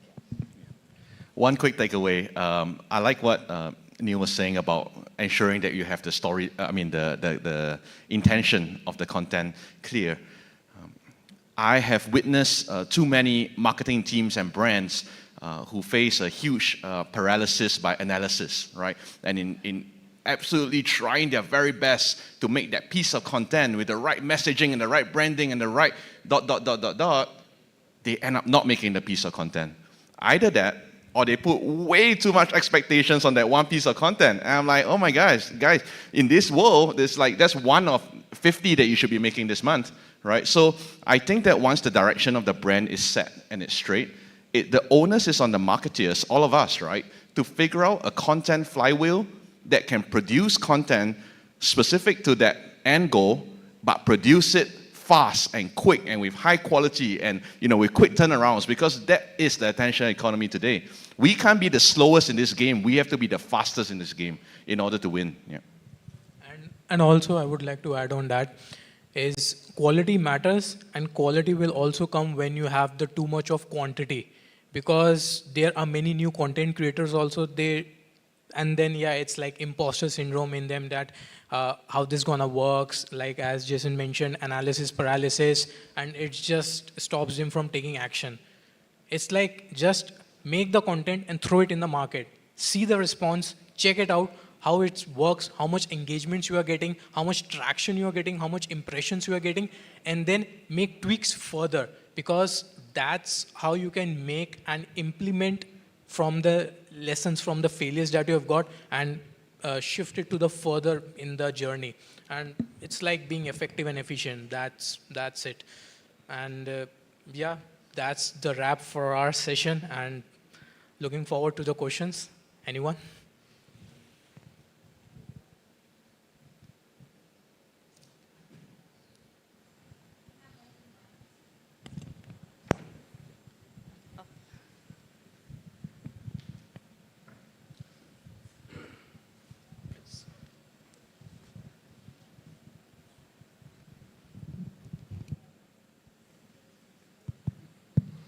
Yeah, hi. So one question from a customer's perspective. Do businesses need to focus anything beyond profitability and the product benefits what they are offering to potential customers? Is there anything else which businesses and as a marketing leaders you advise to your clients to focus on in current period? And if yes, I need to understand like what are the current trends and highlights business should focus on. Thank you. So I can give some answers on this, because in my business I'm doing this right now. So to build our portfolio and to build our clients, to have clients and to gain their trust and their loyalty. We're focusing on quality more than profitability. Sometimes I take projects at cost. I don't mind. I don't mind about having profit now until I show my clients the value they're getting and the quality of work they're getting, until I get them to trust me as a business. And then they will pay more for the value they're getting. They won't mind later. This is what I'm focusing on now in my business. I would like to add to that. So, like a metaphor would be, you can, let's say you can sell shit very profitably, but you're selling shit. But if you want the customer lifetime value, the thing is, what does profitability mean? Is it like the percentage of revenue you make on your sale, or is it the customer lifetime value?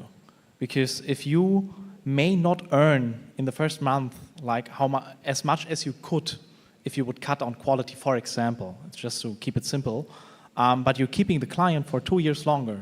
The average churn rate might be a higher percentage, and usually a client churns after 3 months. That's, for example, very common for bad agencies. But if you can keep the client for 2 years while making a bit less, because you're improving the quality a bit more per month, that's way more value than having earned, like on the first sale, a higher amount. So I would absolutely invite everyone to think about customer lifetime value as more of an important metric. I would like to add to this. I think being an entrepreneur and also being a passionate marketer, I think we all have kind of responsibility on our shoulders, and we have the power to make choices which would not just have a profitable impact on the businesses, but also could have a great social impact. an impact, a positive contribution towards maybe our green planet, towards sustainability, towards CSR goals. So we as marketers are given that power where we could integrate these and drive profitability for the businesses, but also have inclusivity and think for giving back to the society, the communities. It could be to the marketing community as well. You could probably give opportunities to students who would want to make a career out of it. It's not always about profits and monetary stuff. It's beyond that. So you could actually make a positive impact by being human and being supportive towards your peers. That's something I think we as businesses and marketers would. And it also highly depends on your peer, on the group that you're targeting. So if you're in tech, you probably need a lot of trust. People want to see numbers, data, facts. If you're in some social issue, it's completely different. So whoever is your client, you can probably kind of generalize what their values are, and then you can act accordingly. So that's probably a good metric to assess what besides profitability will be important for selling your products to your target audience. Okay, I think I'm going to jump in real quick. I know it's really long to have 4 answers to every question, but this is a topic that's very close to my heart, profitability, right? As a business owner, that's all I think about. No, that's not what I think about, okay? Of course, as a business owner, you want to make profits. If not, how are you going to run a business, right? But what I realized and what I learned early in my career is that the best marketing comes from solving problems, right? And I often think, what's the solution I'm providing with this service, with this product? I might be marketing a restaurant. So what's the solution I'm providing? Someone wants Thai food. I make sure that my Thai food is the best Thai food and it appears in your feed, right? So it's constantly about asking this question, am I solving a problem? Honestly, if you're not, you never ever reach profitability, right? You have to solve some sort of problem or desire or want, and then marketing makes sense, yeah? So I normally start from that standpoint. I thought to add that in. Thank you.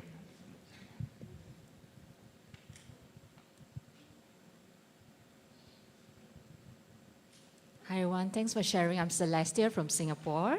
I'm directing this question first to Jason and probably the rest could add on. I don't need 4 answers, but if there is, well, it's a bonus, right guys? Okay, there's a lot of mention about, how to create effective, good content that works, reaching out to people, entertaining people and stuff like that. But in the various platforms, the algorithms change every now and then. So what are your views and take in this? Yeah. Thank you, Celestine. Pleasure to meet someone else from Singapore. Always, thank you so much. This question has befuddled every content creator for the longest time, right? When we started the concept of influencers, Instagram was the biggest, correct?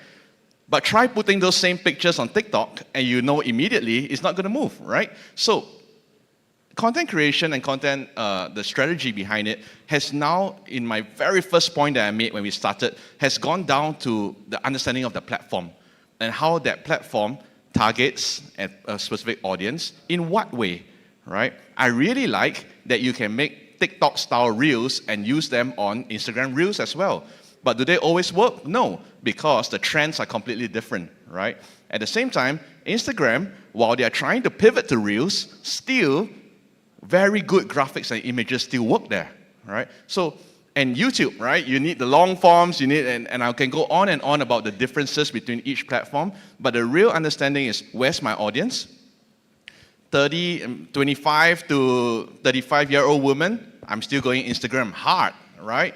Anything younger than that, I'll go TikTok hard, right? And anything older than that, I will go Facebook, YouTube hard. So it's really about understanding where your platform, which platform is your audience on, and then making content for that platform. And there's a ton of instructional videos on YouTube about how to make content that works on the individual platforms, and I eat them all up, man. I watch them all the time, yeah. Next, anybody? Yeah. Before that, Neil, you were saying that there are loyal, you have like loyal people who would want to buy. They just want to buy. They don't care what your reel is or what your story is. How do you target those people? Because usually everybody is bored, so they're just scrolling, and then it's a word of mouth, a friend sharing a reel. You know, this is a new product. Let's get it, what it is. So how can you, in those 15, 30 seconds of a reel or a video, whatever, how can you attract those kind of audience who actually wants to buy the product? You talking to me? Yes. Yes. Okay. Because I didn't catch the name at first. So, I think the answer from Jason was very good there. First, know where they are, because I didn't specify what platform, because you assume TikTok. And in my head, I was at Google with like the specific keywords. But if you can find out what their problems are. So let's make a very easy example. So if somebody is searching for how can I lose like 30 pounds in 10 days, they are pretty far down the funnel. So they're really having that problem. If someone is just like, how many calories has a green apple? That's not, the problem is not very strong there. So if you can find out what is bothering your audience, and one tool could be SEO, where you can see exactly what are people searching and in what amounts. So with what all you people are typing into Google, I can see that in numbers. So I can search any topic and see what are the biggest problems. And then I can kind of identify, just as I did with that weight loss example, how strong is like the pain or the problem, or how deep are they in trouble, for example. I'm taking a bad example now. It doesn't have to be bad. But you can, with knowing the topic, identify, is that someone who is in my target group or not? And if he is in my target group, I can create content very specific to that topic. And then I will probably reach those people and have a higher conversion rate than with the very top funnel content. So that's pretty much what I meant. Yeah. Hi, my question is for also Mr. Jason. Since you mentioned that you came from being the head of Netflix in Asia, and this is something big for me because I'm also in streaming industry. We have a streaming platform that streams classic movies, all classic content. It's called Brightflix. So I wanted to know, just out of curiosity, what was the biggest challenge you faced? Because we are not talking about just one country, we're talking about the whole region. We're talking about probably the biggest region, Asia. So I'm sure you had head-on challenges, and there are a lot, but considering the time, maybe you can mention just one of them that you would like to share. Absolutely. Thank you so much for the question. Now, this was a couple of years ago now that I was looking at the problem that we are facing down there. And what a lot of people don't realize about streamers is that none of us are marketing movies. We are marketing subscriptions. You are not, the movie is just a conduit to getting people to say, I want to buy into this platform, correct? So, but we use the movies because you have superstars and all that to actually drive the awareness at the top. But what happens is that moving them down the funnel to actually buy a subscription is the tricky part. So what I realized is that the key for Asia, which I think, if I don't mind me asking, are you based in the Gulf region? Global, okay. So the biggest challenge I face based in Singapore and marketing across Asia is that if you understand the Southeast Asian and the Asian landscape, is that every time you cross a border, the language completely changes, right? There is no universal language across. English is kind of it, but you can't market in English in Thailand, you know? You can't market in English in Cambodia, you're gonna fail, right? So the biggest challenge was being able to localize. So the big buzzword at that point was localization. How do I bring that kind of cult following around, say, orange is the new black, right, into that country and talk to them, and talk to the people there who might be most interested in it. So for you, you're doing classical movies. I won't go into a big diagnosis about how to run a marketing plan there, but classical movies means that your audience is slightly on the slightly older, right, a more mature audience, right? So you got to choose your platform well, and you got to localize to that audience, or you'll never get them to subscribe to your channel. Yeah, hope that helps. We have time for one question.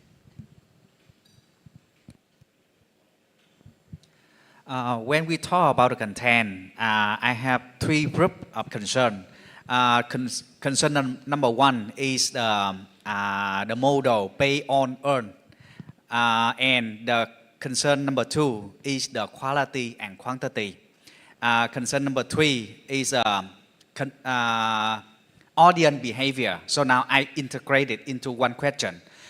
Every business want to shift from pay media to more Q to earn media and on media, right?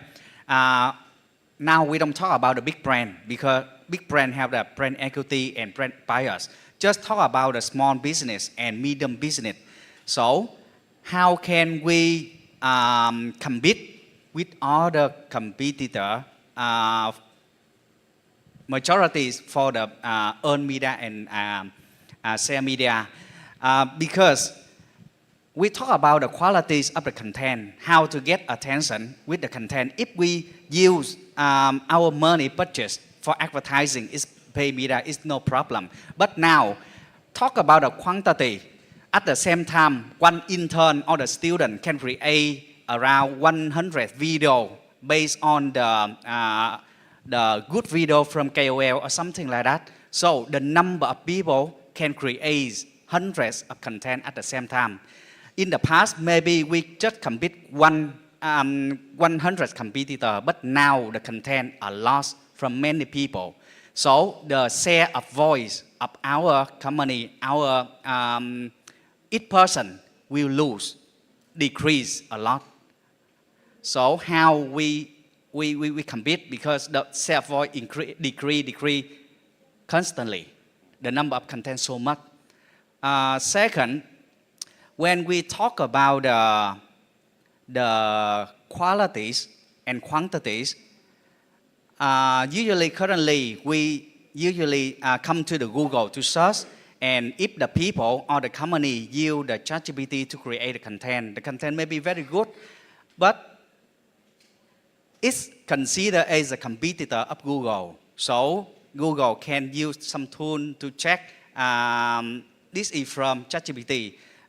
Does that kind of content have any negative impact on the searching? And find the third thing is, in the future, maybe 1 year later, they don't come to the Bing or come to the Google anymore. Just direct to specific channel like ChatGPT to ask the question. So how is the future of the content? Okay. Since you were kind of referring to SEO, I would take that question. So just to kind of summarize it, you're asking if it's a viable tool to use to create content for SEO, and how or if it will stay relevant in future. Can I summarize it this way? Great. Okay. So we tested it. We created 300 content pieces using ChatGPT in a process that we've built on our own website, but we let it be uncritical content. So in our case, it has been a glossary, just explaining SEO terms. So it's nice traffic to have if you have a funnel to convert the very top level traffic, but if it wouldn't be there, it wouldn't be bad. We wouldn't lose our most important traffic. So we did that. We created 300 content pieces, and about 100 of them rank pretty well now. So this experiment increased our traffic by over 100% over the past 6 months. So I would consider it successful, but with clients, we're still very careful because the whole internet is getting flooded with ChatGPT content right now, and especially in the English-speaking markets, it's a big problem because they work with automations a lot, and I am very certain that Google will, in some way or another, act within the next updates.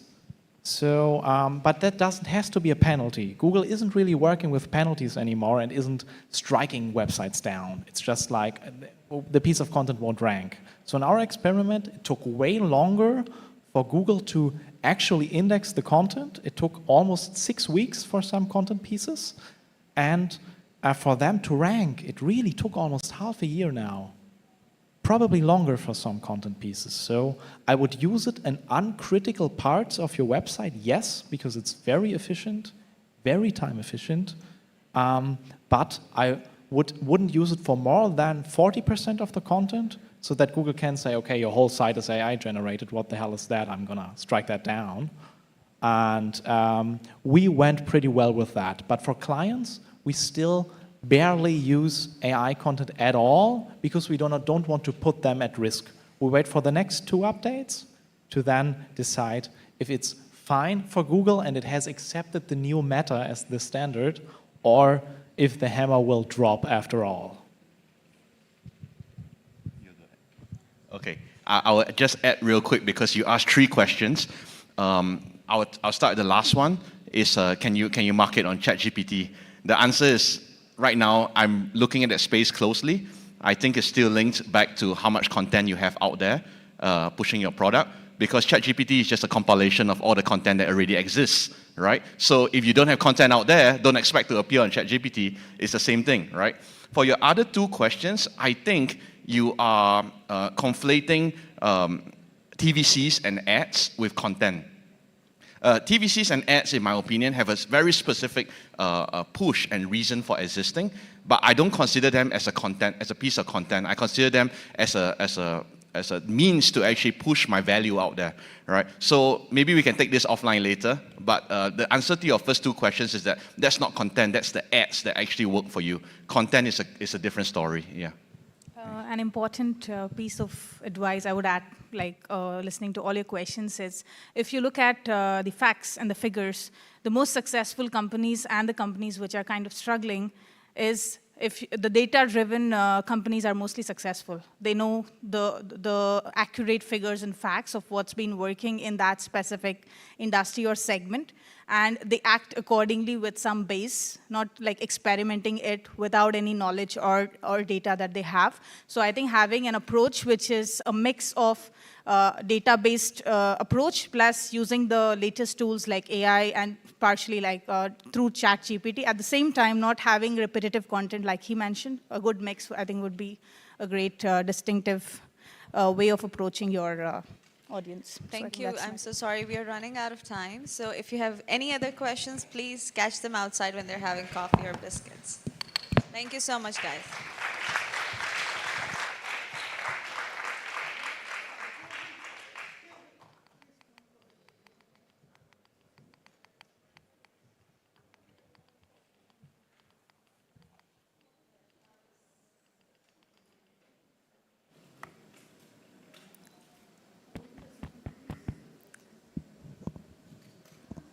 That was some amazing insight. Don't forget to tag us on Marketing 2.0, tag hashtag, and I am Thalia MK. Anyways, thank you so much, guys, for a very enlightening session. I hope we all are going to reflect on this and use these tricks to enhance our businesses and attract our audience. Next up, we have a rather exciting fireside chat on the topic authenticity in the influencer era, which is very important. Why is it important? Let's hear it from Celestia Faith Chong, Director of Celestia Faith Consultancy, and Ham Shaheen, Founder of Pixel Wave.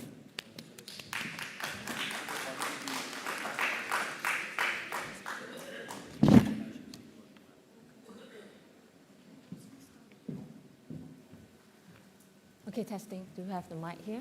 Yes. Probably need to increase a bit. Volume?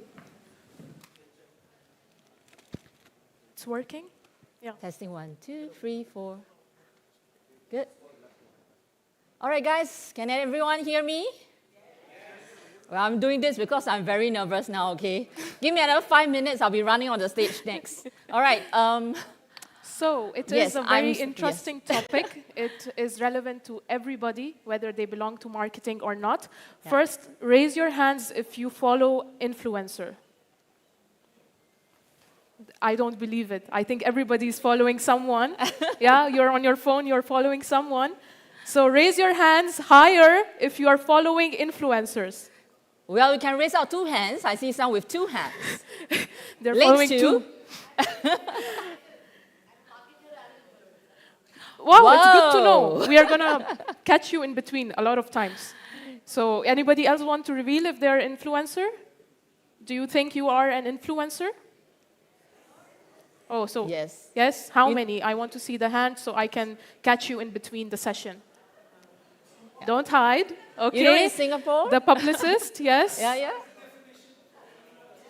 Wow, that's very good. So, based on your question, I want to inform that we will have a quiz, a short game. Yep. And for that game, you need three things, intellect. You need a working internet connection. If you don't have any, I request the volunteers to just raise your hands and they will come and get you the internet connection. And you need a phone, just your phone. So we will have that in between. And we do this to know how much are you aware of not just the term influencer, but the authenticity of influencer. What do we mean by authenticity, and why is it really important for you to know to follow authentic people and how it affects your mind? So before we go deep into the topic, let's introduce ourselves. It's only fair for you to know how we are relevant to the topic. So Miss Celestia, go ahead. I think before that, I would like to say hello, Jan. I heard that's how it goes, right? Yes. You want to explain? Yeah. So Jan basically means love. She's calling me love. But I should call you another way because you're my new love, which is? What is it? Jan. Don't say that. It's cliche. Janu. I think only Asians will understand that joke. So sorry for others. Yeah. It's called 亲爱爱,亲爱的. Okay, I'm that's not gonna try Chinese that. and I don't want and, backlash. I'm not gonna and try sweetheart, right, along that line. Yeah. This is my first time meeting her. We kind of got connected online because we are being tasked to share on this topic. So we thought we should have some connection before coming on stage. Yes, and absolutely. instead of the usual sit down session to share their opinions and what's not, I gathered someone. I think most of us will have carbo coma, and after lunch we are going to do a stuff, but do us this favor. We are not just standing here to share what we feel about the topic, because this topic is connected to all of you. Because you know what, in Singapore, our MRT, we have this campaign where we say that every single one of the passenger on board is an influencer. Because why? You bring away messages where you see those marketing messages you see in the train and what's not, and you walk away telling people, and you bring an influence to the people around you. So every one of you here is an influencer, which means you are involved in this topic that we're talking about. Agree, guys? Give yourself an applause. You make an influence and influence a difference to anyone around you. Yeah. Okay, sorry, I'm so excited, I forgot to introduce myself. Okay, I am Celestia Faith Chong from Celestia Faith Consultancy. I'm based in Singapore, and this is my second trip in Singapore since 2009 when I was pregnant with my third kid. So, hello, Dubai. Thank you for having me. Any applause? Thank you, and over to you, Jan. So, my name is Anham, and don't give me looks, but I'm coming from IT background, and I'm running away from that room to you guys to enjoy marketing with you. And it's just a fusion of marketing and IT. So, a lot of people need to understand the technical aspect of marketing also. It's not just content, picture, video, reels, funny, humor, sad. There is technical aspect to it. How is the layout? How is the user interface? So these things also count in how your users interact with you. Yeah. So we just want to bring this fusion to address authenticity, and we will always keep our topic around authenticity. So even if we sidetrack, we want to come back to authenticity, because that's what they are here for.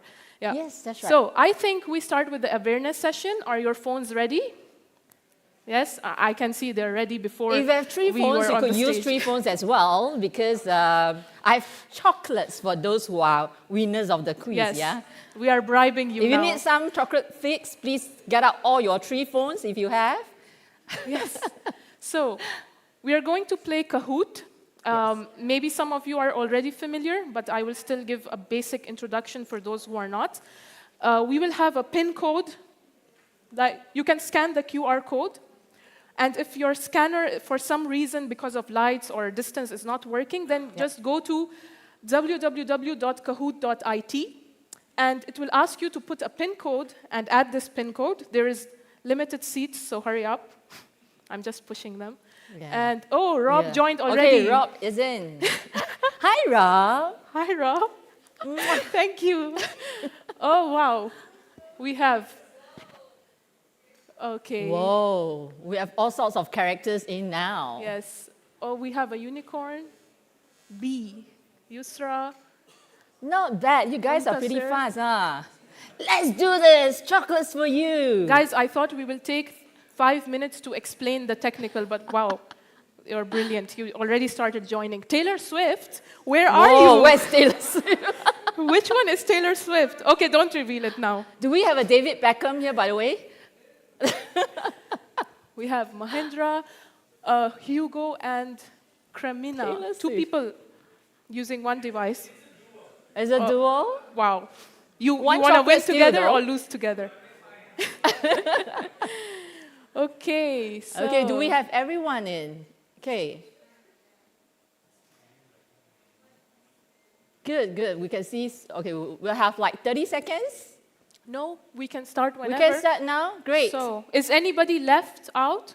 Raise out your hands. Okay. Are Who's you having facing two? a Okay, we've technical got 2. issue? Yeah. Is it not loading? Okay. Any volunteer here to support Any her? volunteer has like spare sets of phone? Oops. Or we can share the chocolates. It's okay, chocolate on the house if it's not working. How's it going? It's running. Okay, great. Should we start? 10 seconds more. Let's just. If Okay. not, then chocolates Let's on the count house. down together. Okay. 10, Okay. 9, 8, 7. Come on, don't you want to play? 6, 5, 4, 3, 3, 2, 1. Start. Let's start. I feel Start, that we are doing start. like the game show now.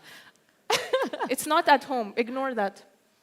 Okay. All right. So here's the topic of today, authenticity. You will get some time to read the question, so quickly read it. And what does authenticity refer to in the context of influencers? You will see some shapes on your phone. The Check number of the followers answer they here. have. Yeah. The brands they collaborate with, the frequency of their posts, and the genuineness and the transparency of their content. Guys, we need music. It's fun with music. Music is too quiet. Yeah. It comes with free music. Yes. Okay. 7, 6, 5, 4, 3, 2, 1. Ta-da! Whoa. Whoa! Good Hey, job. give yourself an applause. Good job. So, authenticity, in short, means always think about transparency when you think about authenticity. How? Exactly. When you see somebody online, you don't see that person, in front of you. You see them through a screen. So you always have to think, how transparent is this person? It's just like seeing a person in front of you, judging, is this person lying? Is it a paid ad or whatever? That psychology you have to apply on screen also. But we will go in depth to it. Yes, we'll get down to that later. So pretty good on this one. Let's go to the next question. Next question, guys. JL, winning. So how fast you answer also gives you better score. So where's the music? It's about of the Kahoot? finger power, right? Yes.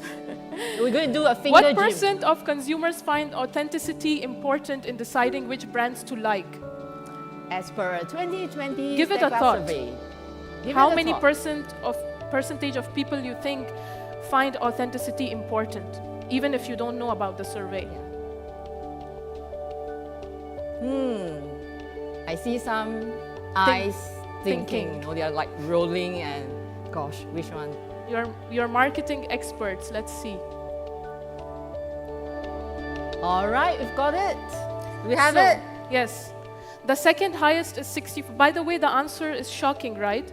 90% of your customers and consumers are thinking of authenticity when they look at your content, So making a fake content will have consequences like loss of followers, loss of trust.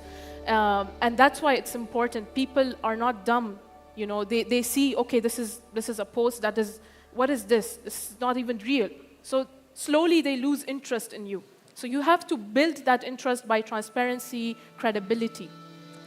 Would you like to add to that? Me?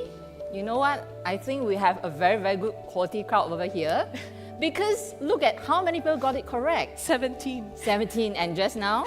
Yeah. See? It shows that we have got a very smart audience, doesn't it? Yes?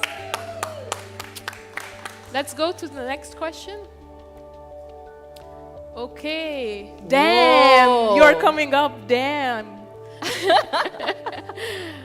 Okay. Okay. Don't next worry one. if you're not up there. Just be fast with your answers and Yes. you will be. So which of this is not a, Consequence of a consequence of inauthentic behavior. inauthentic behavior by influencers? This gets more interesting now. Yeah.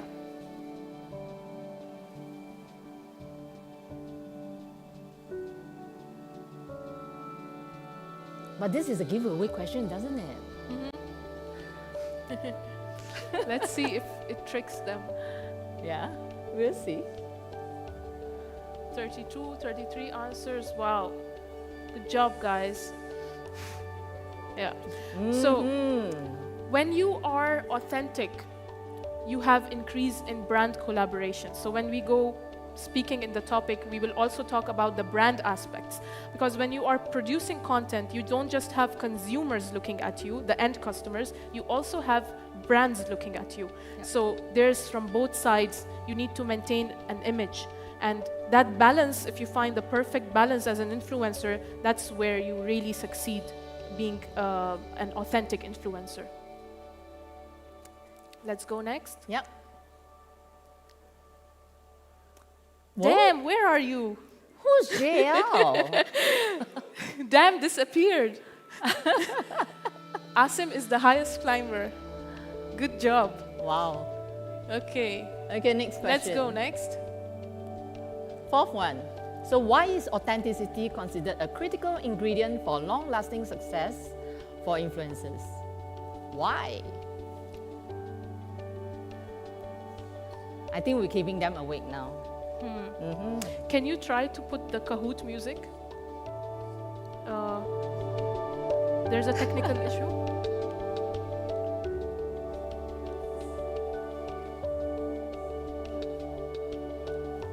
Every answer seems to look right, though. Yes. Yes. But when you talk about authenticity, there's truly Yes. one answer and you all got it.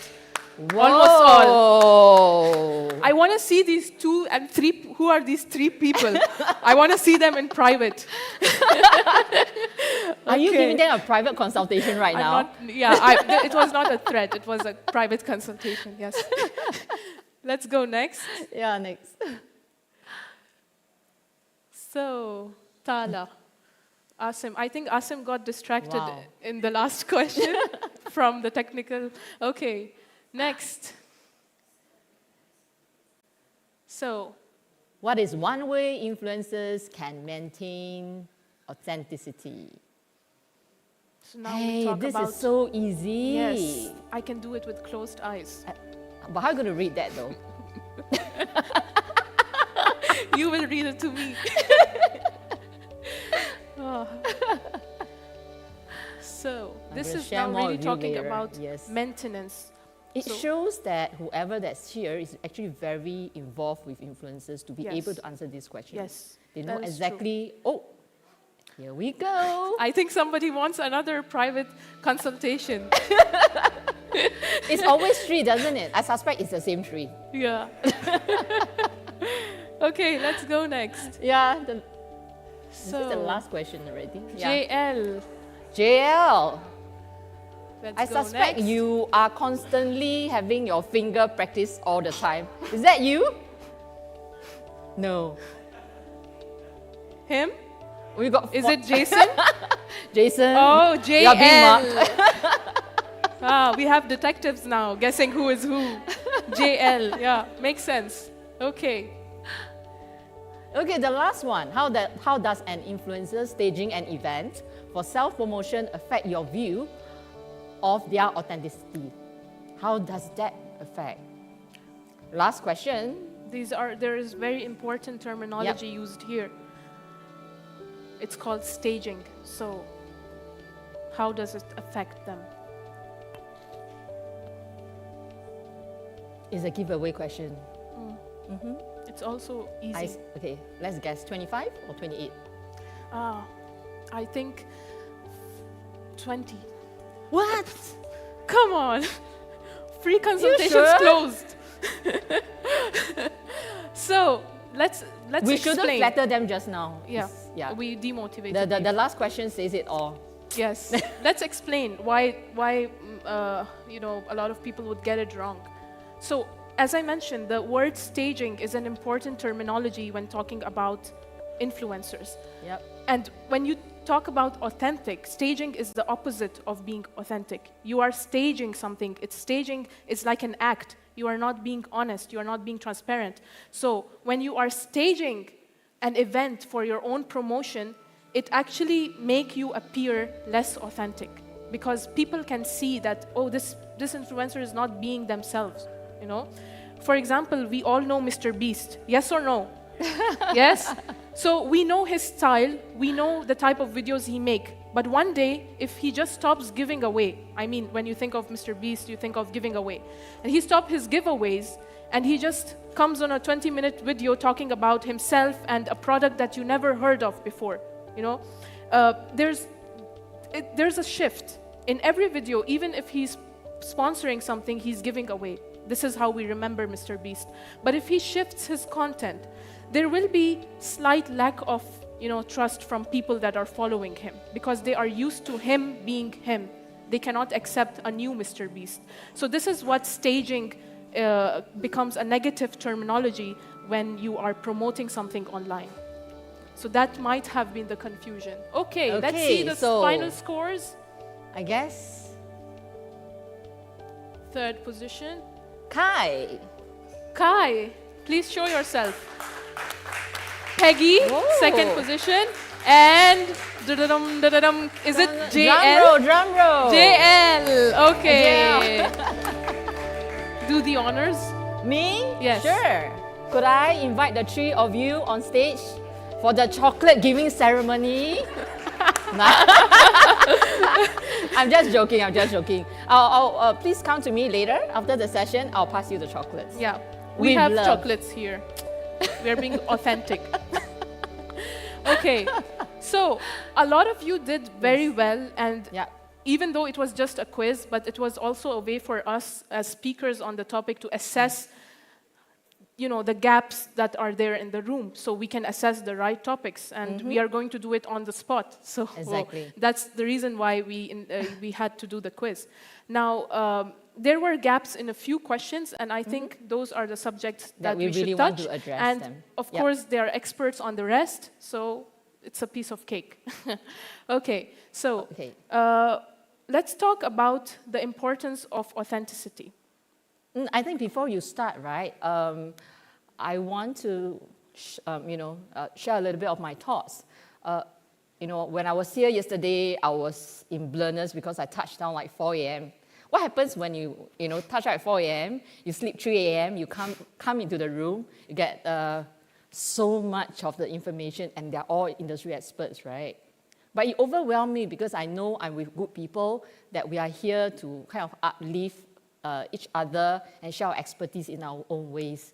So based on the topic yesterday and today, it has always been, we're talking about strategy, there's a lot of talk about ChatGPT, there's a lot of talk about content creation and what's not. But now we are going to influence, we are going in a more personalized level. And like what I mentioned, every one of us here is an influencer, and we feel that same way about each other as well. So we're not going to cover the fact whereby if you're authentic, you're the perfect influencer, because we all know no one will be perfect. All you need to do is to be authentic, be yourself, be responsible for your content, and be the unique you. You may be, we were having a session, just now talking about humor in content, doesn't it? If you're in the previous session, we're talking about humor in content, but not everyone enjoys humor. Some enjoy cooking. Some probably enjoy, criminal stories or documentaries. Or stories, or yes. what's not, So authentic is a very generic topic whereby you can be that you enjoy whatever that passion in you, and then you share it with the world. And people grow with you together on this journey. So you do not have to be this A, B, or C influencer. You just need to be authentic and be yourself. That's what makes you unique. And that's what brands really look for. They do not need a copycat. A copycat means you are already a fake because you are trying to stage it, yes. You're trying to, create a persona that you never is. And one day, you will not be able to keep up with it. The best way of being an influencer, as far as I know, okay, because I started, before I'm into marketing consultancy, I really started, back in those days was the blogger days, doesn't it? It started with me talking about how I gave birth, the birth process, the breastfeeding process. After my first kid, second kid, third kid, I grew. And what happened? When back then my Facebook, it started with 1 like, 2 like, 3 like. I'm like, oh, I got 10 likes today. That was like, to whatever kind of traction that I have and whatever, whoever influencer that I'm working with. So to me, it's always about a life journey. People do not follow you because you are 18. We grow old every single moment. They will walk with you and like you, even if you are 81. You know what I mean? It's really creating that life journey for people to actually grow with you and move on. And what I'm trying to say before, sorry I was interrupting you. Yeah, I was scared. This unique persona that there is this special thing that we have in each of us. It's about self-discovery. Each and every one of us, including whichever influencer out there. And that's what I look out for as a marketing agency. I'm sure there's many marketing specialists over here who also agree the same.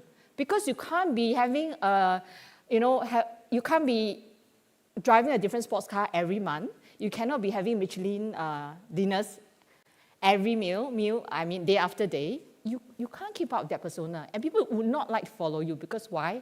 It's not possible for them to maintain such a lifestyle. And after some time, they don't feel that you're authentic, they don't resonate with you. They want to hear things like, for example, like for me, I share things like a challenge as a mom.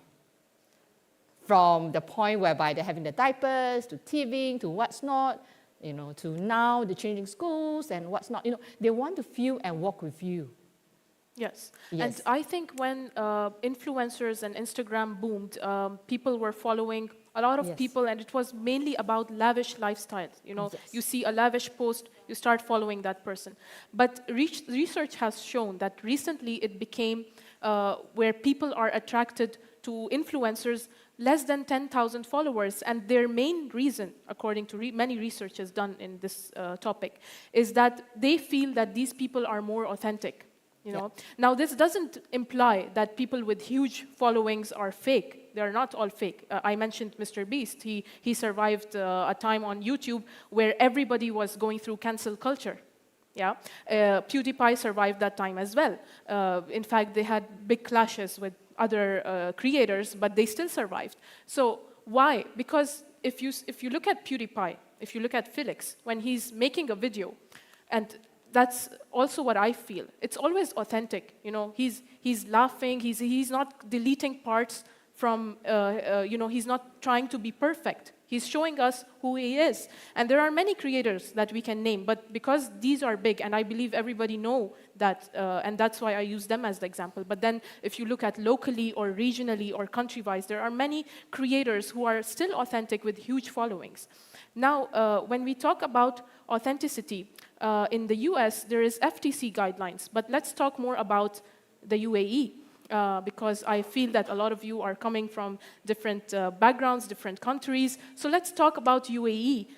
Now in UAE, the federal body, the federal governing body for this influencers and postings, it's called NMC, okay? The National Media Council. Now, to be an influencer who is posting sponsored ads based out of this region, you need to have a license, okay? And in this license, you purchase this license with annual renewal. There's a fee for renewing it every year.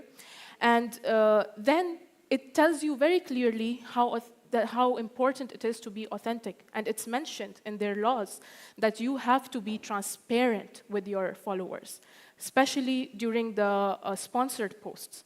A lot of things happened on TikTok. If you are following TikTok, there were many posts that had backlash. Also, cancel culture came up. And we will talk about the consequences in detail in our next point.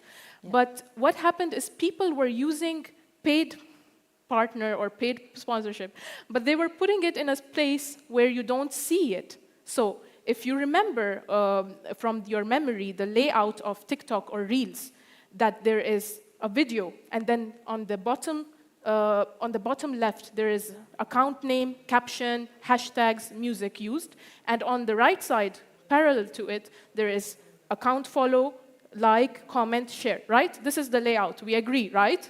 Yep. Okay. So people and many influencers, they were doing paid partnerships, but they were putting the word paid partnership underlapping this account and hashtags and everything on their video.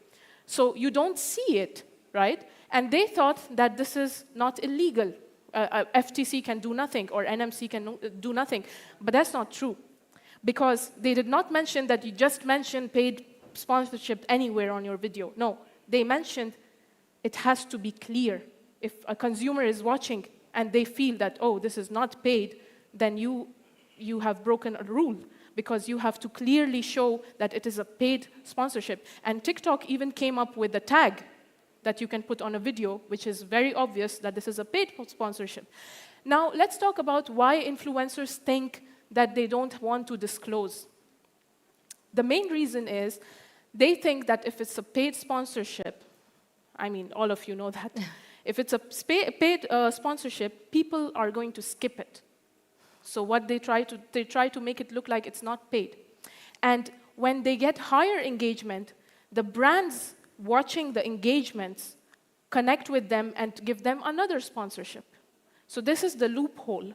But when people started seeing it over and over, they started being vocal about it, that this is not fair, the product is not as you described, you are overdoing it, you are hyping it more than it is, and it's not. So what happened?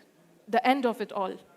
They lost authenticity. Today, if you search such influencers, they don't come in the Santa's good books. They are in the bad books. People know that these people are making fake content. So when you go public, there is a responsibility of you having a true image on yourself. And trust me, nothing gets deleted from internet ever. So being public is not easy.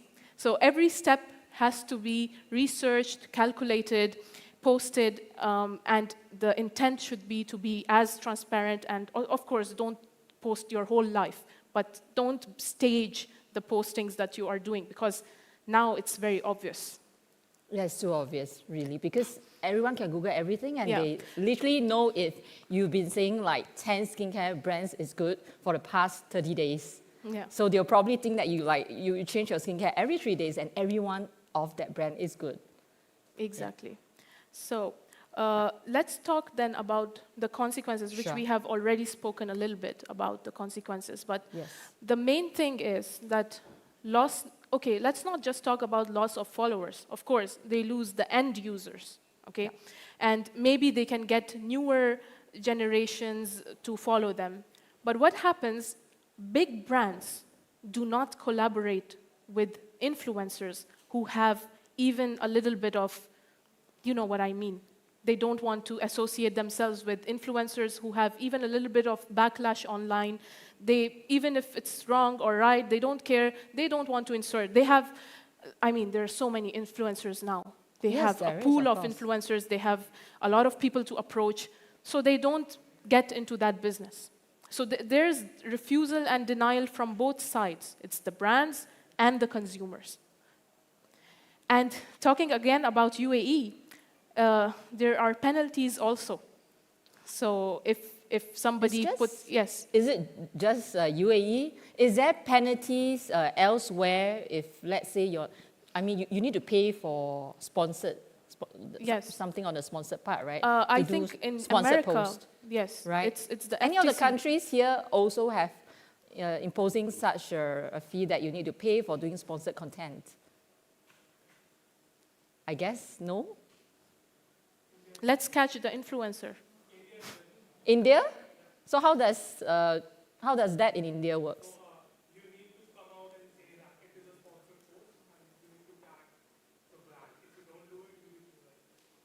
So is there an agency that actually oversees this?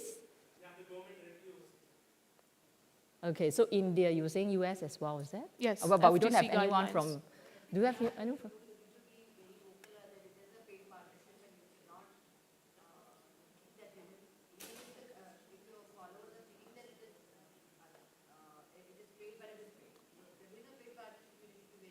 Yes, this is true. So if you're posting a personal content that is not sponsored, you can go staged about it. Okay, here you still may lose trust from normal consumers. Yeah, followers who will be like, okay, this is getting too much, it's too fake, unfollow, or just. And then there comes the aspect of word of mouth. You know, in the evenings when people sit coffee together, yeah, they have nothing to talk about.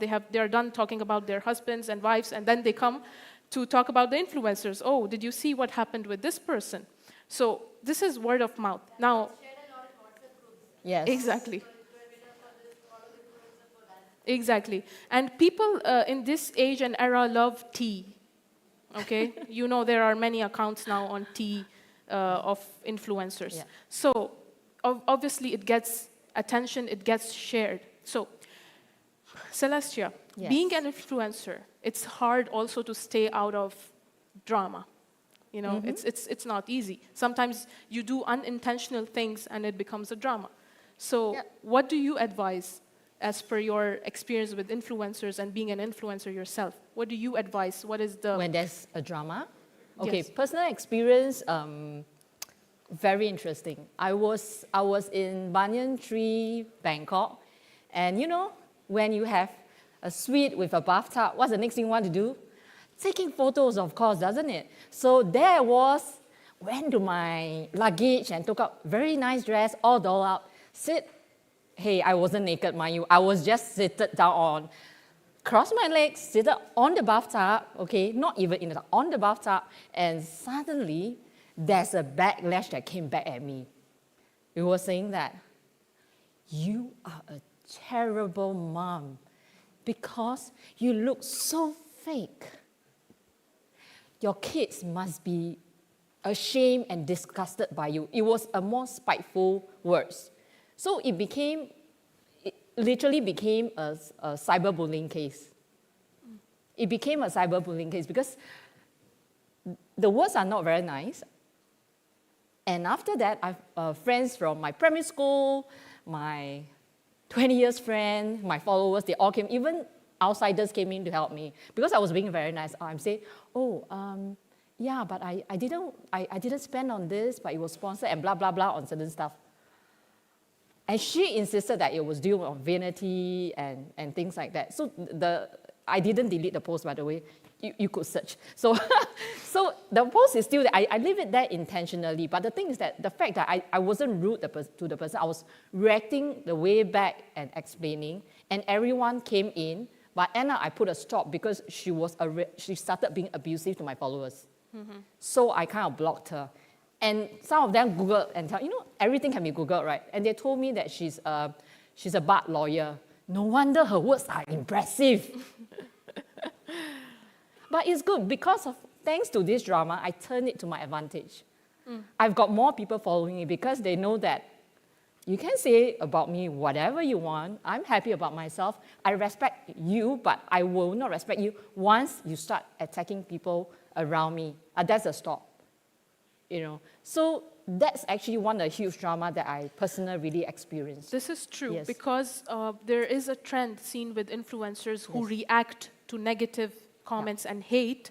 They get more on top of it. Because cyberbullying is real. Yes. Yeah, it's very real. It's just not in Singapore, it's all over. I mean, like Jason, I think he heard like a zillion story of cyberbullying, and so do the rest of you. I think that's not nice. It's not just affecting us, even as adults, even as kids, because they wanted to follow a certain figure or influencer that they think they really love, and they turn themselves that way and end up they're being attacked or they feel inferior about how they look, and they are being attacked as well. And my kids themselves also got cyberbullying, and I have to go to a teacher and tell her that that's not the right way. If everyone goes to cyberbullying and ensure that my kids or any parent's kid is at a disadvantage, then you're sending a wrong message. You can post anything on social media and not get responsible. So it's not just influencer. Anybody who has left a digital footprint, we need to get responsible for our content. To us, it may be a comment. It's just, that's how I feel. But what is behind it? Yes. Words can kill. Opinions can kill. So it's also responsibility. This is one of the 10 golden rules of netiquette, that when you use an internet, when you use any social media platform, always before commenting, always think that the other person on the side, even if they're abusing you, there is a human. So don't delve into that rabbit hole of responding to hate. This is something I also learned with age. You know, back in the day, I'm sure most people can relate that whenever we get hate, we always react. You know, we always feel the need to explain that I am right and you are wrong. But the right way to deal with this is, and I've seen a lot of people come, like sometimes I just make a comment on Instagram, which is open for thought, and it gets like 3,000 likes and comments, and people are always attacking, you know, and I never respond. You know, I just sit with my husband and laugh that, look, it's getting more it's getting more likes, I'm getting more followers. So if I go back like 5-6 years, it would trigger me. You know, I would like, come meet me, come see me, and I will show you who I am. You know, but I learned with time that it's a joke. These people are a joke, and you can hurt them too. If you feel hurt by them, you can hurt them too. So the best thing, don't engage in that. And this goes for the influencer's authenticity topic also, that if you as an influencer feel that you are authentic and your checklist is good, you know. I think the main pros of being authentic is, one, about building trust with people that is following you and people that's around you, your loved ones, because you have the responsibility of sending the right message for the influencer, as well as, like what we mentioned just now, you know, enhancing credibility and to engage and continue to have these people following the influencers, as well as differentiating yourself from the competition with long-term relationships, like I mentioned earlier on about, you know, a lifetime value, and also adapting to evolve the consumer preferences. Exactly. Yeah, that's the main thing. So, and not just that. I felt that, last but not least, being ethical and being transparency, like what I mentioned, is also important as well. So I hope that you know, whatever that we shared has actually benefited all of you, and it has been engaging enough. And none of you are using any tool. Oh, I got some love thing. Thank you. I'm sure you were all aware of this. We are all experienced. Most of you are honorees here for this event. So this is just a reminder to have some netiquettes, to be authentic, even if you're on the internet, to also trust people who are authentic, not to go for backlash. I mean, there are many takeaways you can take from today's session. And with that, the time is up. Q&A? Any Q&A? Thank you. We would be happy to take any questions. I think, I would really say that, for me, I would always believe in, 1, giving love, 2, uplift, inspire. That's a very, very important role to every single influencer. It's not just about posting product and posting our services. At the end of the day, people will get actually jaded. Today you post this, tomorrow you post that. It's really about engaging people in your lifestyle and incorporating all those products, services, and even charity that you believe in that messaging as well. Yeah. Hi. Thank you for the session. It was good. Thank you. This is Muntasir. I don't have a direct question, but it's kind of a opinion, and I'd like to know what you think about it. Sure. Like, I'm from the South Asia region, and authenticity, I understand, and for brand endorsements, the influencers who are involved, it's, I think, the number one priority. But what I have been, or we have been looking at from this influencer building their opinion on special groups and everything, we see a lot of influencers are getting popular with fake stories and also with controversies. And they try to create controversy, and they try to, so they are being also used for a lot of political reasons, and also a lot of peer initiatives for different causes. Yeah. So they're not being authentic, as for sure, and people are actually getting into, like, getting popular, but not being authentic, because they are just getting popular by controversy and all these fake things. So that is a challenge, I guess, and that gets a huge fan following. Doesn't matter, like they are all like, with wrong numbers or probably wrong stories, but it gets hyped up. So Yeah. this is an issue, maybe can damage the whole idea of influencers. Or authenticity. Authenticity, yes. Your name, please? Muntasir. Muntasir. Okay, this is a brilliant point. Due to shortage of time, we were not able to mention something similar that we had also talked about, but thank you so much for summarizing it beautifully. Now, this is true that some people get a lot of followers on fake content. Okay, this is very true, no need for explanation. But there is, if you see the graph of such people, and due to many reasons we cannot name content creators, but the graph is always up and goes down fast. Okay, so over a long period of time, they lose that grasp that they had on people. Parents discover, oh, my kids are watching this content creator, there is news about them, it's fake. Things happen. There are many people I can name for that reason, but let's not go there. It's a trend. It happens in business too. If you boom like this, you go down like that. That's how it goes. So for those who are getting fake followers or getting more attention from fake content, trust me, how long can you maintain a fake life?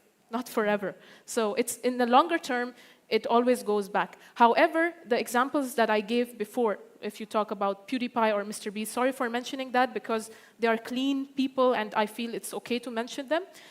They still have huge followings. It's check how long they have been on the internet. There were many who started before them and have lost their charisma or their channels are not more functioning. And these people are still doing it. It's a long-term gain that you can get similar to your businesses if you make the right moves. There's a session tomorrow about small moves can close big business deals. So I will also be speaking on that. So I will keep this part for that. But yes, if you make the right and small move, you can keep it for a longer time. So hope that satisfies the opinion. Thank you. Yes, behind you.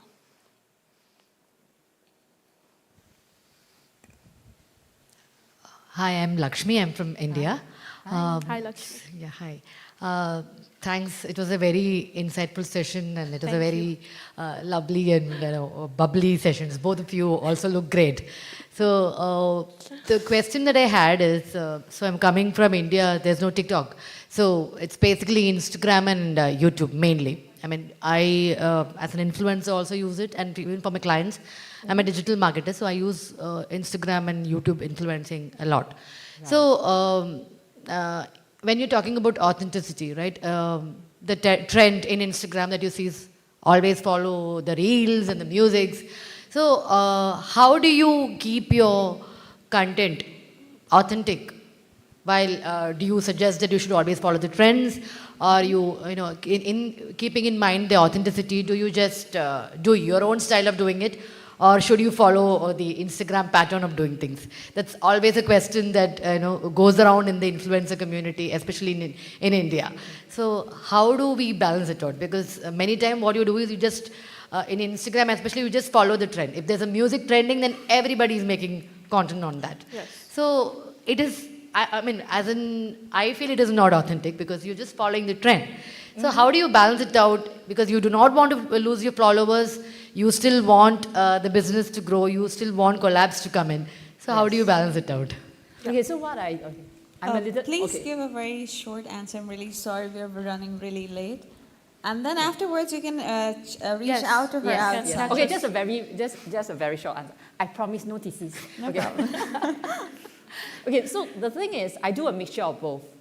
One, to please the world, and one that's really for collabs on the brands I work on, is catered to them. I will tell them that this is a trend, would you prefer me to follow the trend? Or one towards my style, which my followers would like to resonate with. And most importantly, that video is not just, I allow them not just to use on that channel itself. They could actually reuse it in other ways. They could edit and use it in other ways, and that will be a long-term video that they can recycle it for. Yeah.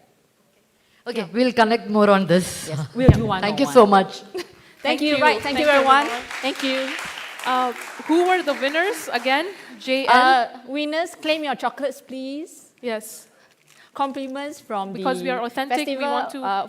Festival Mall Lulu Supermarket. Don't be so authentic. I just need to end this on a very authentic note, dear. Thank you.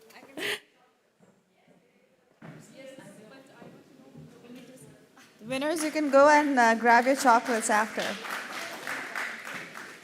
Thank you so much. It was very fun, entertaining, and very enlightening session.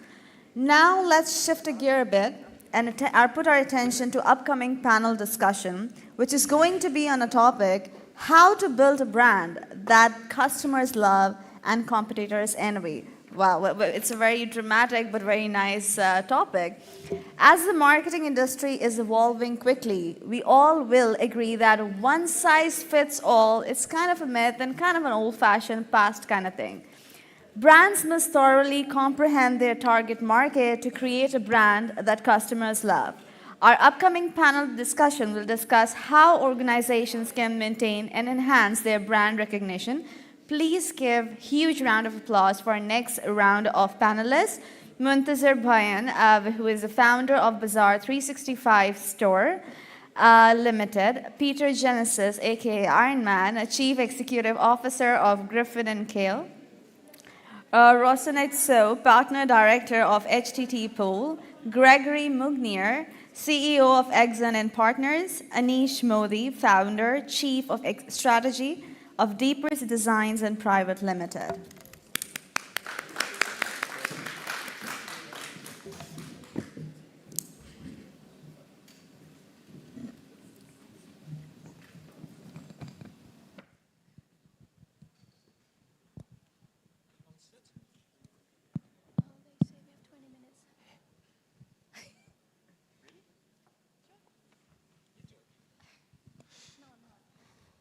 All right, half of the audience is in a coffee break. Doesn't matter, we got us. Yeah, actually, to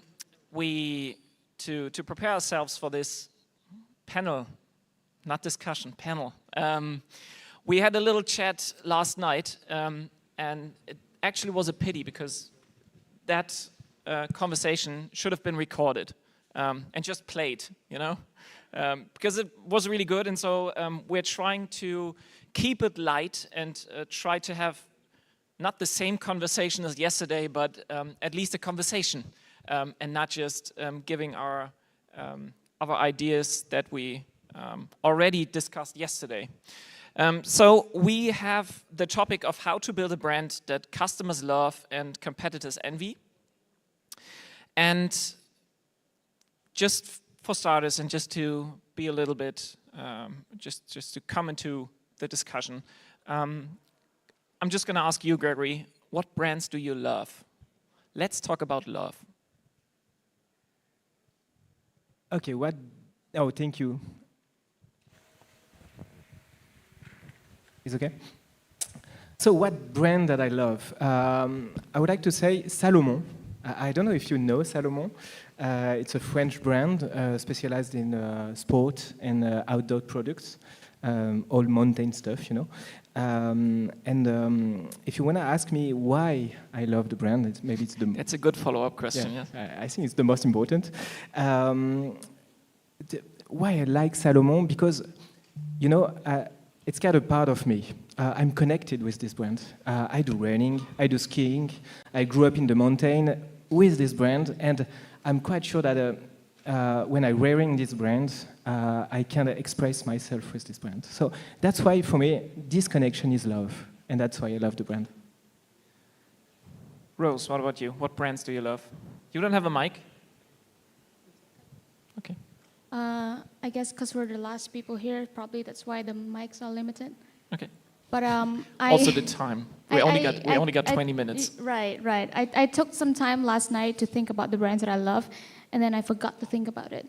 And now that you asked me, the brand that pops up right now is Jo Malone, if you know that. It's a British brand on fragrance and all of those. Very high class, fancy, elegant. At the same time, so simple, so flat. Which is probably what I could associate with. Yeah. What is here? What brands do you love? Or what brand? And why is the follow-up. So keep that in mind. So the brands, you are discussing that, like, you know, probably you love a brand and you haven't used yet. So it's like, I love Ferrari, but I haven't used it. But really, really love it. Really love the speed. Really love all the glamour, which I'm not. but I do love that. Yeah. So, what about you?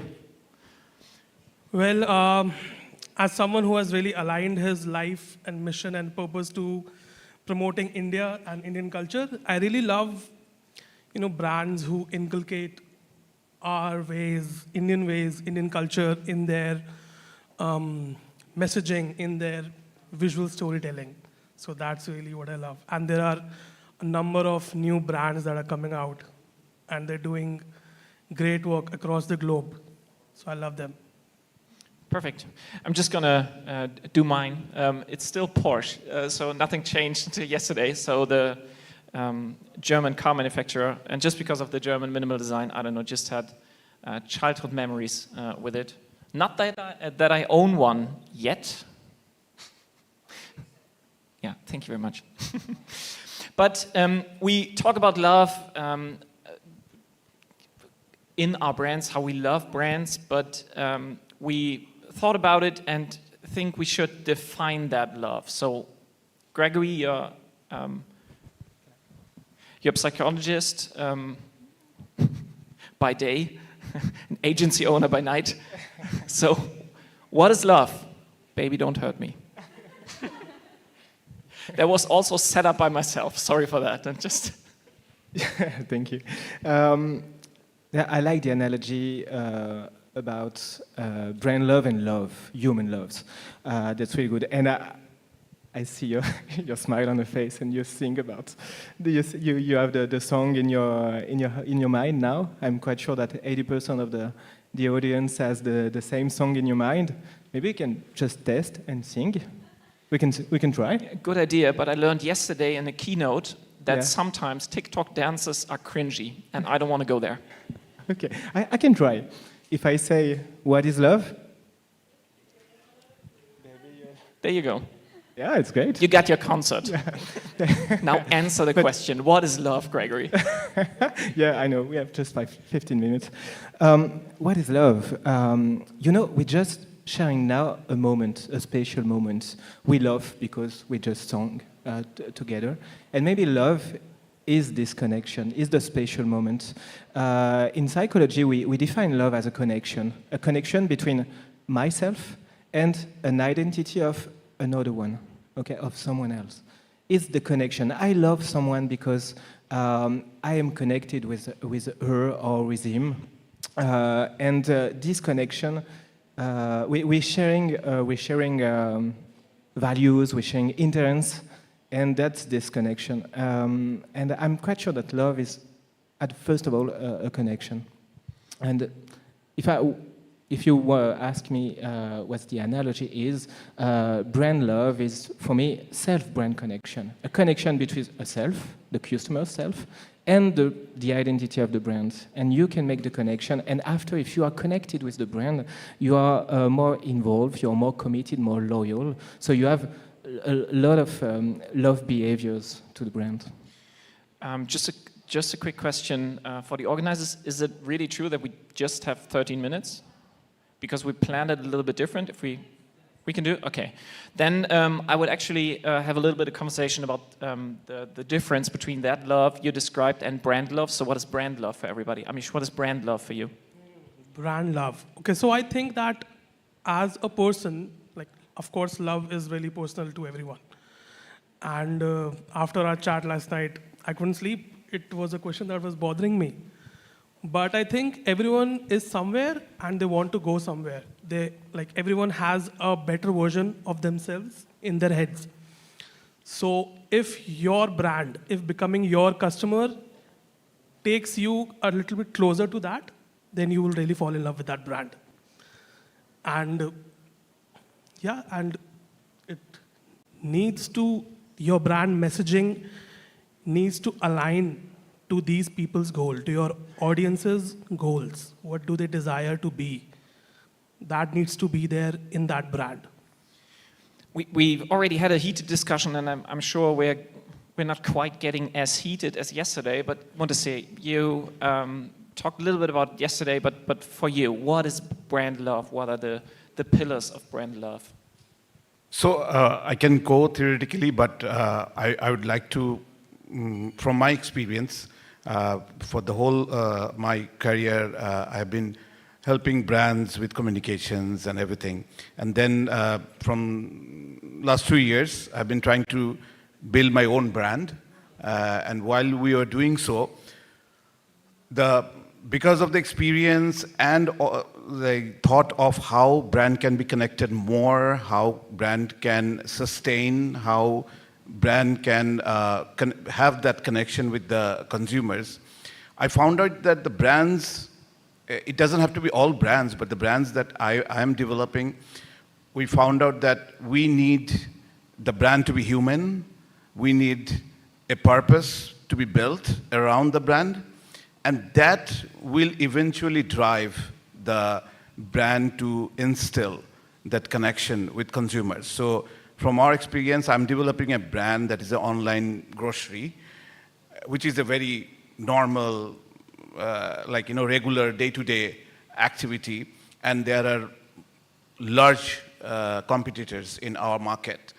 And then when we were developing, we were actually thinking of some also sustainable solution, because just a brand and just selling what everyone's selling might not get us in with and might not help us to have that connection with our consumers. So what we came up with is that grocery is something that every time, like in our daily life, it's a regular thing that we do.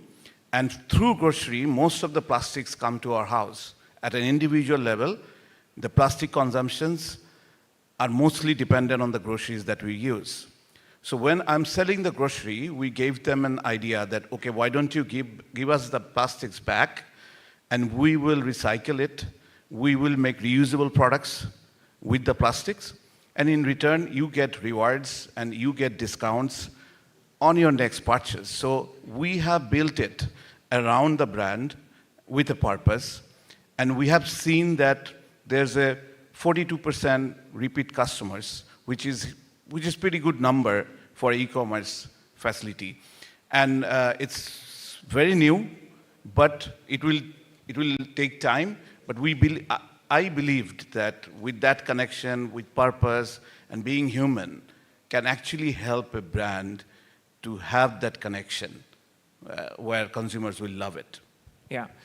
The second question of the panel is also how other brands envy your brand or competitors envy your brand. So Rose, for you personally, in your experience, what is the difference between that love and envy part of brands?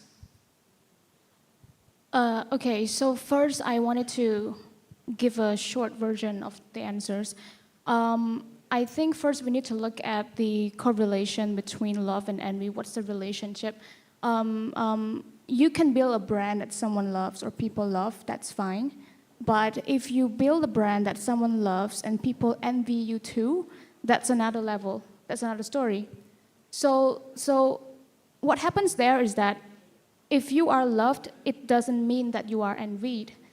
But if you are loved so much that it feels like the love is so scarce for the rest of the brands, then you are envied by those brands. And what happens there, because to build a brand that someone or the consumers love is kind of like already a difficult level. But to build a brand that people love, and also all the competitors ran screaming and thinking that I also offer the same thing, I have the same values to my customers, why are they loving you more? So I think the relationship there is that you're already reaching to another level of building brand love and also loyalty, and at the same time, you reach a threshold of beating your competitors up in the market. So in order to get there, you need more than just being yourself to be loved by the consumers. You also need to beat the love of everyone else as well. That's a great insight, and do you want to add? Yeah, do add. So like adding Everyone to that, can just talk if you have a mic. So talking about envy, I would say that if as a brand CXO or a branding manager, whatever, if you envy a brand, it really says a lot about you as a brand. Maybe you know that where you lack. Maybe you know why the other brand is better than you. So I always suggest that look at your own brand, what's the difference, and if you envy, you really have to maybe re-strategize something in your own brand. We want to get on with the conversation about how to build that. So before we do that, we do have one thing planned, and that's just for having common ground on one thing, because we need a definition to then go on and talk about how to build a brand that is loved. And so, Gregory, please enlighten us. A definition, what is brand love? Not only in your opinion, but in your professional expertise. Yeah, thank you, Peter. Just maybe to explain, I had a researcher experience before, a PhD in marketing and consumer psychology, and we do work on brand love. We have a scale, we can measure the brand love, and we have a definition about that. We used to say that brand love is two kind of stuff. It's first time the prominence of the brand. So if you have to define the prominence of the brand is the top of mind of the brand in your mind, in your head.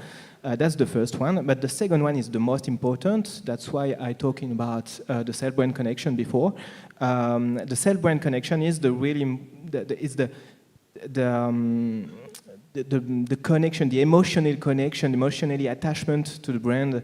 And that's the most important, the connection between the brand, the identity and the brand, and yourself. There is a researcher, an American one, maybe one of the most famous researchers in marketing and in consumer psychology. His name is Russell Belk. I don't know if you know Russell Belk. Russell Belk say, we have what we had. We are what we have. He's talking about extended self, and a brand is an extended self. Brand are values, and when you buy a brand, when you use a brand, you build a brand. You build your identity with the value of the brand, and you express yourself with this brand. And that's the definition of brand love. You are connected to the brand, and you can build your identity with this brand, with the value of the brand, and express yourself to the brand. Perfect. So that still is a little bit meta, I would say, not really actionable. So we now tap into the waters of how to achieve that, how to build that, and not just the meta version, but the day-to-day We're all brand builders in some way or form. So, Rose, how do you build a brand? And be very specific. Short, but very specific. Okay. Feel very confined here. Great. Yeah. So the most specific thing I can answer about this question is also the most generic, which I think probably everyone always forgets. We talk a lot about tech. We talk a lot about all these media, all these things that we could do to build a brand, but we forgot that marketing is actually science. And it starts from step one, which is actually how do you communicate your brand identity to anyone?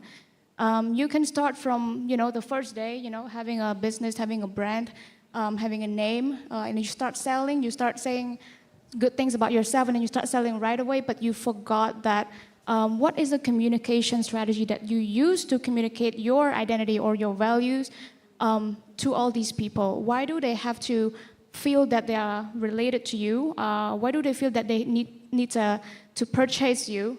For example, if your name is Peter, like who are you? Because there's so many Peter in the world, right? And I know a lot of Peters, including the ones that starred in Spider-Man. So who are you? It actually, right?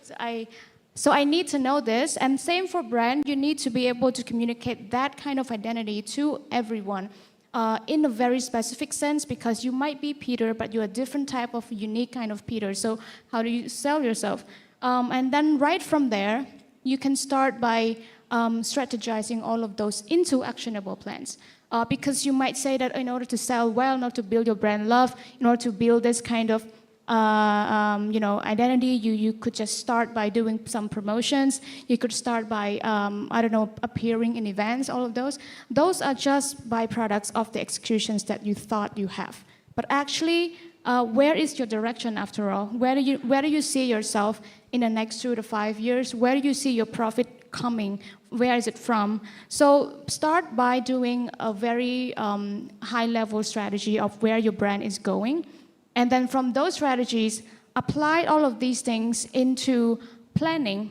And planning could come in a lot of things, right? Plans come in media plans, digital plan, brand plans, all of those plans that would actually be applied from that very same strategy that you took in the long term. And then along the way, I talked to Peter yesterday, I talked to you yesterday as well about that. So a strategy is like a fairy godmother. It sticks with you the whole time, and then you keep improving it from time to time until you reach a point where you are recognized by all your consumers and loved by your consumers and automatically considered and repeated by your consumers for the longest time. So I think that's probably the foundation of where to build your brand love. Have a strategy over there, apply it and adopt it in all of your actions across all the lines of your brand. Anything that you do must be, let's say, aligning with what you said from the beginning, because otherwise I'm confused.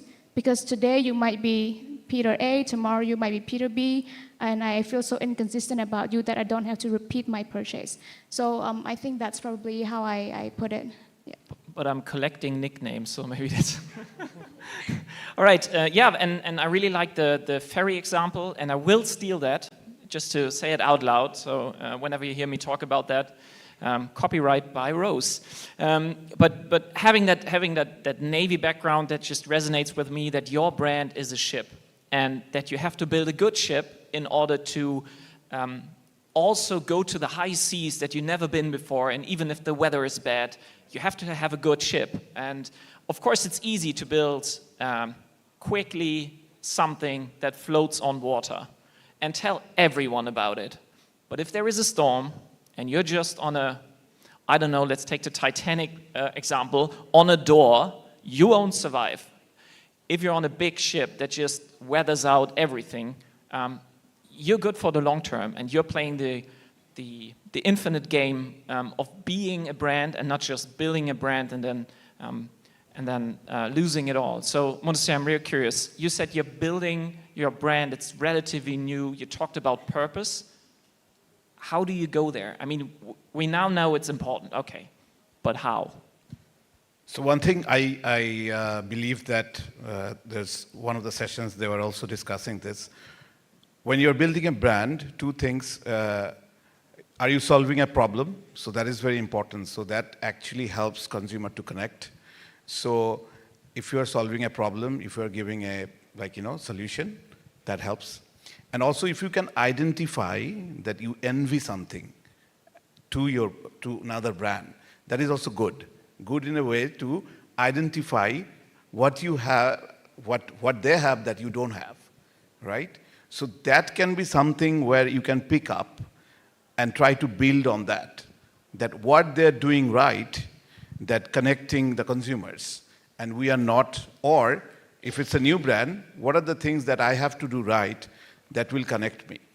And as we were discussing yesterday also, that the basics has to be there. The basics has to be right. How you position your brand, do you understand your target audience or not? And if you are solving a problem, was this a real problem or it was just there, it was not that important? So if there is a problem that you are giving a solution and you are connecting to the consumers and then you are consistent with your offerings and with your promise, that will help you to connect with the consumers very well. And then eventually, I would not say that the consumer love will develop very soon or just, first, as we are also discussing, the love at first sight. That can happen sometimes, but to have a sustained experience, to have a sustained love affair, you might need to tick all the boxes and consistently doing so. Exactly. We had one metaphor where it was like, you wouldn't go to a person and just ask them to marry you, would you? That's branding. So you don't go for the ask right away. You don't go to the mall and say, hey, nice to meet you, want to marry me? You don't do that. And that's why I think marketing sometimes gets a little bit too pushy. And especially, I don't know if you noticed, but on LinkedIn, that's just a really problem right now, that everyone is just cold messaging everyone. So Amish, what are your thoughts about brand love and building the brand? That does happen in India, where your parents will just go to your girl's parents and good point. Marry. Does it work? Still does. With the most populous country in the world, so I guess it does. The outcome is there. I guess so. Depends on how you define success, yeah. So I think not just India, I saw a lot on reality shows. Yeah. So as far as brand love is concerned, talking from the Indian D2C perspective, where we had 400 million people make purchases worth $6 billion in 1 year.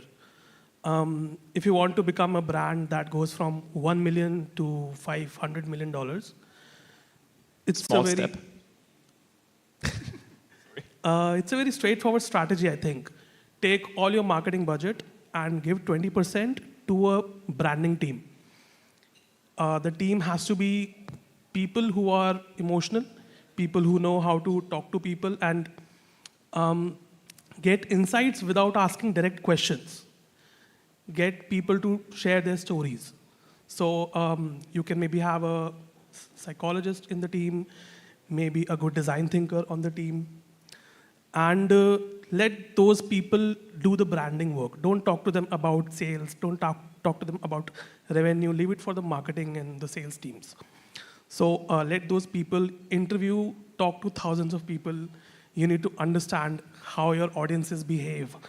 What are their desires? What are their likes? What are their dislikes?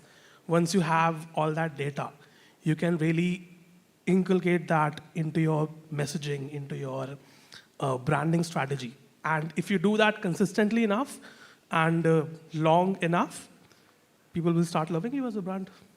Perfect. Time's nearly up, but I want to do, before we get a quick Q&A in, Gregory, the first question you ask your new clients when it comes to building the brand, what would it be? So what is the first question that pops to mind that is so important for you in order to build a brand that people love? Oh, my first question is, what's your why? Why you develop this brand? It's important for me because we spoke about love, but we don't spoke about passion. And for me, it's not the same, but we're building the same emotion. And if you know what is your why, what is the why, like Simon Sinek why, you know, your purpose, you will be a passion manager, you will be a passion CEO, and you will just share your passion. And if you share your passion, you will share emotion. And if you share emotion, so the humans just in front of this brand will just receive this emotion and creating love. So maybe the first question I ask is, what's your why? Perfect. Would be the exact same answer here. So that's good for that. So start with why.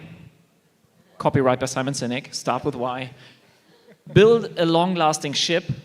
And if you need help, maybe you should go for a pilot. That would be agencies like we have.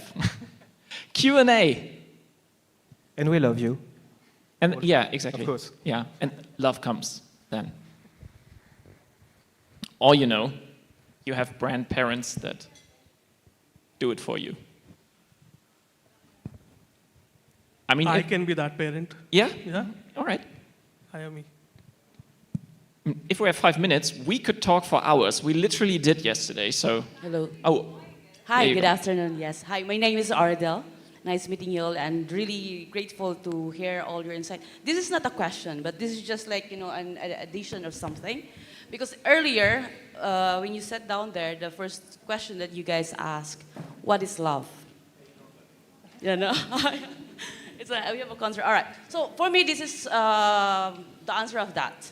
Love is, I wrote it, so I will remember. Okay. Love is a description of a certain emotion the human labeled long time ago. All right? So loving a brand is more likely something that gives the emotional satisfaction of the consumer. All right. It was mentioned earlier that you want to be successful in what you do, the brand that we are carrying with, you should be able to solve a problem, as you mentioned, sir. It's all about problem solving. And all we know, human is built with, you know, we are emotional being. A consumer will love a brand if there's emotional need are being addressed and satisfied with. That's for me. You know, if you notice in the market, it doesn't matter how expensive a brand is, but it is about how these companies make those consumers feel the satisfaction. I mean, the emotional needs that we give to our consumers. That's how we can get this one is loyalty. You know, it's the emotion is there. Thank you so much. On point, but Gregory. Yeah, sorry, can I answer? Yeah, just 2 minutes. You speak about satisfaction, loyalty, and emotion. I would like just to separate something about that. In brain, we have two parts of the brain. We have a cold cognitive part, and we have a warm affective part. If I just want to separate and divide the both, let me just explain a few seconds both. In the cognitive part, we have satisfaction. I'm satisfied about the brand, and I will just have a good opinion of the brand. I'm sorry for my English, maybe my French accent betray me. So I'm satisfied about the brand. I have a good opinion about the brand. Maybe I trust on the brand, and after I will buy it. But that's all. You can just buy it. We can't speak about loyalty in the cold cognitive brain because it's not the strength of this consumer behavior is not enough. We just buy it, and after we take another time. In the affective brain, oh my God, you will you are connected to the brand. And you have emotion to the brand, so you will just generates love consumers, or love behaviors, and will create loyalty, commitment, and all of this kind of consumers behaviors. So it's not really the same for me, and you have to go in the affective brain. Maybe I can just explain with an example from yesterday. Yesterday, I don't know if I see the person here, but yes, I saw her. Sorry, yesterday you asked a question to Kelly. I don't know if you see me. You ask, yeah, just in front of you. You ask a question for to Kelly, and you say, "Oh, I've got a problem in LinkedIn. When I post content about my expertise, I have less impactful than a post about my private life, right?" Maybe I have an answer for you. Is this division of the brain? If you speak about your expertise, I will like it. I will have a good opinion about you. I will trust on you, and that's all.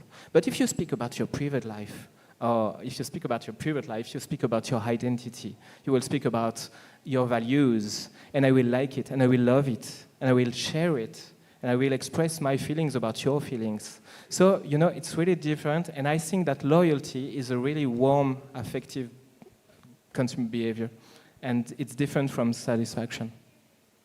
Perfect. I would say that don't just stop at satisfaction. You have to delight the customer.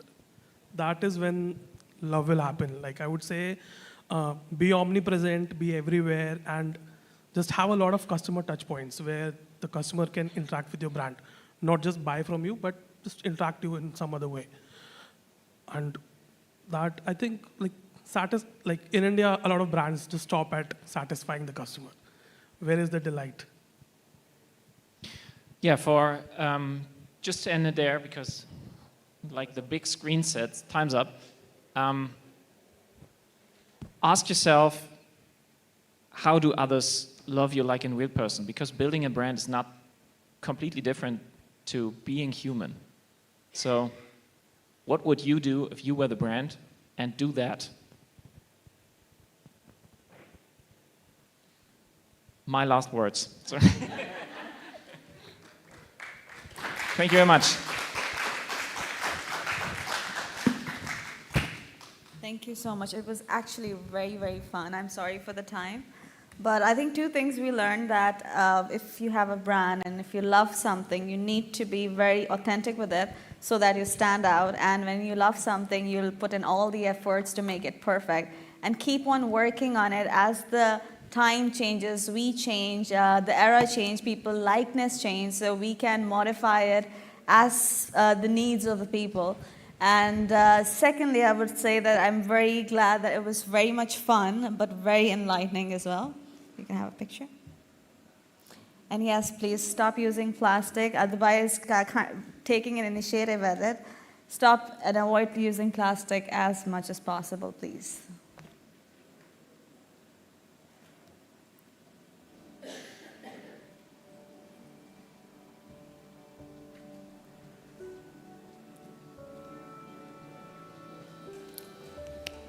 Thank you.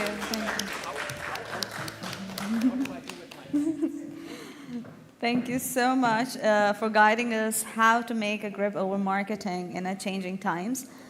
Do you often need help in conveying the right message in an email? Well, I do. And it can be very confusing in our upcoming time where we don't know how to, modify the message or write the message. With our next fireside chat, Exploding Your Agency Growth with Enticing Cold Email, hear out our expert, Sondas Hosanna, co-founder of Magnet Logistic Network, and Michelle Raymond, leadership coach and trainer at the People Partner, simplifying the art of cold email.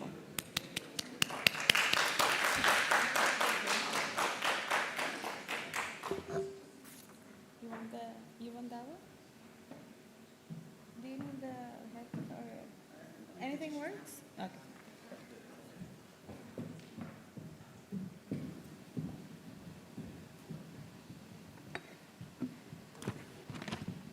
Yeah, I'll do.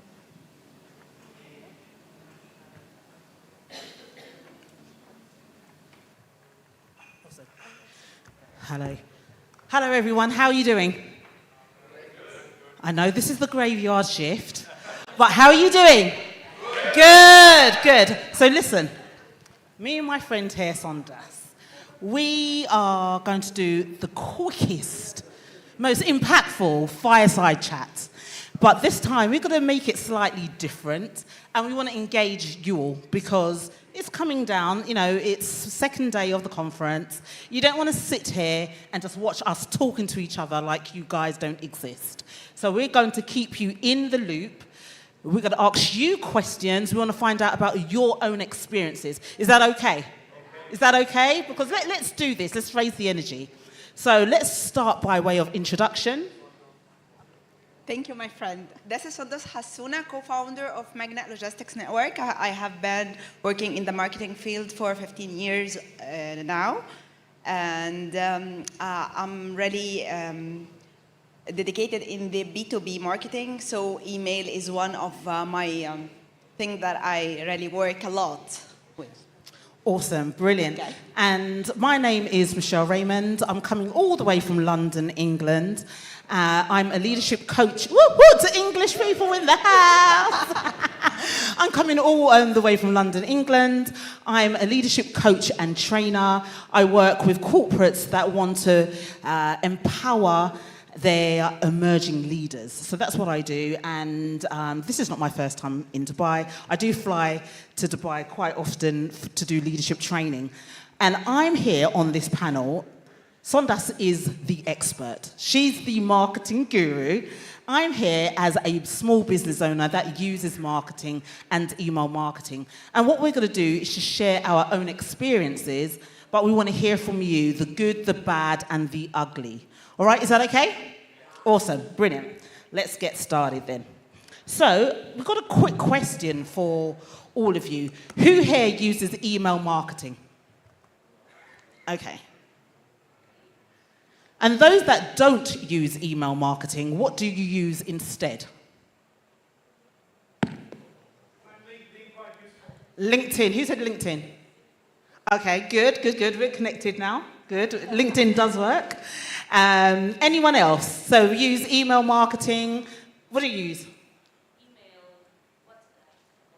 Emails. Oh, yeah, brilliant.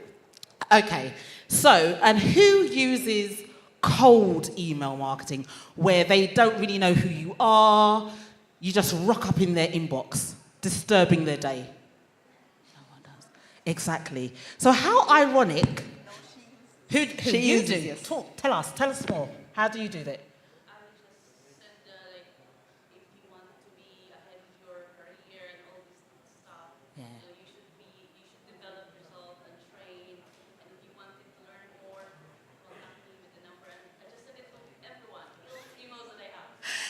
Good. So, yeah, go for it. Is this effective with you? Do you get replies? You get clicks? Perfect.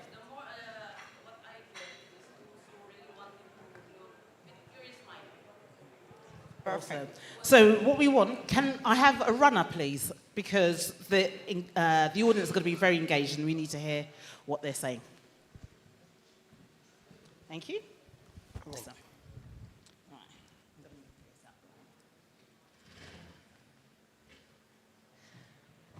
Okay, so I'd love to hear more about your experience in terms of the email marketing. But before we get started, I want to find out from you. You run a marketing agency. What's your thoughts on email marketing? Does it work? Cold emails for now. Does it work? We've heard from someone that it does work. Let's hear from your experience. Yeah, sure. So cold email marketing is to reach people that you don't know, and to begin interaction and to make the cold email into warm email and to get those into your subscribers list. And this could happen easily, but it depends on the message and the subject that you use when you contact, and also on the list that you contact. Okay, So we've heard that it depends on what you're going to say in your emails, and it's usually the starting point for warm emails. Okay, so my question to you, as we converse about this, is what are some of the things we must be doing, either as agencies or small business owners? What can we be doing more of to make sure that people open our emails? Well, first of all, the subject and the subject line, they should not contain any spammy words like sale and so on. These words are going to make those into spam, and this is not good for sure. Second thing is to use personalization in the body and in the subject. Well, personalization can be more than the contact name. It can be like country and what exactly do you offer and everything.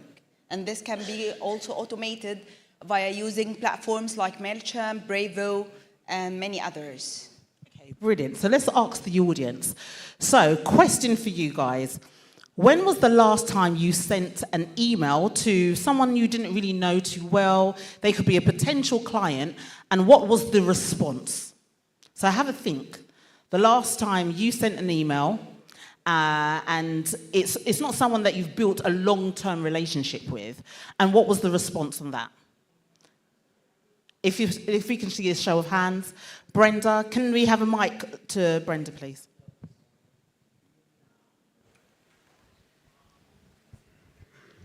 So what I found that works in life as well is opportunity. So we'll sending out emails, sometimes we get a reply back that will say, wow, I've just been thinking about writing a book and you landed in my inbox.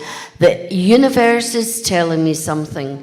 And I think I'm beginning to warm to cold email, because you just don't know who's wanting to write a book or wanting to know something about brand or writing or any of the other elements that we use at Book Brilliance Publishing. So there's always the opportunity that you're going to speak to the right person. And if there's opportunity, you gotta take action. All right, brilliant. Thank you for sharing. Anyone else? What's your experience of sending a cold email, and what was the response? Lady in the white. Hi, I'm Jennifer Miranda. Well, as per my experience, sending a cold email to the client is a positive opportunity, because I work as a sales and advertising company, okay? I mostly deal with the hospitals, and some of those are not, I don't know them. But I got the email address from someone else who's also in the marketing and sales. So they shared to me, and okay, I send an email, our company profile, and they get back to me. And now, to be honest with you, some of those are my clients. There you go. So it does work sometimes. It's trial and error. Would we agree that it's trial and error? You just don't know who's going to answer, who's going to respond, and sometimes, and I think what you were saying there is about it can, if we use spammy words, what can happen? Does it go into the junk mail? What happens? It goes directly to the spam box or the junk box. So, and this for sure affects badly the email and the company itself. So brand reputation. And sometimes, like Brenda said, she managed to email somebody and it just hit them at the right time. Because, as we heard from the earlier panelists, timing is everything. You just don't know what people are going through. You don't know what they're working on. And sometimes you just have to take a chance. And it's something that I've done. So I do a lot of leadership training, and I deliver leadership training for some of the top universities in the UK. So I thought, why don't I send some emails out to other random universities who have no clue who I am, and let's see what happens. So I sent to a few, and clearly they didn't get my email. It might have gone into spam, who knows. But one other university, they responded to me and said, tell me more of the work that you're doing with UCL, University College London. And I told them, and they said, oh, actually, I might need to introduce you to somebody. And would you believe that they now introduced me to one of the professors at Abu Dhabi University? And guess who I've got a meeting with next week, guys? So it works, right? Congratulations on this. Very glad to. It works. Sometimes it works. Perfect. So tell us, from your expertise, what things can we be doing also to, you mentioned not to use spammy language, and I remember reading that if we put a number in the subject line, some people are more likely to open that. What do you think? Yeah, using numbers is good, but it depends on the content. Since the subject itself and the body of the email for sure, should be related to each other. It cannot be separated. So if you are saying that this is valid for one day, so in the body, we should mention the same. Brilliant. So we've got a question for you. Okay. Let's see how this works. Who knows how this works? Where's the arrows? The green button. Hmm? Ah.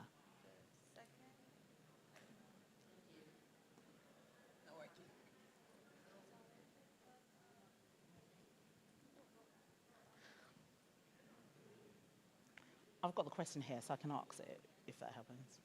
Okay. It's working. Okay, so, brilliant, thank you. So we've got some headlines there. Hopefully you can see them. Let me move out the way. So let me see a show of hands. See what's new this November. Is that a good headline? Let me see. Okay. See what's new this November. Okay, let's give you the mic. Why do you think it's a good headline?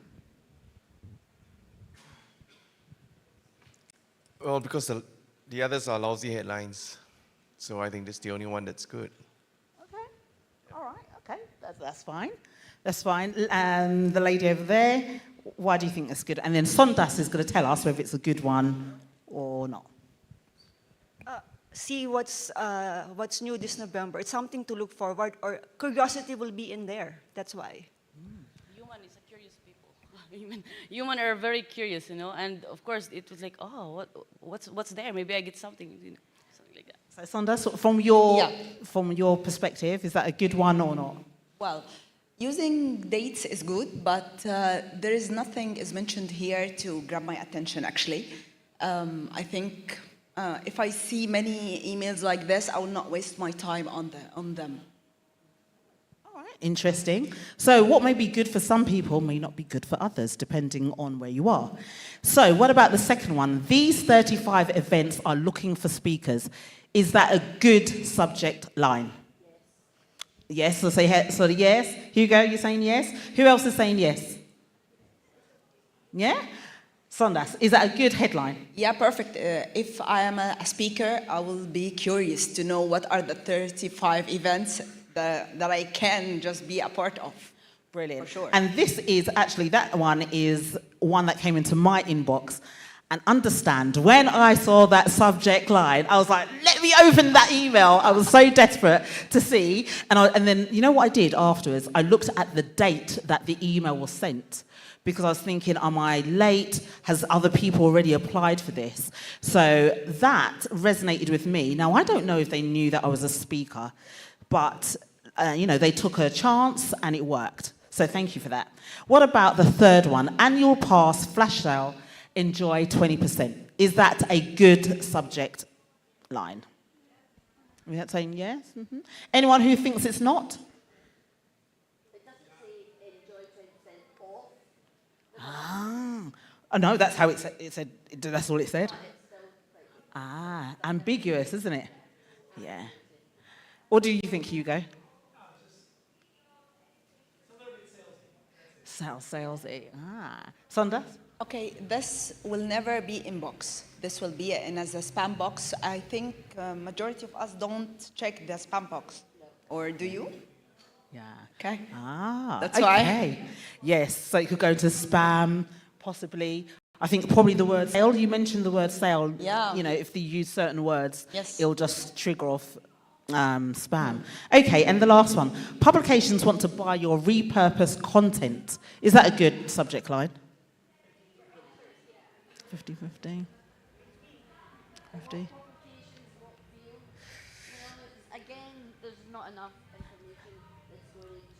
Would you open it? Nah. Tala, you wouldn't open it either. Why wouldn't you open it?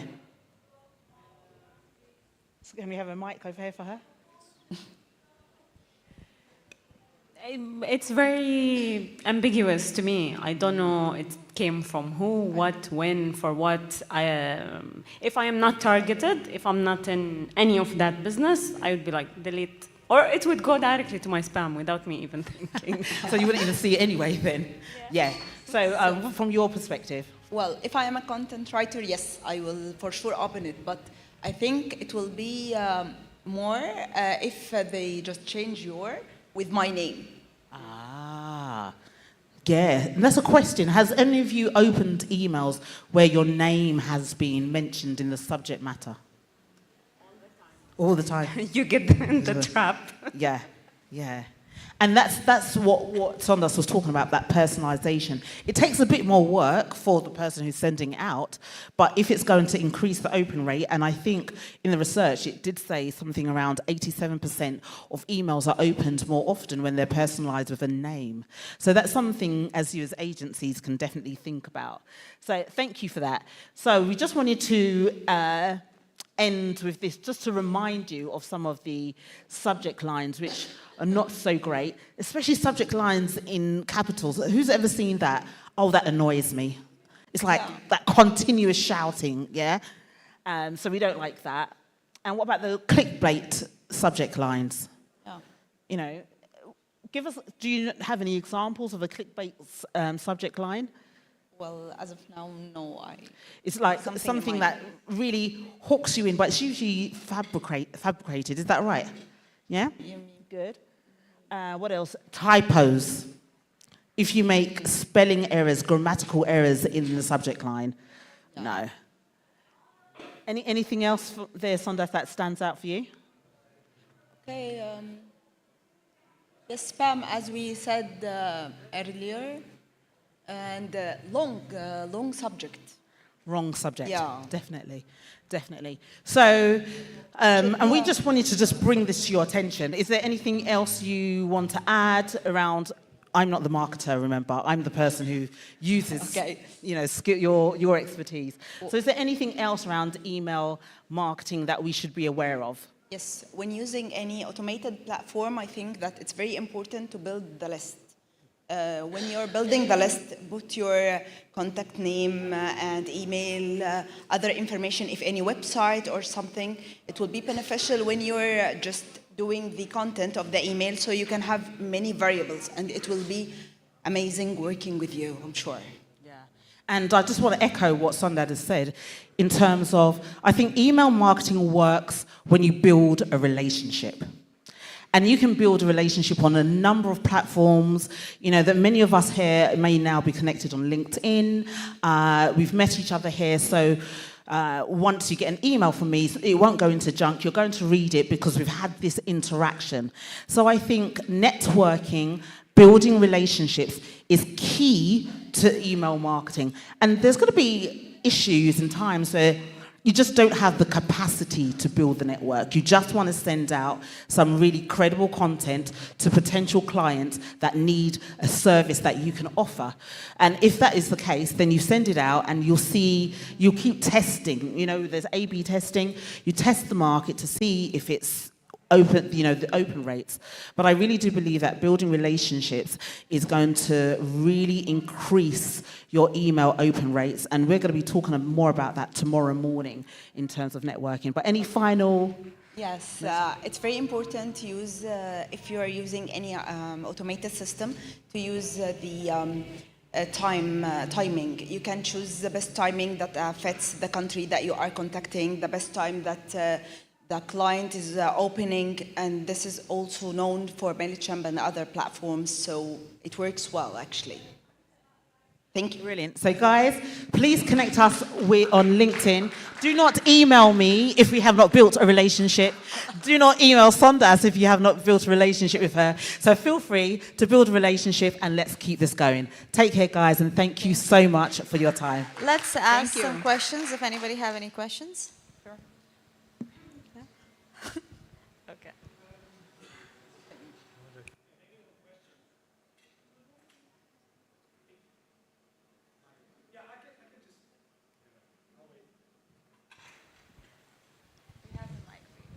I think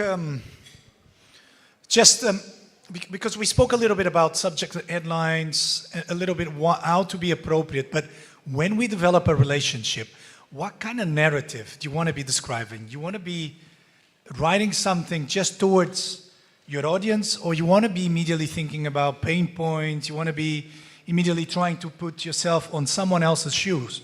What would be a little bit your take? Your point of view, or immediately your audience, and start writing about this? For me, it depends to the client itself, the segmentation you are targeting. But always choosing the pain points, it's working well. Yeah.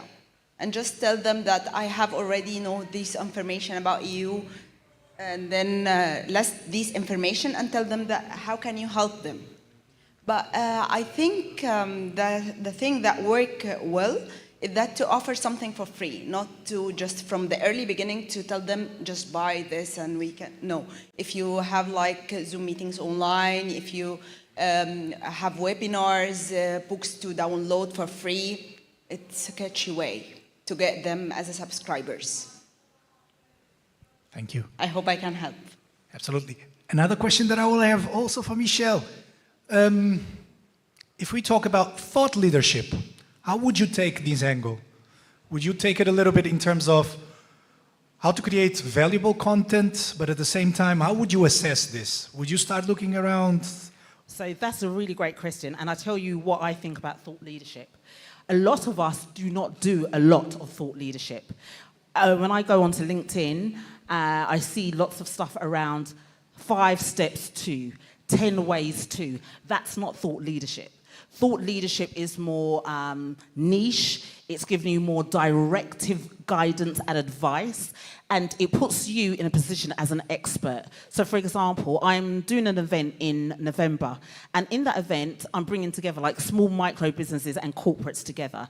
So I now need to make sure that my content on LinkedIn is thought leadership around diverse suppliers and how we, people like us, are credible and innovative and can sell to corporates.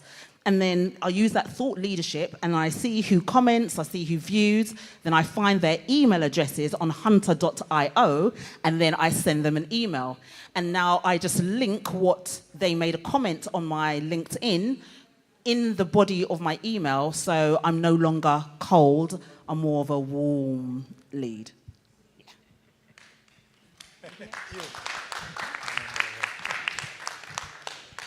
Anybody else? Okay. Cool. Thank you so much for your time. Guys.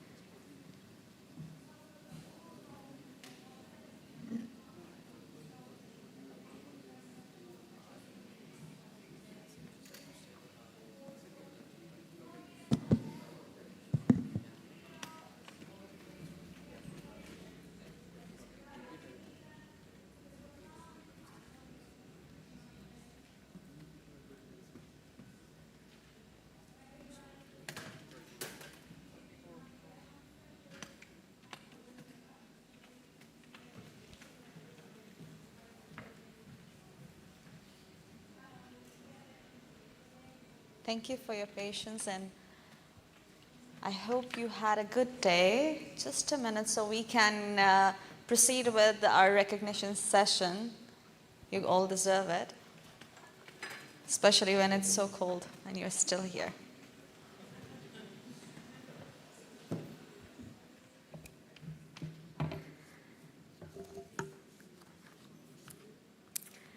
Thank you so much for your patience. So now it's almost a wrap for day 2 for Marketing 2.0 conference, but without putting a spotlight to our geniuses and individual and organization for their contribution in this field, we won't end it. So let me call upon Sri Ram Sundarajan, Managing Partner at Hypergrowth Labs, to present the awards to the visionaries and influencers of the marketing world sitting amongst us.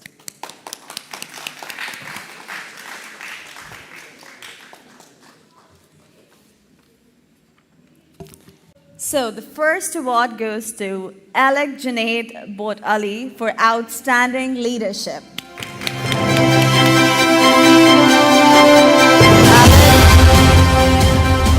Alec is performance creative strategist as a freelancer, boosting a successful career as a digital marketing expert.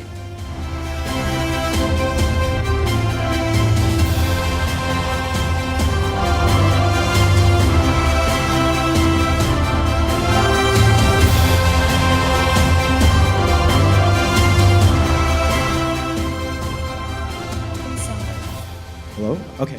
All right, before anything else, I'd like to thank the organizers for granting me this award and for giving me the opportunity to connect with talented and accomplished individuals. I would like to thank my executive assistant, Jaren, if you're watching. Thank you so much for allowing me to thrive as an independent contractor. I'd like to thank my mom, who's in the crowd. I hope you're proud of me, Mom. And to my partner, Angel, if you're watching, thank you so much for being supportive and for putting up with my ish. Pardon the language. And lastly, the apple of my eye, my 5-month-old daughter. She may be watching, but she doesn't understand what I'm saying, but you are the source of my inspiration. And lastly, I would like to thank my mentors. I'm definitely tagging you guys on LinkedIn. As someone who came from the hospitality background, I never imagined I'd be in this stage in the marketing industry. So again, thank you so much to everybody. Thank you. Congratulations. Well, Alec, you thanked everybody beside me. I was waiting for my name. I'm just messing. Next is Gregory Mugnier for outstanding leadership. He is a CEO of Exxon and Partners and has a PhD holder in marketing and consumer psychology. He is a founder of Exxon, a global marketing agency with operations in France, Switzerland, and Canada.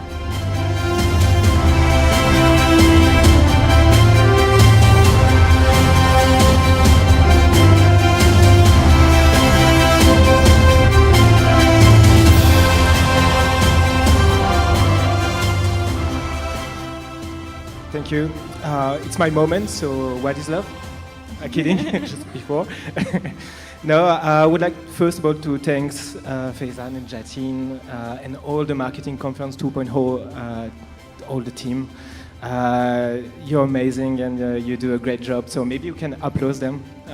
They're really good. And I would like to thank my teammates from Exxon and Partners. They deserve more than me this award. So I will go back to France and just share it for them. So thank you so much. And maybe you guys, 2 days that you inspired me, I will go back with a lot of information about marketing. Just maybe for you, keep your passion. Keep your passion in your job. Keep your passion in marketing. You're really the best and you inspired me all the time. I just see marketing leader family. So thank you so much for you. Congrats. Our next award winner is Mr. Hafiz Muhammad Adil Siddiqui for outstanding leadership. He is a CEO of Community IMU and is a young professional from UAE with expertise in marketing, scales, crypto, and forex trading.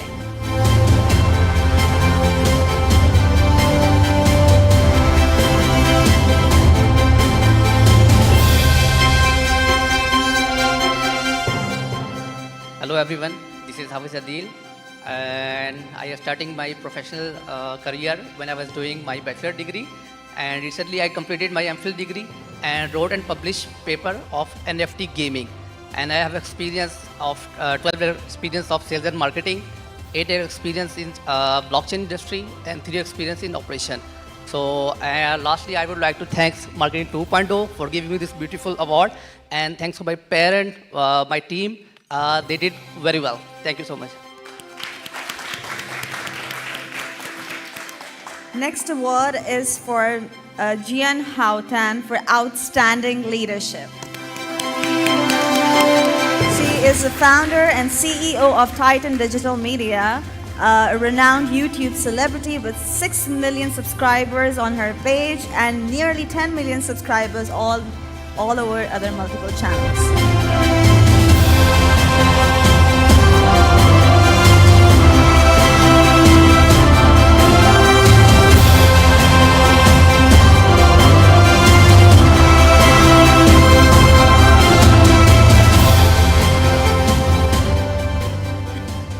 Thank you so much for this award. It actually means so much to us because it puts Singapore and our company on a global map in this marketing space. And we feel motivated to continue creating content that inspires. Thank you.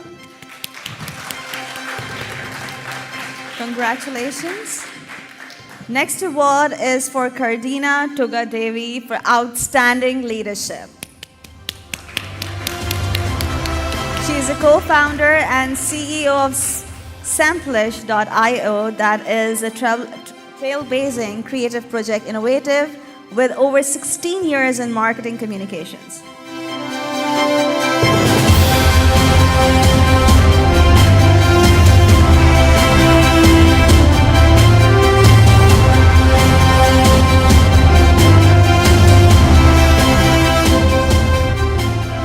Hello everyone, good afternoon. I hope you're still high energy this second day.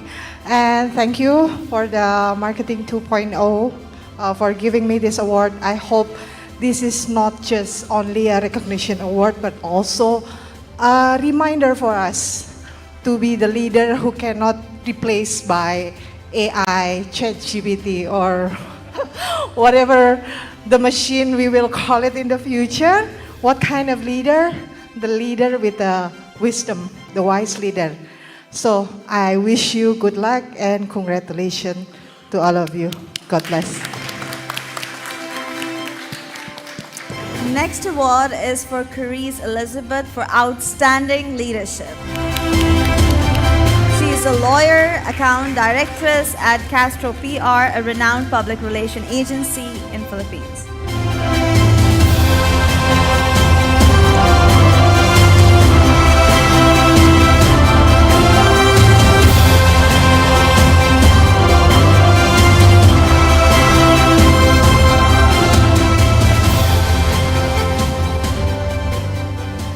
Thank you, everyone. I just want to thank Marketing 2.0 organizers for this event. Without them, this wouldn't be possible. I want to thank my family, friends, my loved ones, my partner who's also here today supporting me with the video camera. Well, this journey hasn't been easy. I have received discouragements from other people, and I was even told that I wouldn't get this far in life. But I also want to thank them because they ignited the passion in me to strive for excellence. And I also want to thank all of you here because all of you inspire me. And congratulations to everyone. And most of all, I want to thank God for giving me this opportunity to give impact to other people's lives and aspire to be an inspiration to others. So thank you so much. Thank you so much. Congratulations. Next award is for Michelle Raymond, Marketing 2.0 Conference Influencer Award. Woohoo! She is the founder of People's Partner and lead facilitator of UCL's Emerging Leadership Program. She offers leadership solutions across UAE and UK.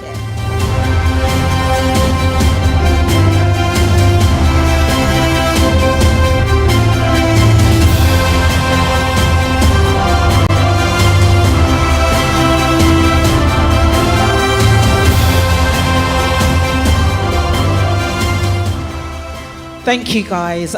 It's always a pleasure. And I just want to say this particular award, I've won quite a few awards back home in the UK, but this is actually my first one outside of the UK, so I'm really grateful.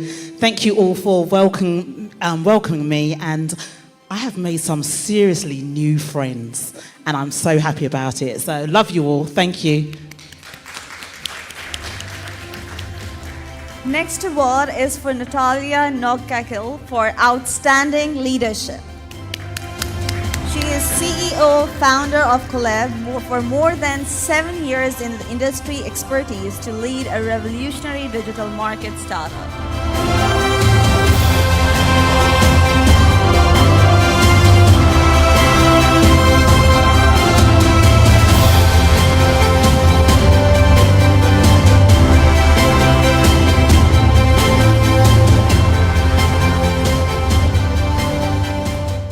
Thank you. I'm gonna repeat myself. Thank you for the whole organization, and I'm so happy to meet you all here. It's been very inspiring.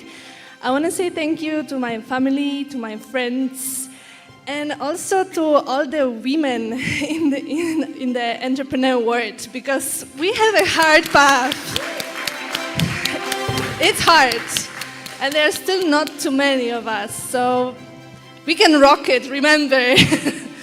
And yeah, I want every little girl who was once told that she's bossy to remember that she's actually having a leadership skills. Thank Amazing. you. I feel like playing Beyonce's music right now, but well. Next award is for Neil Stuck for Outstanding Leadership.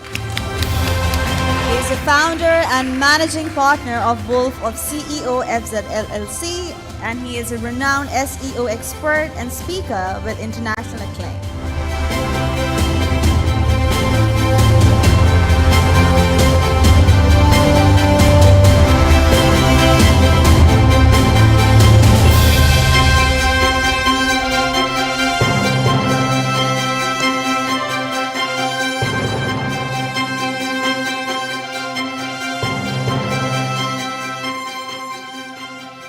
Thank you, dear Marketing 2.0 team, for the award. And especially I want to thank my family at once, because tough love breeds confidence, and especially my team, because what is a fast car without a very solid engine? So thanks for that. And yeah, I was very happy meeting you all here and having a great time at the conference. Amazing. Thank you so much. Congratulations. Next award is for Rachel C. for Outstanding Leadership.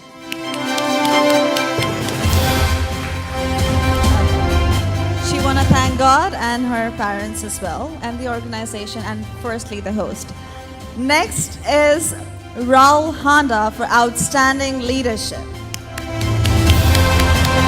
He is Chief Operating Officer at Fuel Intelligence and has been recognized as COO of the year 2022 by Business Content Manager.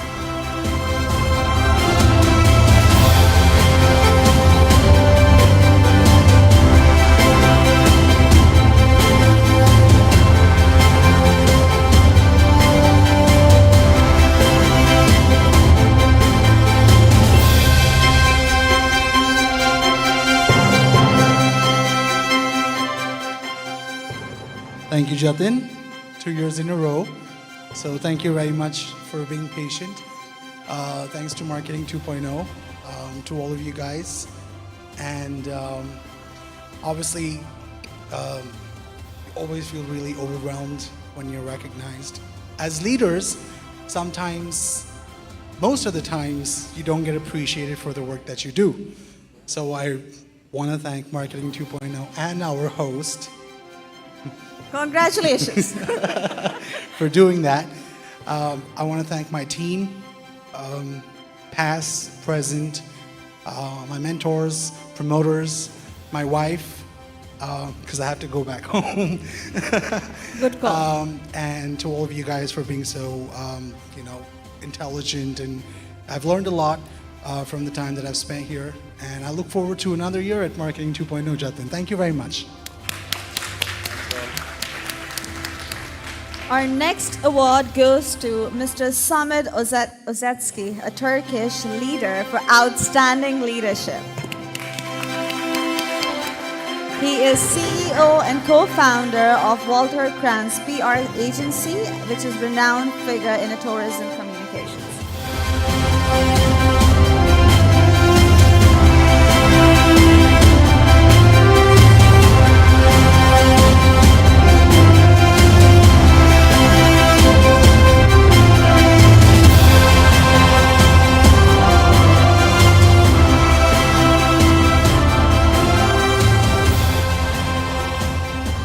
I take these awards for my team who are here or not, and also my wife. I have to go, as you said before. Many thanks for everything, Emma, the team. Thank you. Have a nice day. Thank you.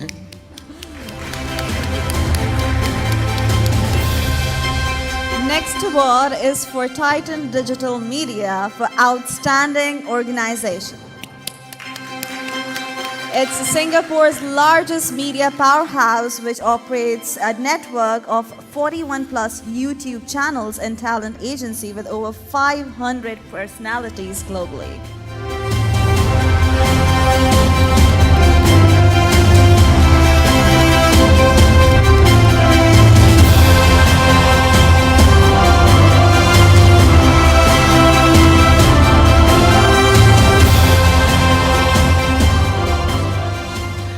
Good afternoon, everyone. Thank you so much for the award.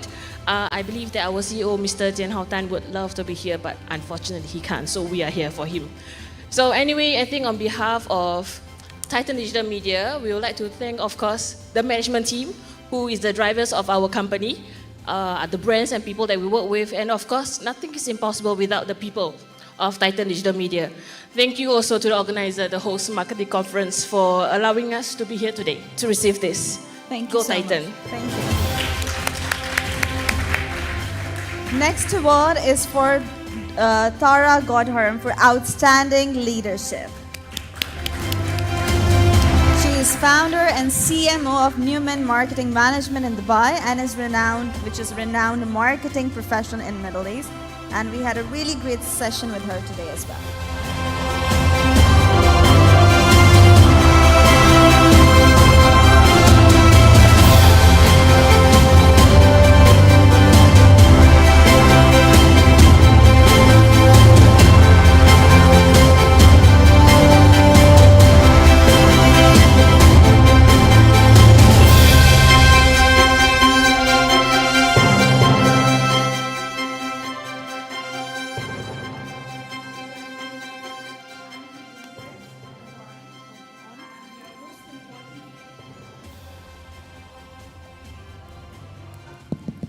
Okay, so this is the moment. I'm immensely happy, grateful, and I think the belief system that I have that faith is magical. So the little girl who dreamed to become an entrepreneur one day is actually achieving success step by step, and I'm so excited for the journey ahead. I would like to really thank my better half, my partner who's right here, who's the biggest cheerleader I have. I think applause for you. And my little one, who's just 4 years old, for his lot of sacrifices, like selflessly being there for me, supporting me to make this happen. I think as a woman, it's really difficult to get where you are and where I am today. So I would really like to thank my little one, Shivansh. And I think my dad is super proud of me. He's been the source of inspiration and strength. Since I was a little one, he's been a successful entrepreneur as well. And I really look forward to being like him one day. He's been really super successful. My mother for her unwavering faith and support. My dear family members, my mentors who really choose to work with me over and again, who believe in us, and they're one of the best in their industry and still choose to work with a startup. So I really think that takes like a lot of faith from their side as well to choose us over and again. And last but not the least, I would like to thank all the women here. I think looking at you, I think like, okay, it's possible. We can make it because it's really tough. And Jatin, you've been like really amazing too in being really supportive. Marketing 2.0, one of the best conferences that I've seen. I usually am part of like most of the conferences across different industries, but I think Marketing 2.0, fantastic job. So I look forward for this next year. Thank you. We look forward to seeing you again as well. Congratulations. Okay. Next award is for Uyghur Sietsma for outstanding leadership. He is a co-founder, co-owner for e-commerce. Hi. Combining his professional football career with his passion for e-commerce, he founded his first successful e-commerce brand.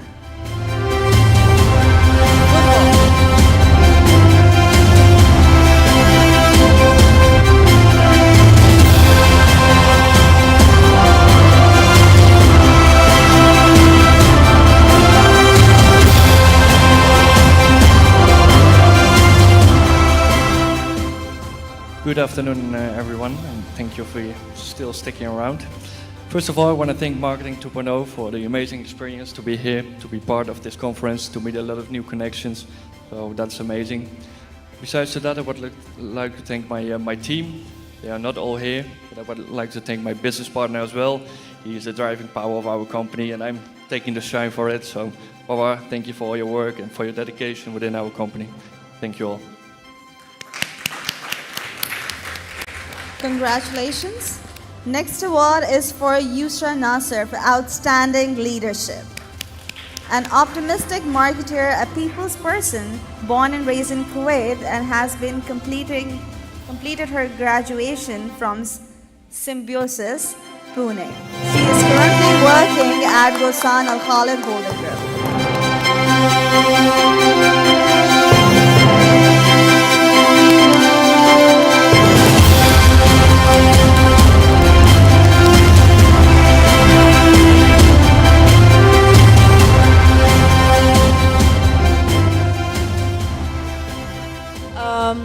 I would like to thank Marketing 2.0 conference because I'm assuming I'm the youngest one here.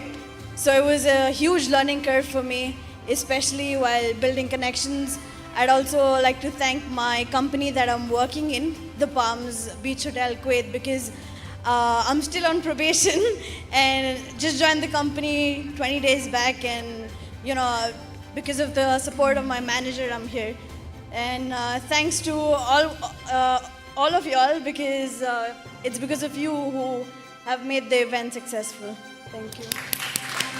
Congratulations. We missed you, Rachel. So Rachel, we would like to invite you, and she is receiving an award for outstanding leadership. She is the founder and CEO of Buzzy Hub, a flourishing startup offering digital marketing services and innovative software solutions.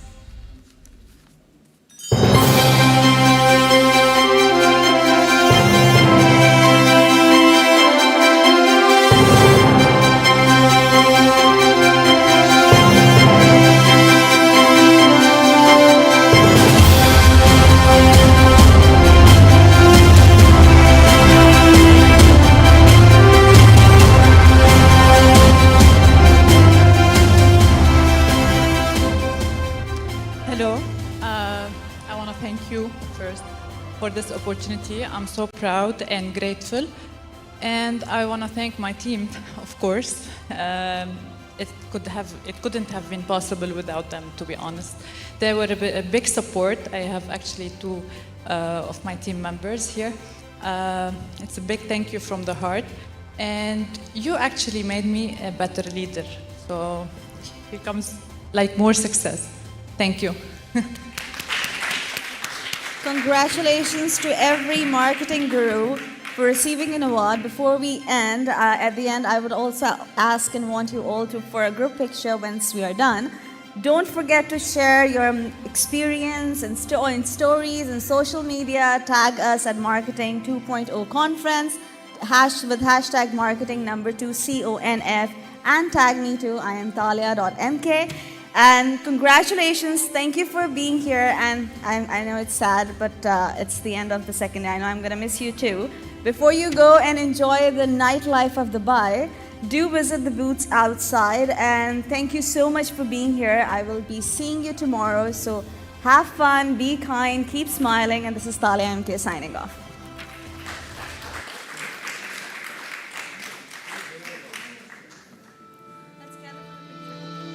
Guys, let's gather for a picture. All the award winners, can we have all of them on the stage, please? Everybody? Okay, everybody be on the stage, please. Thank you.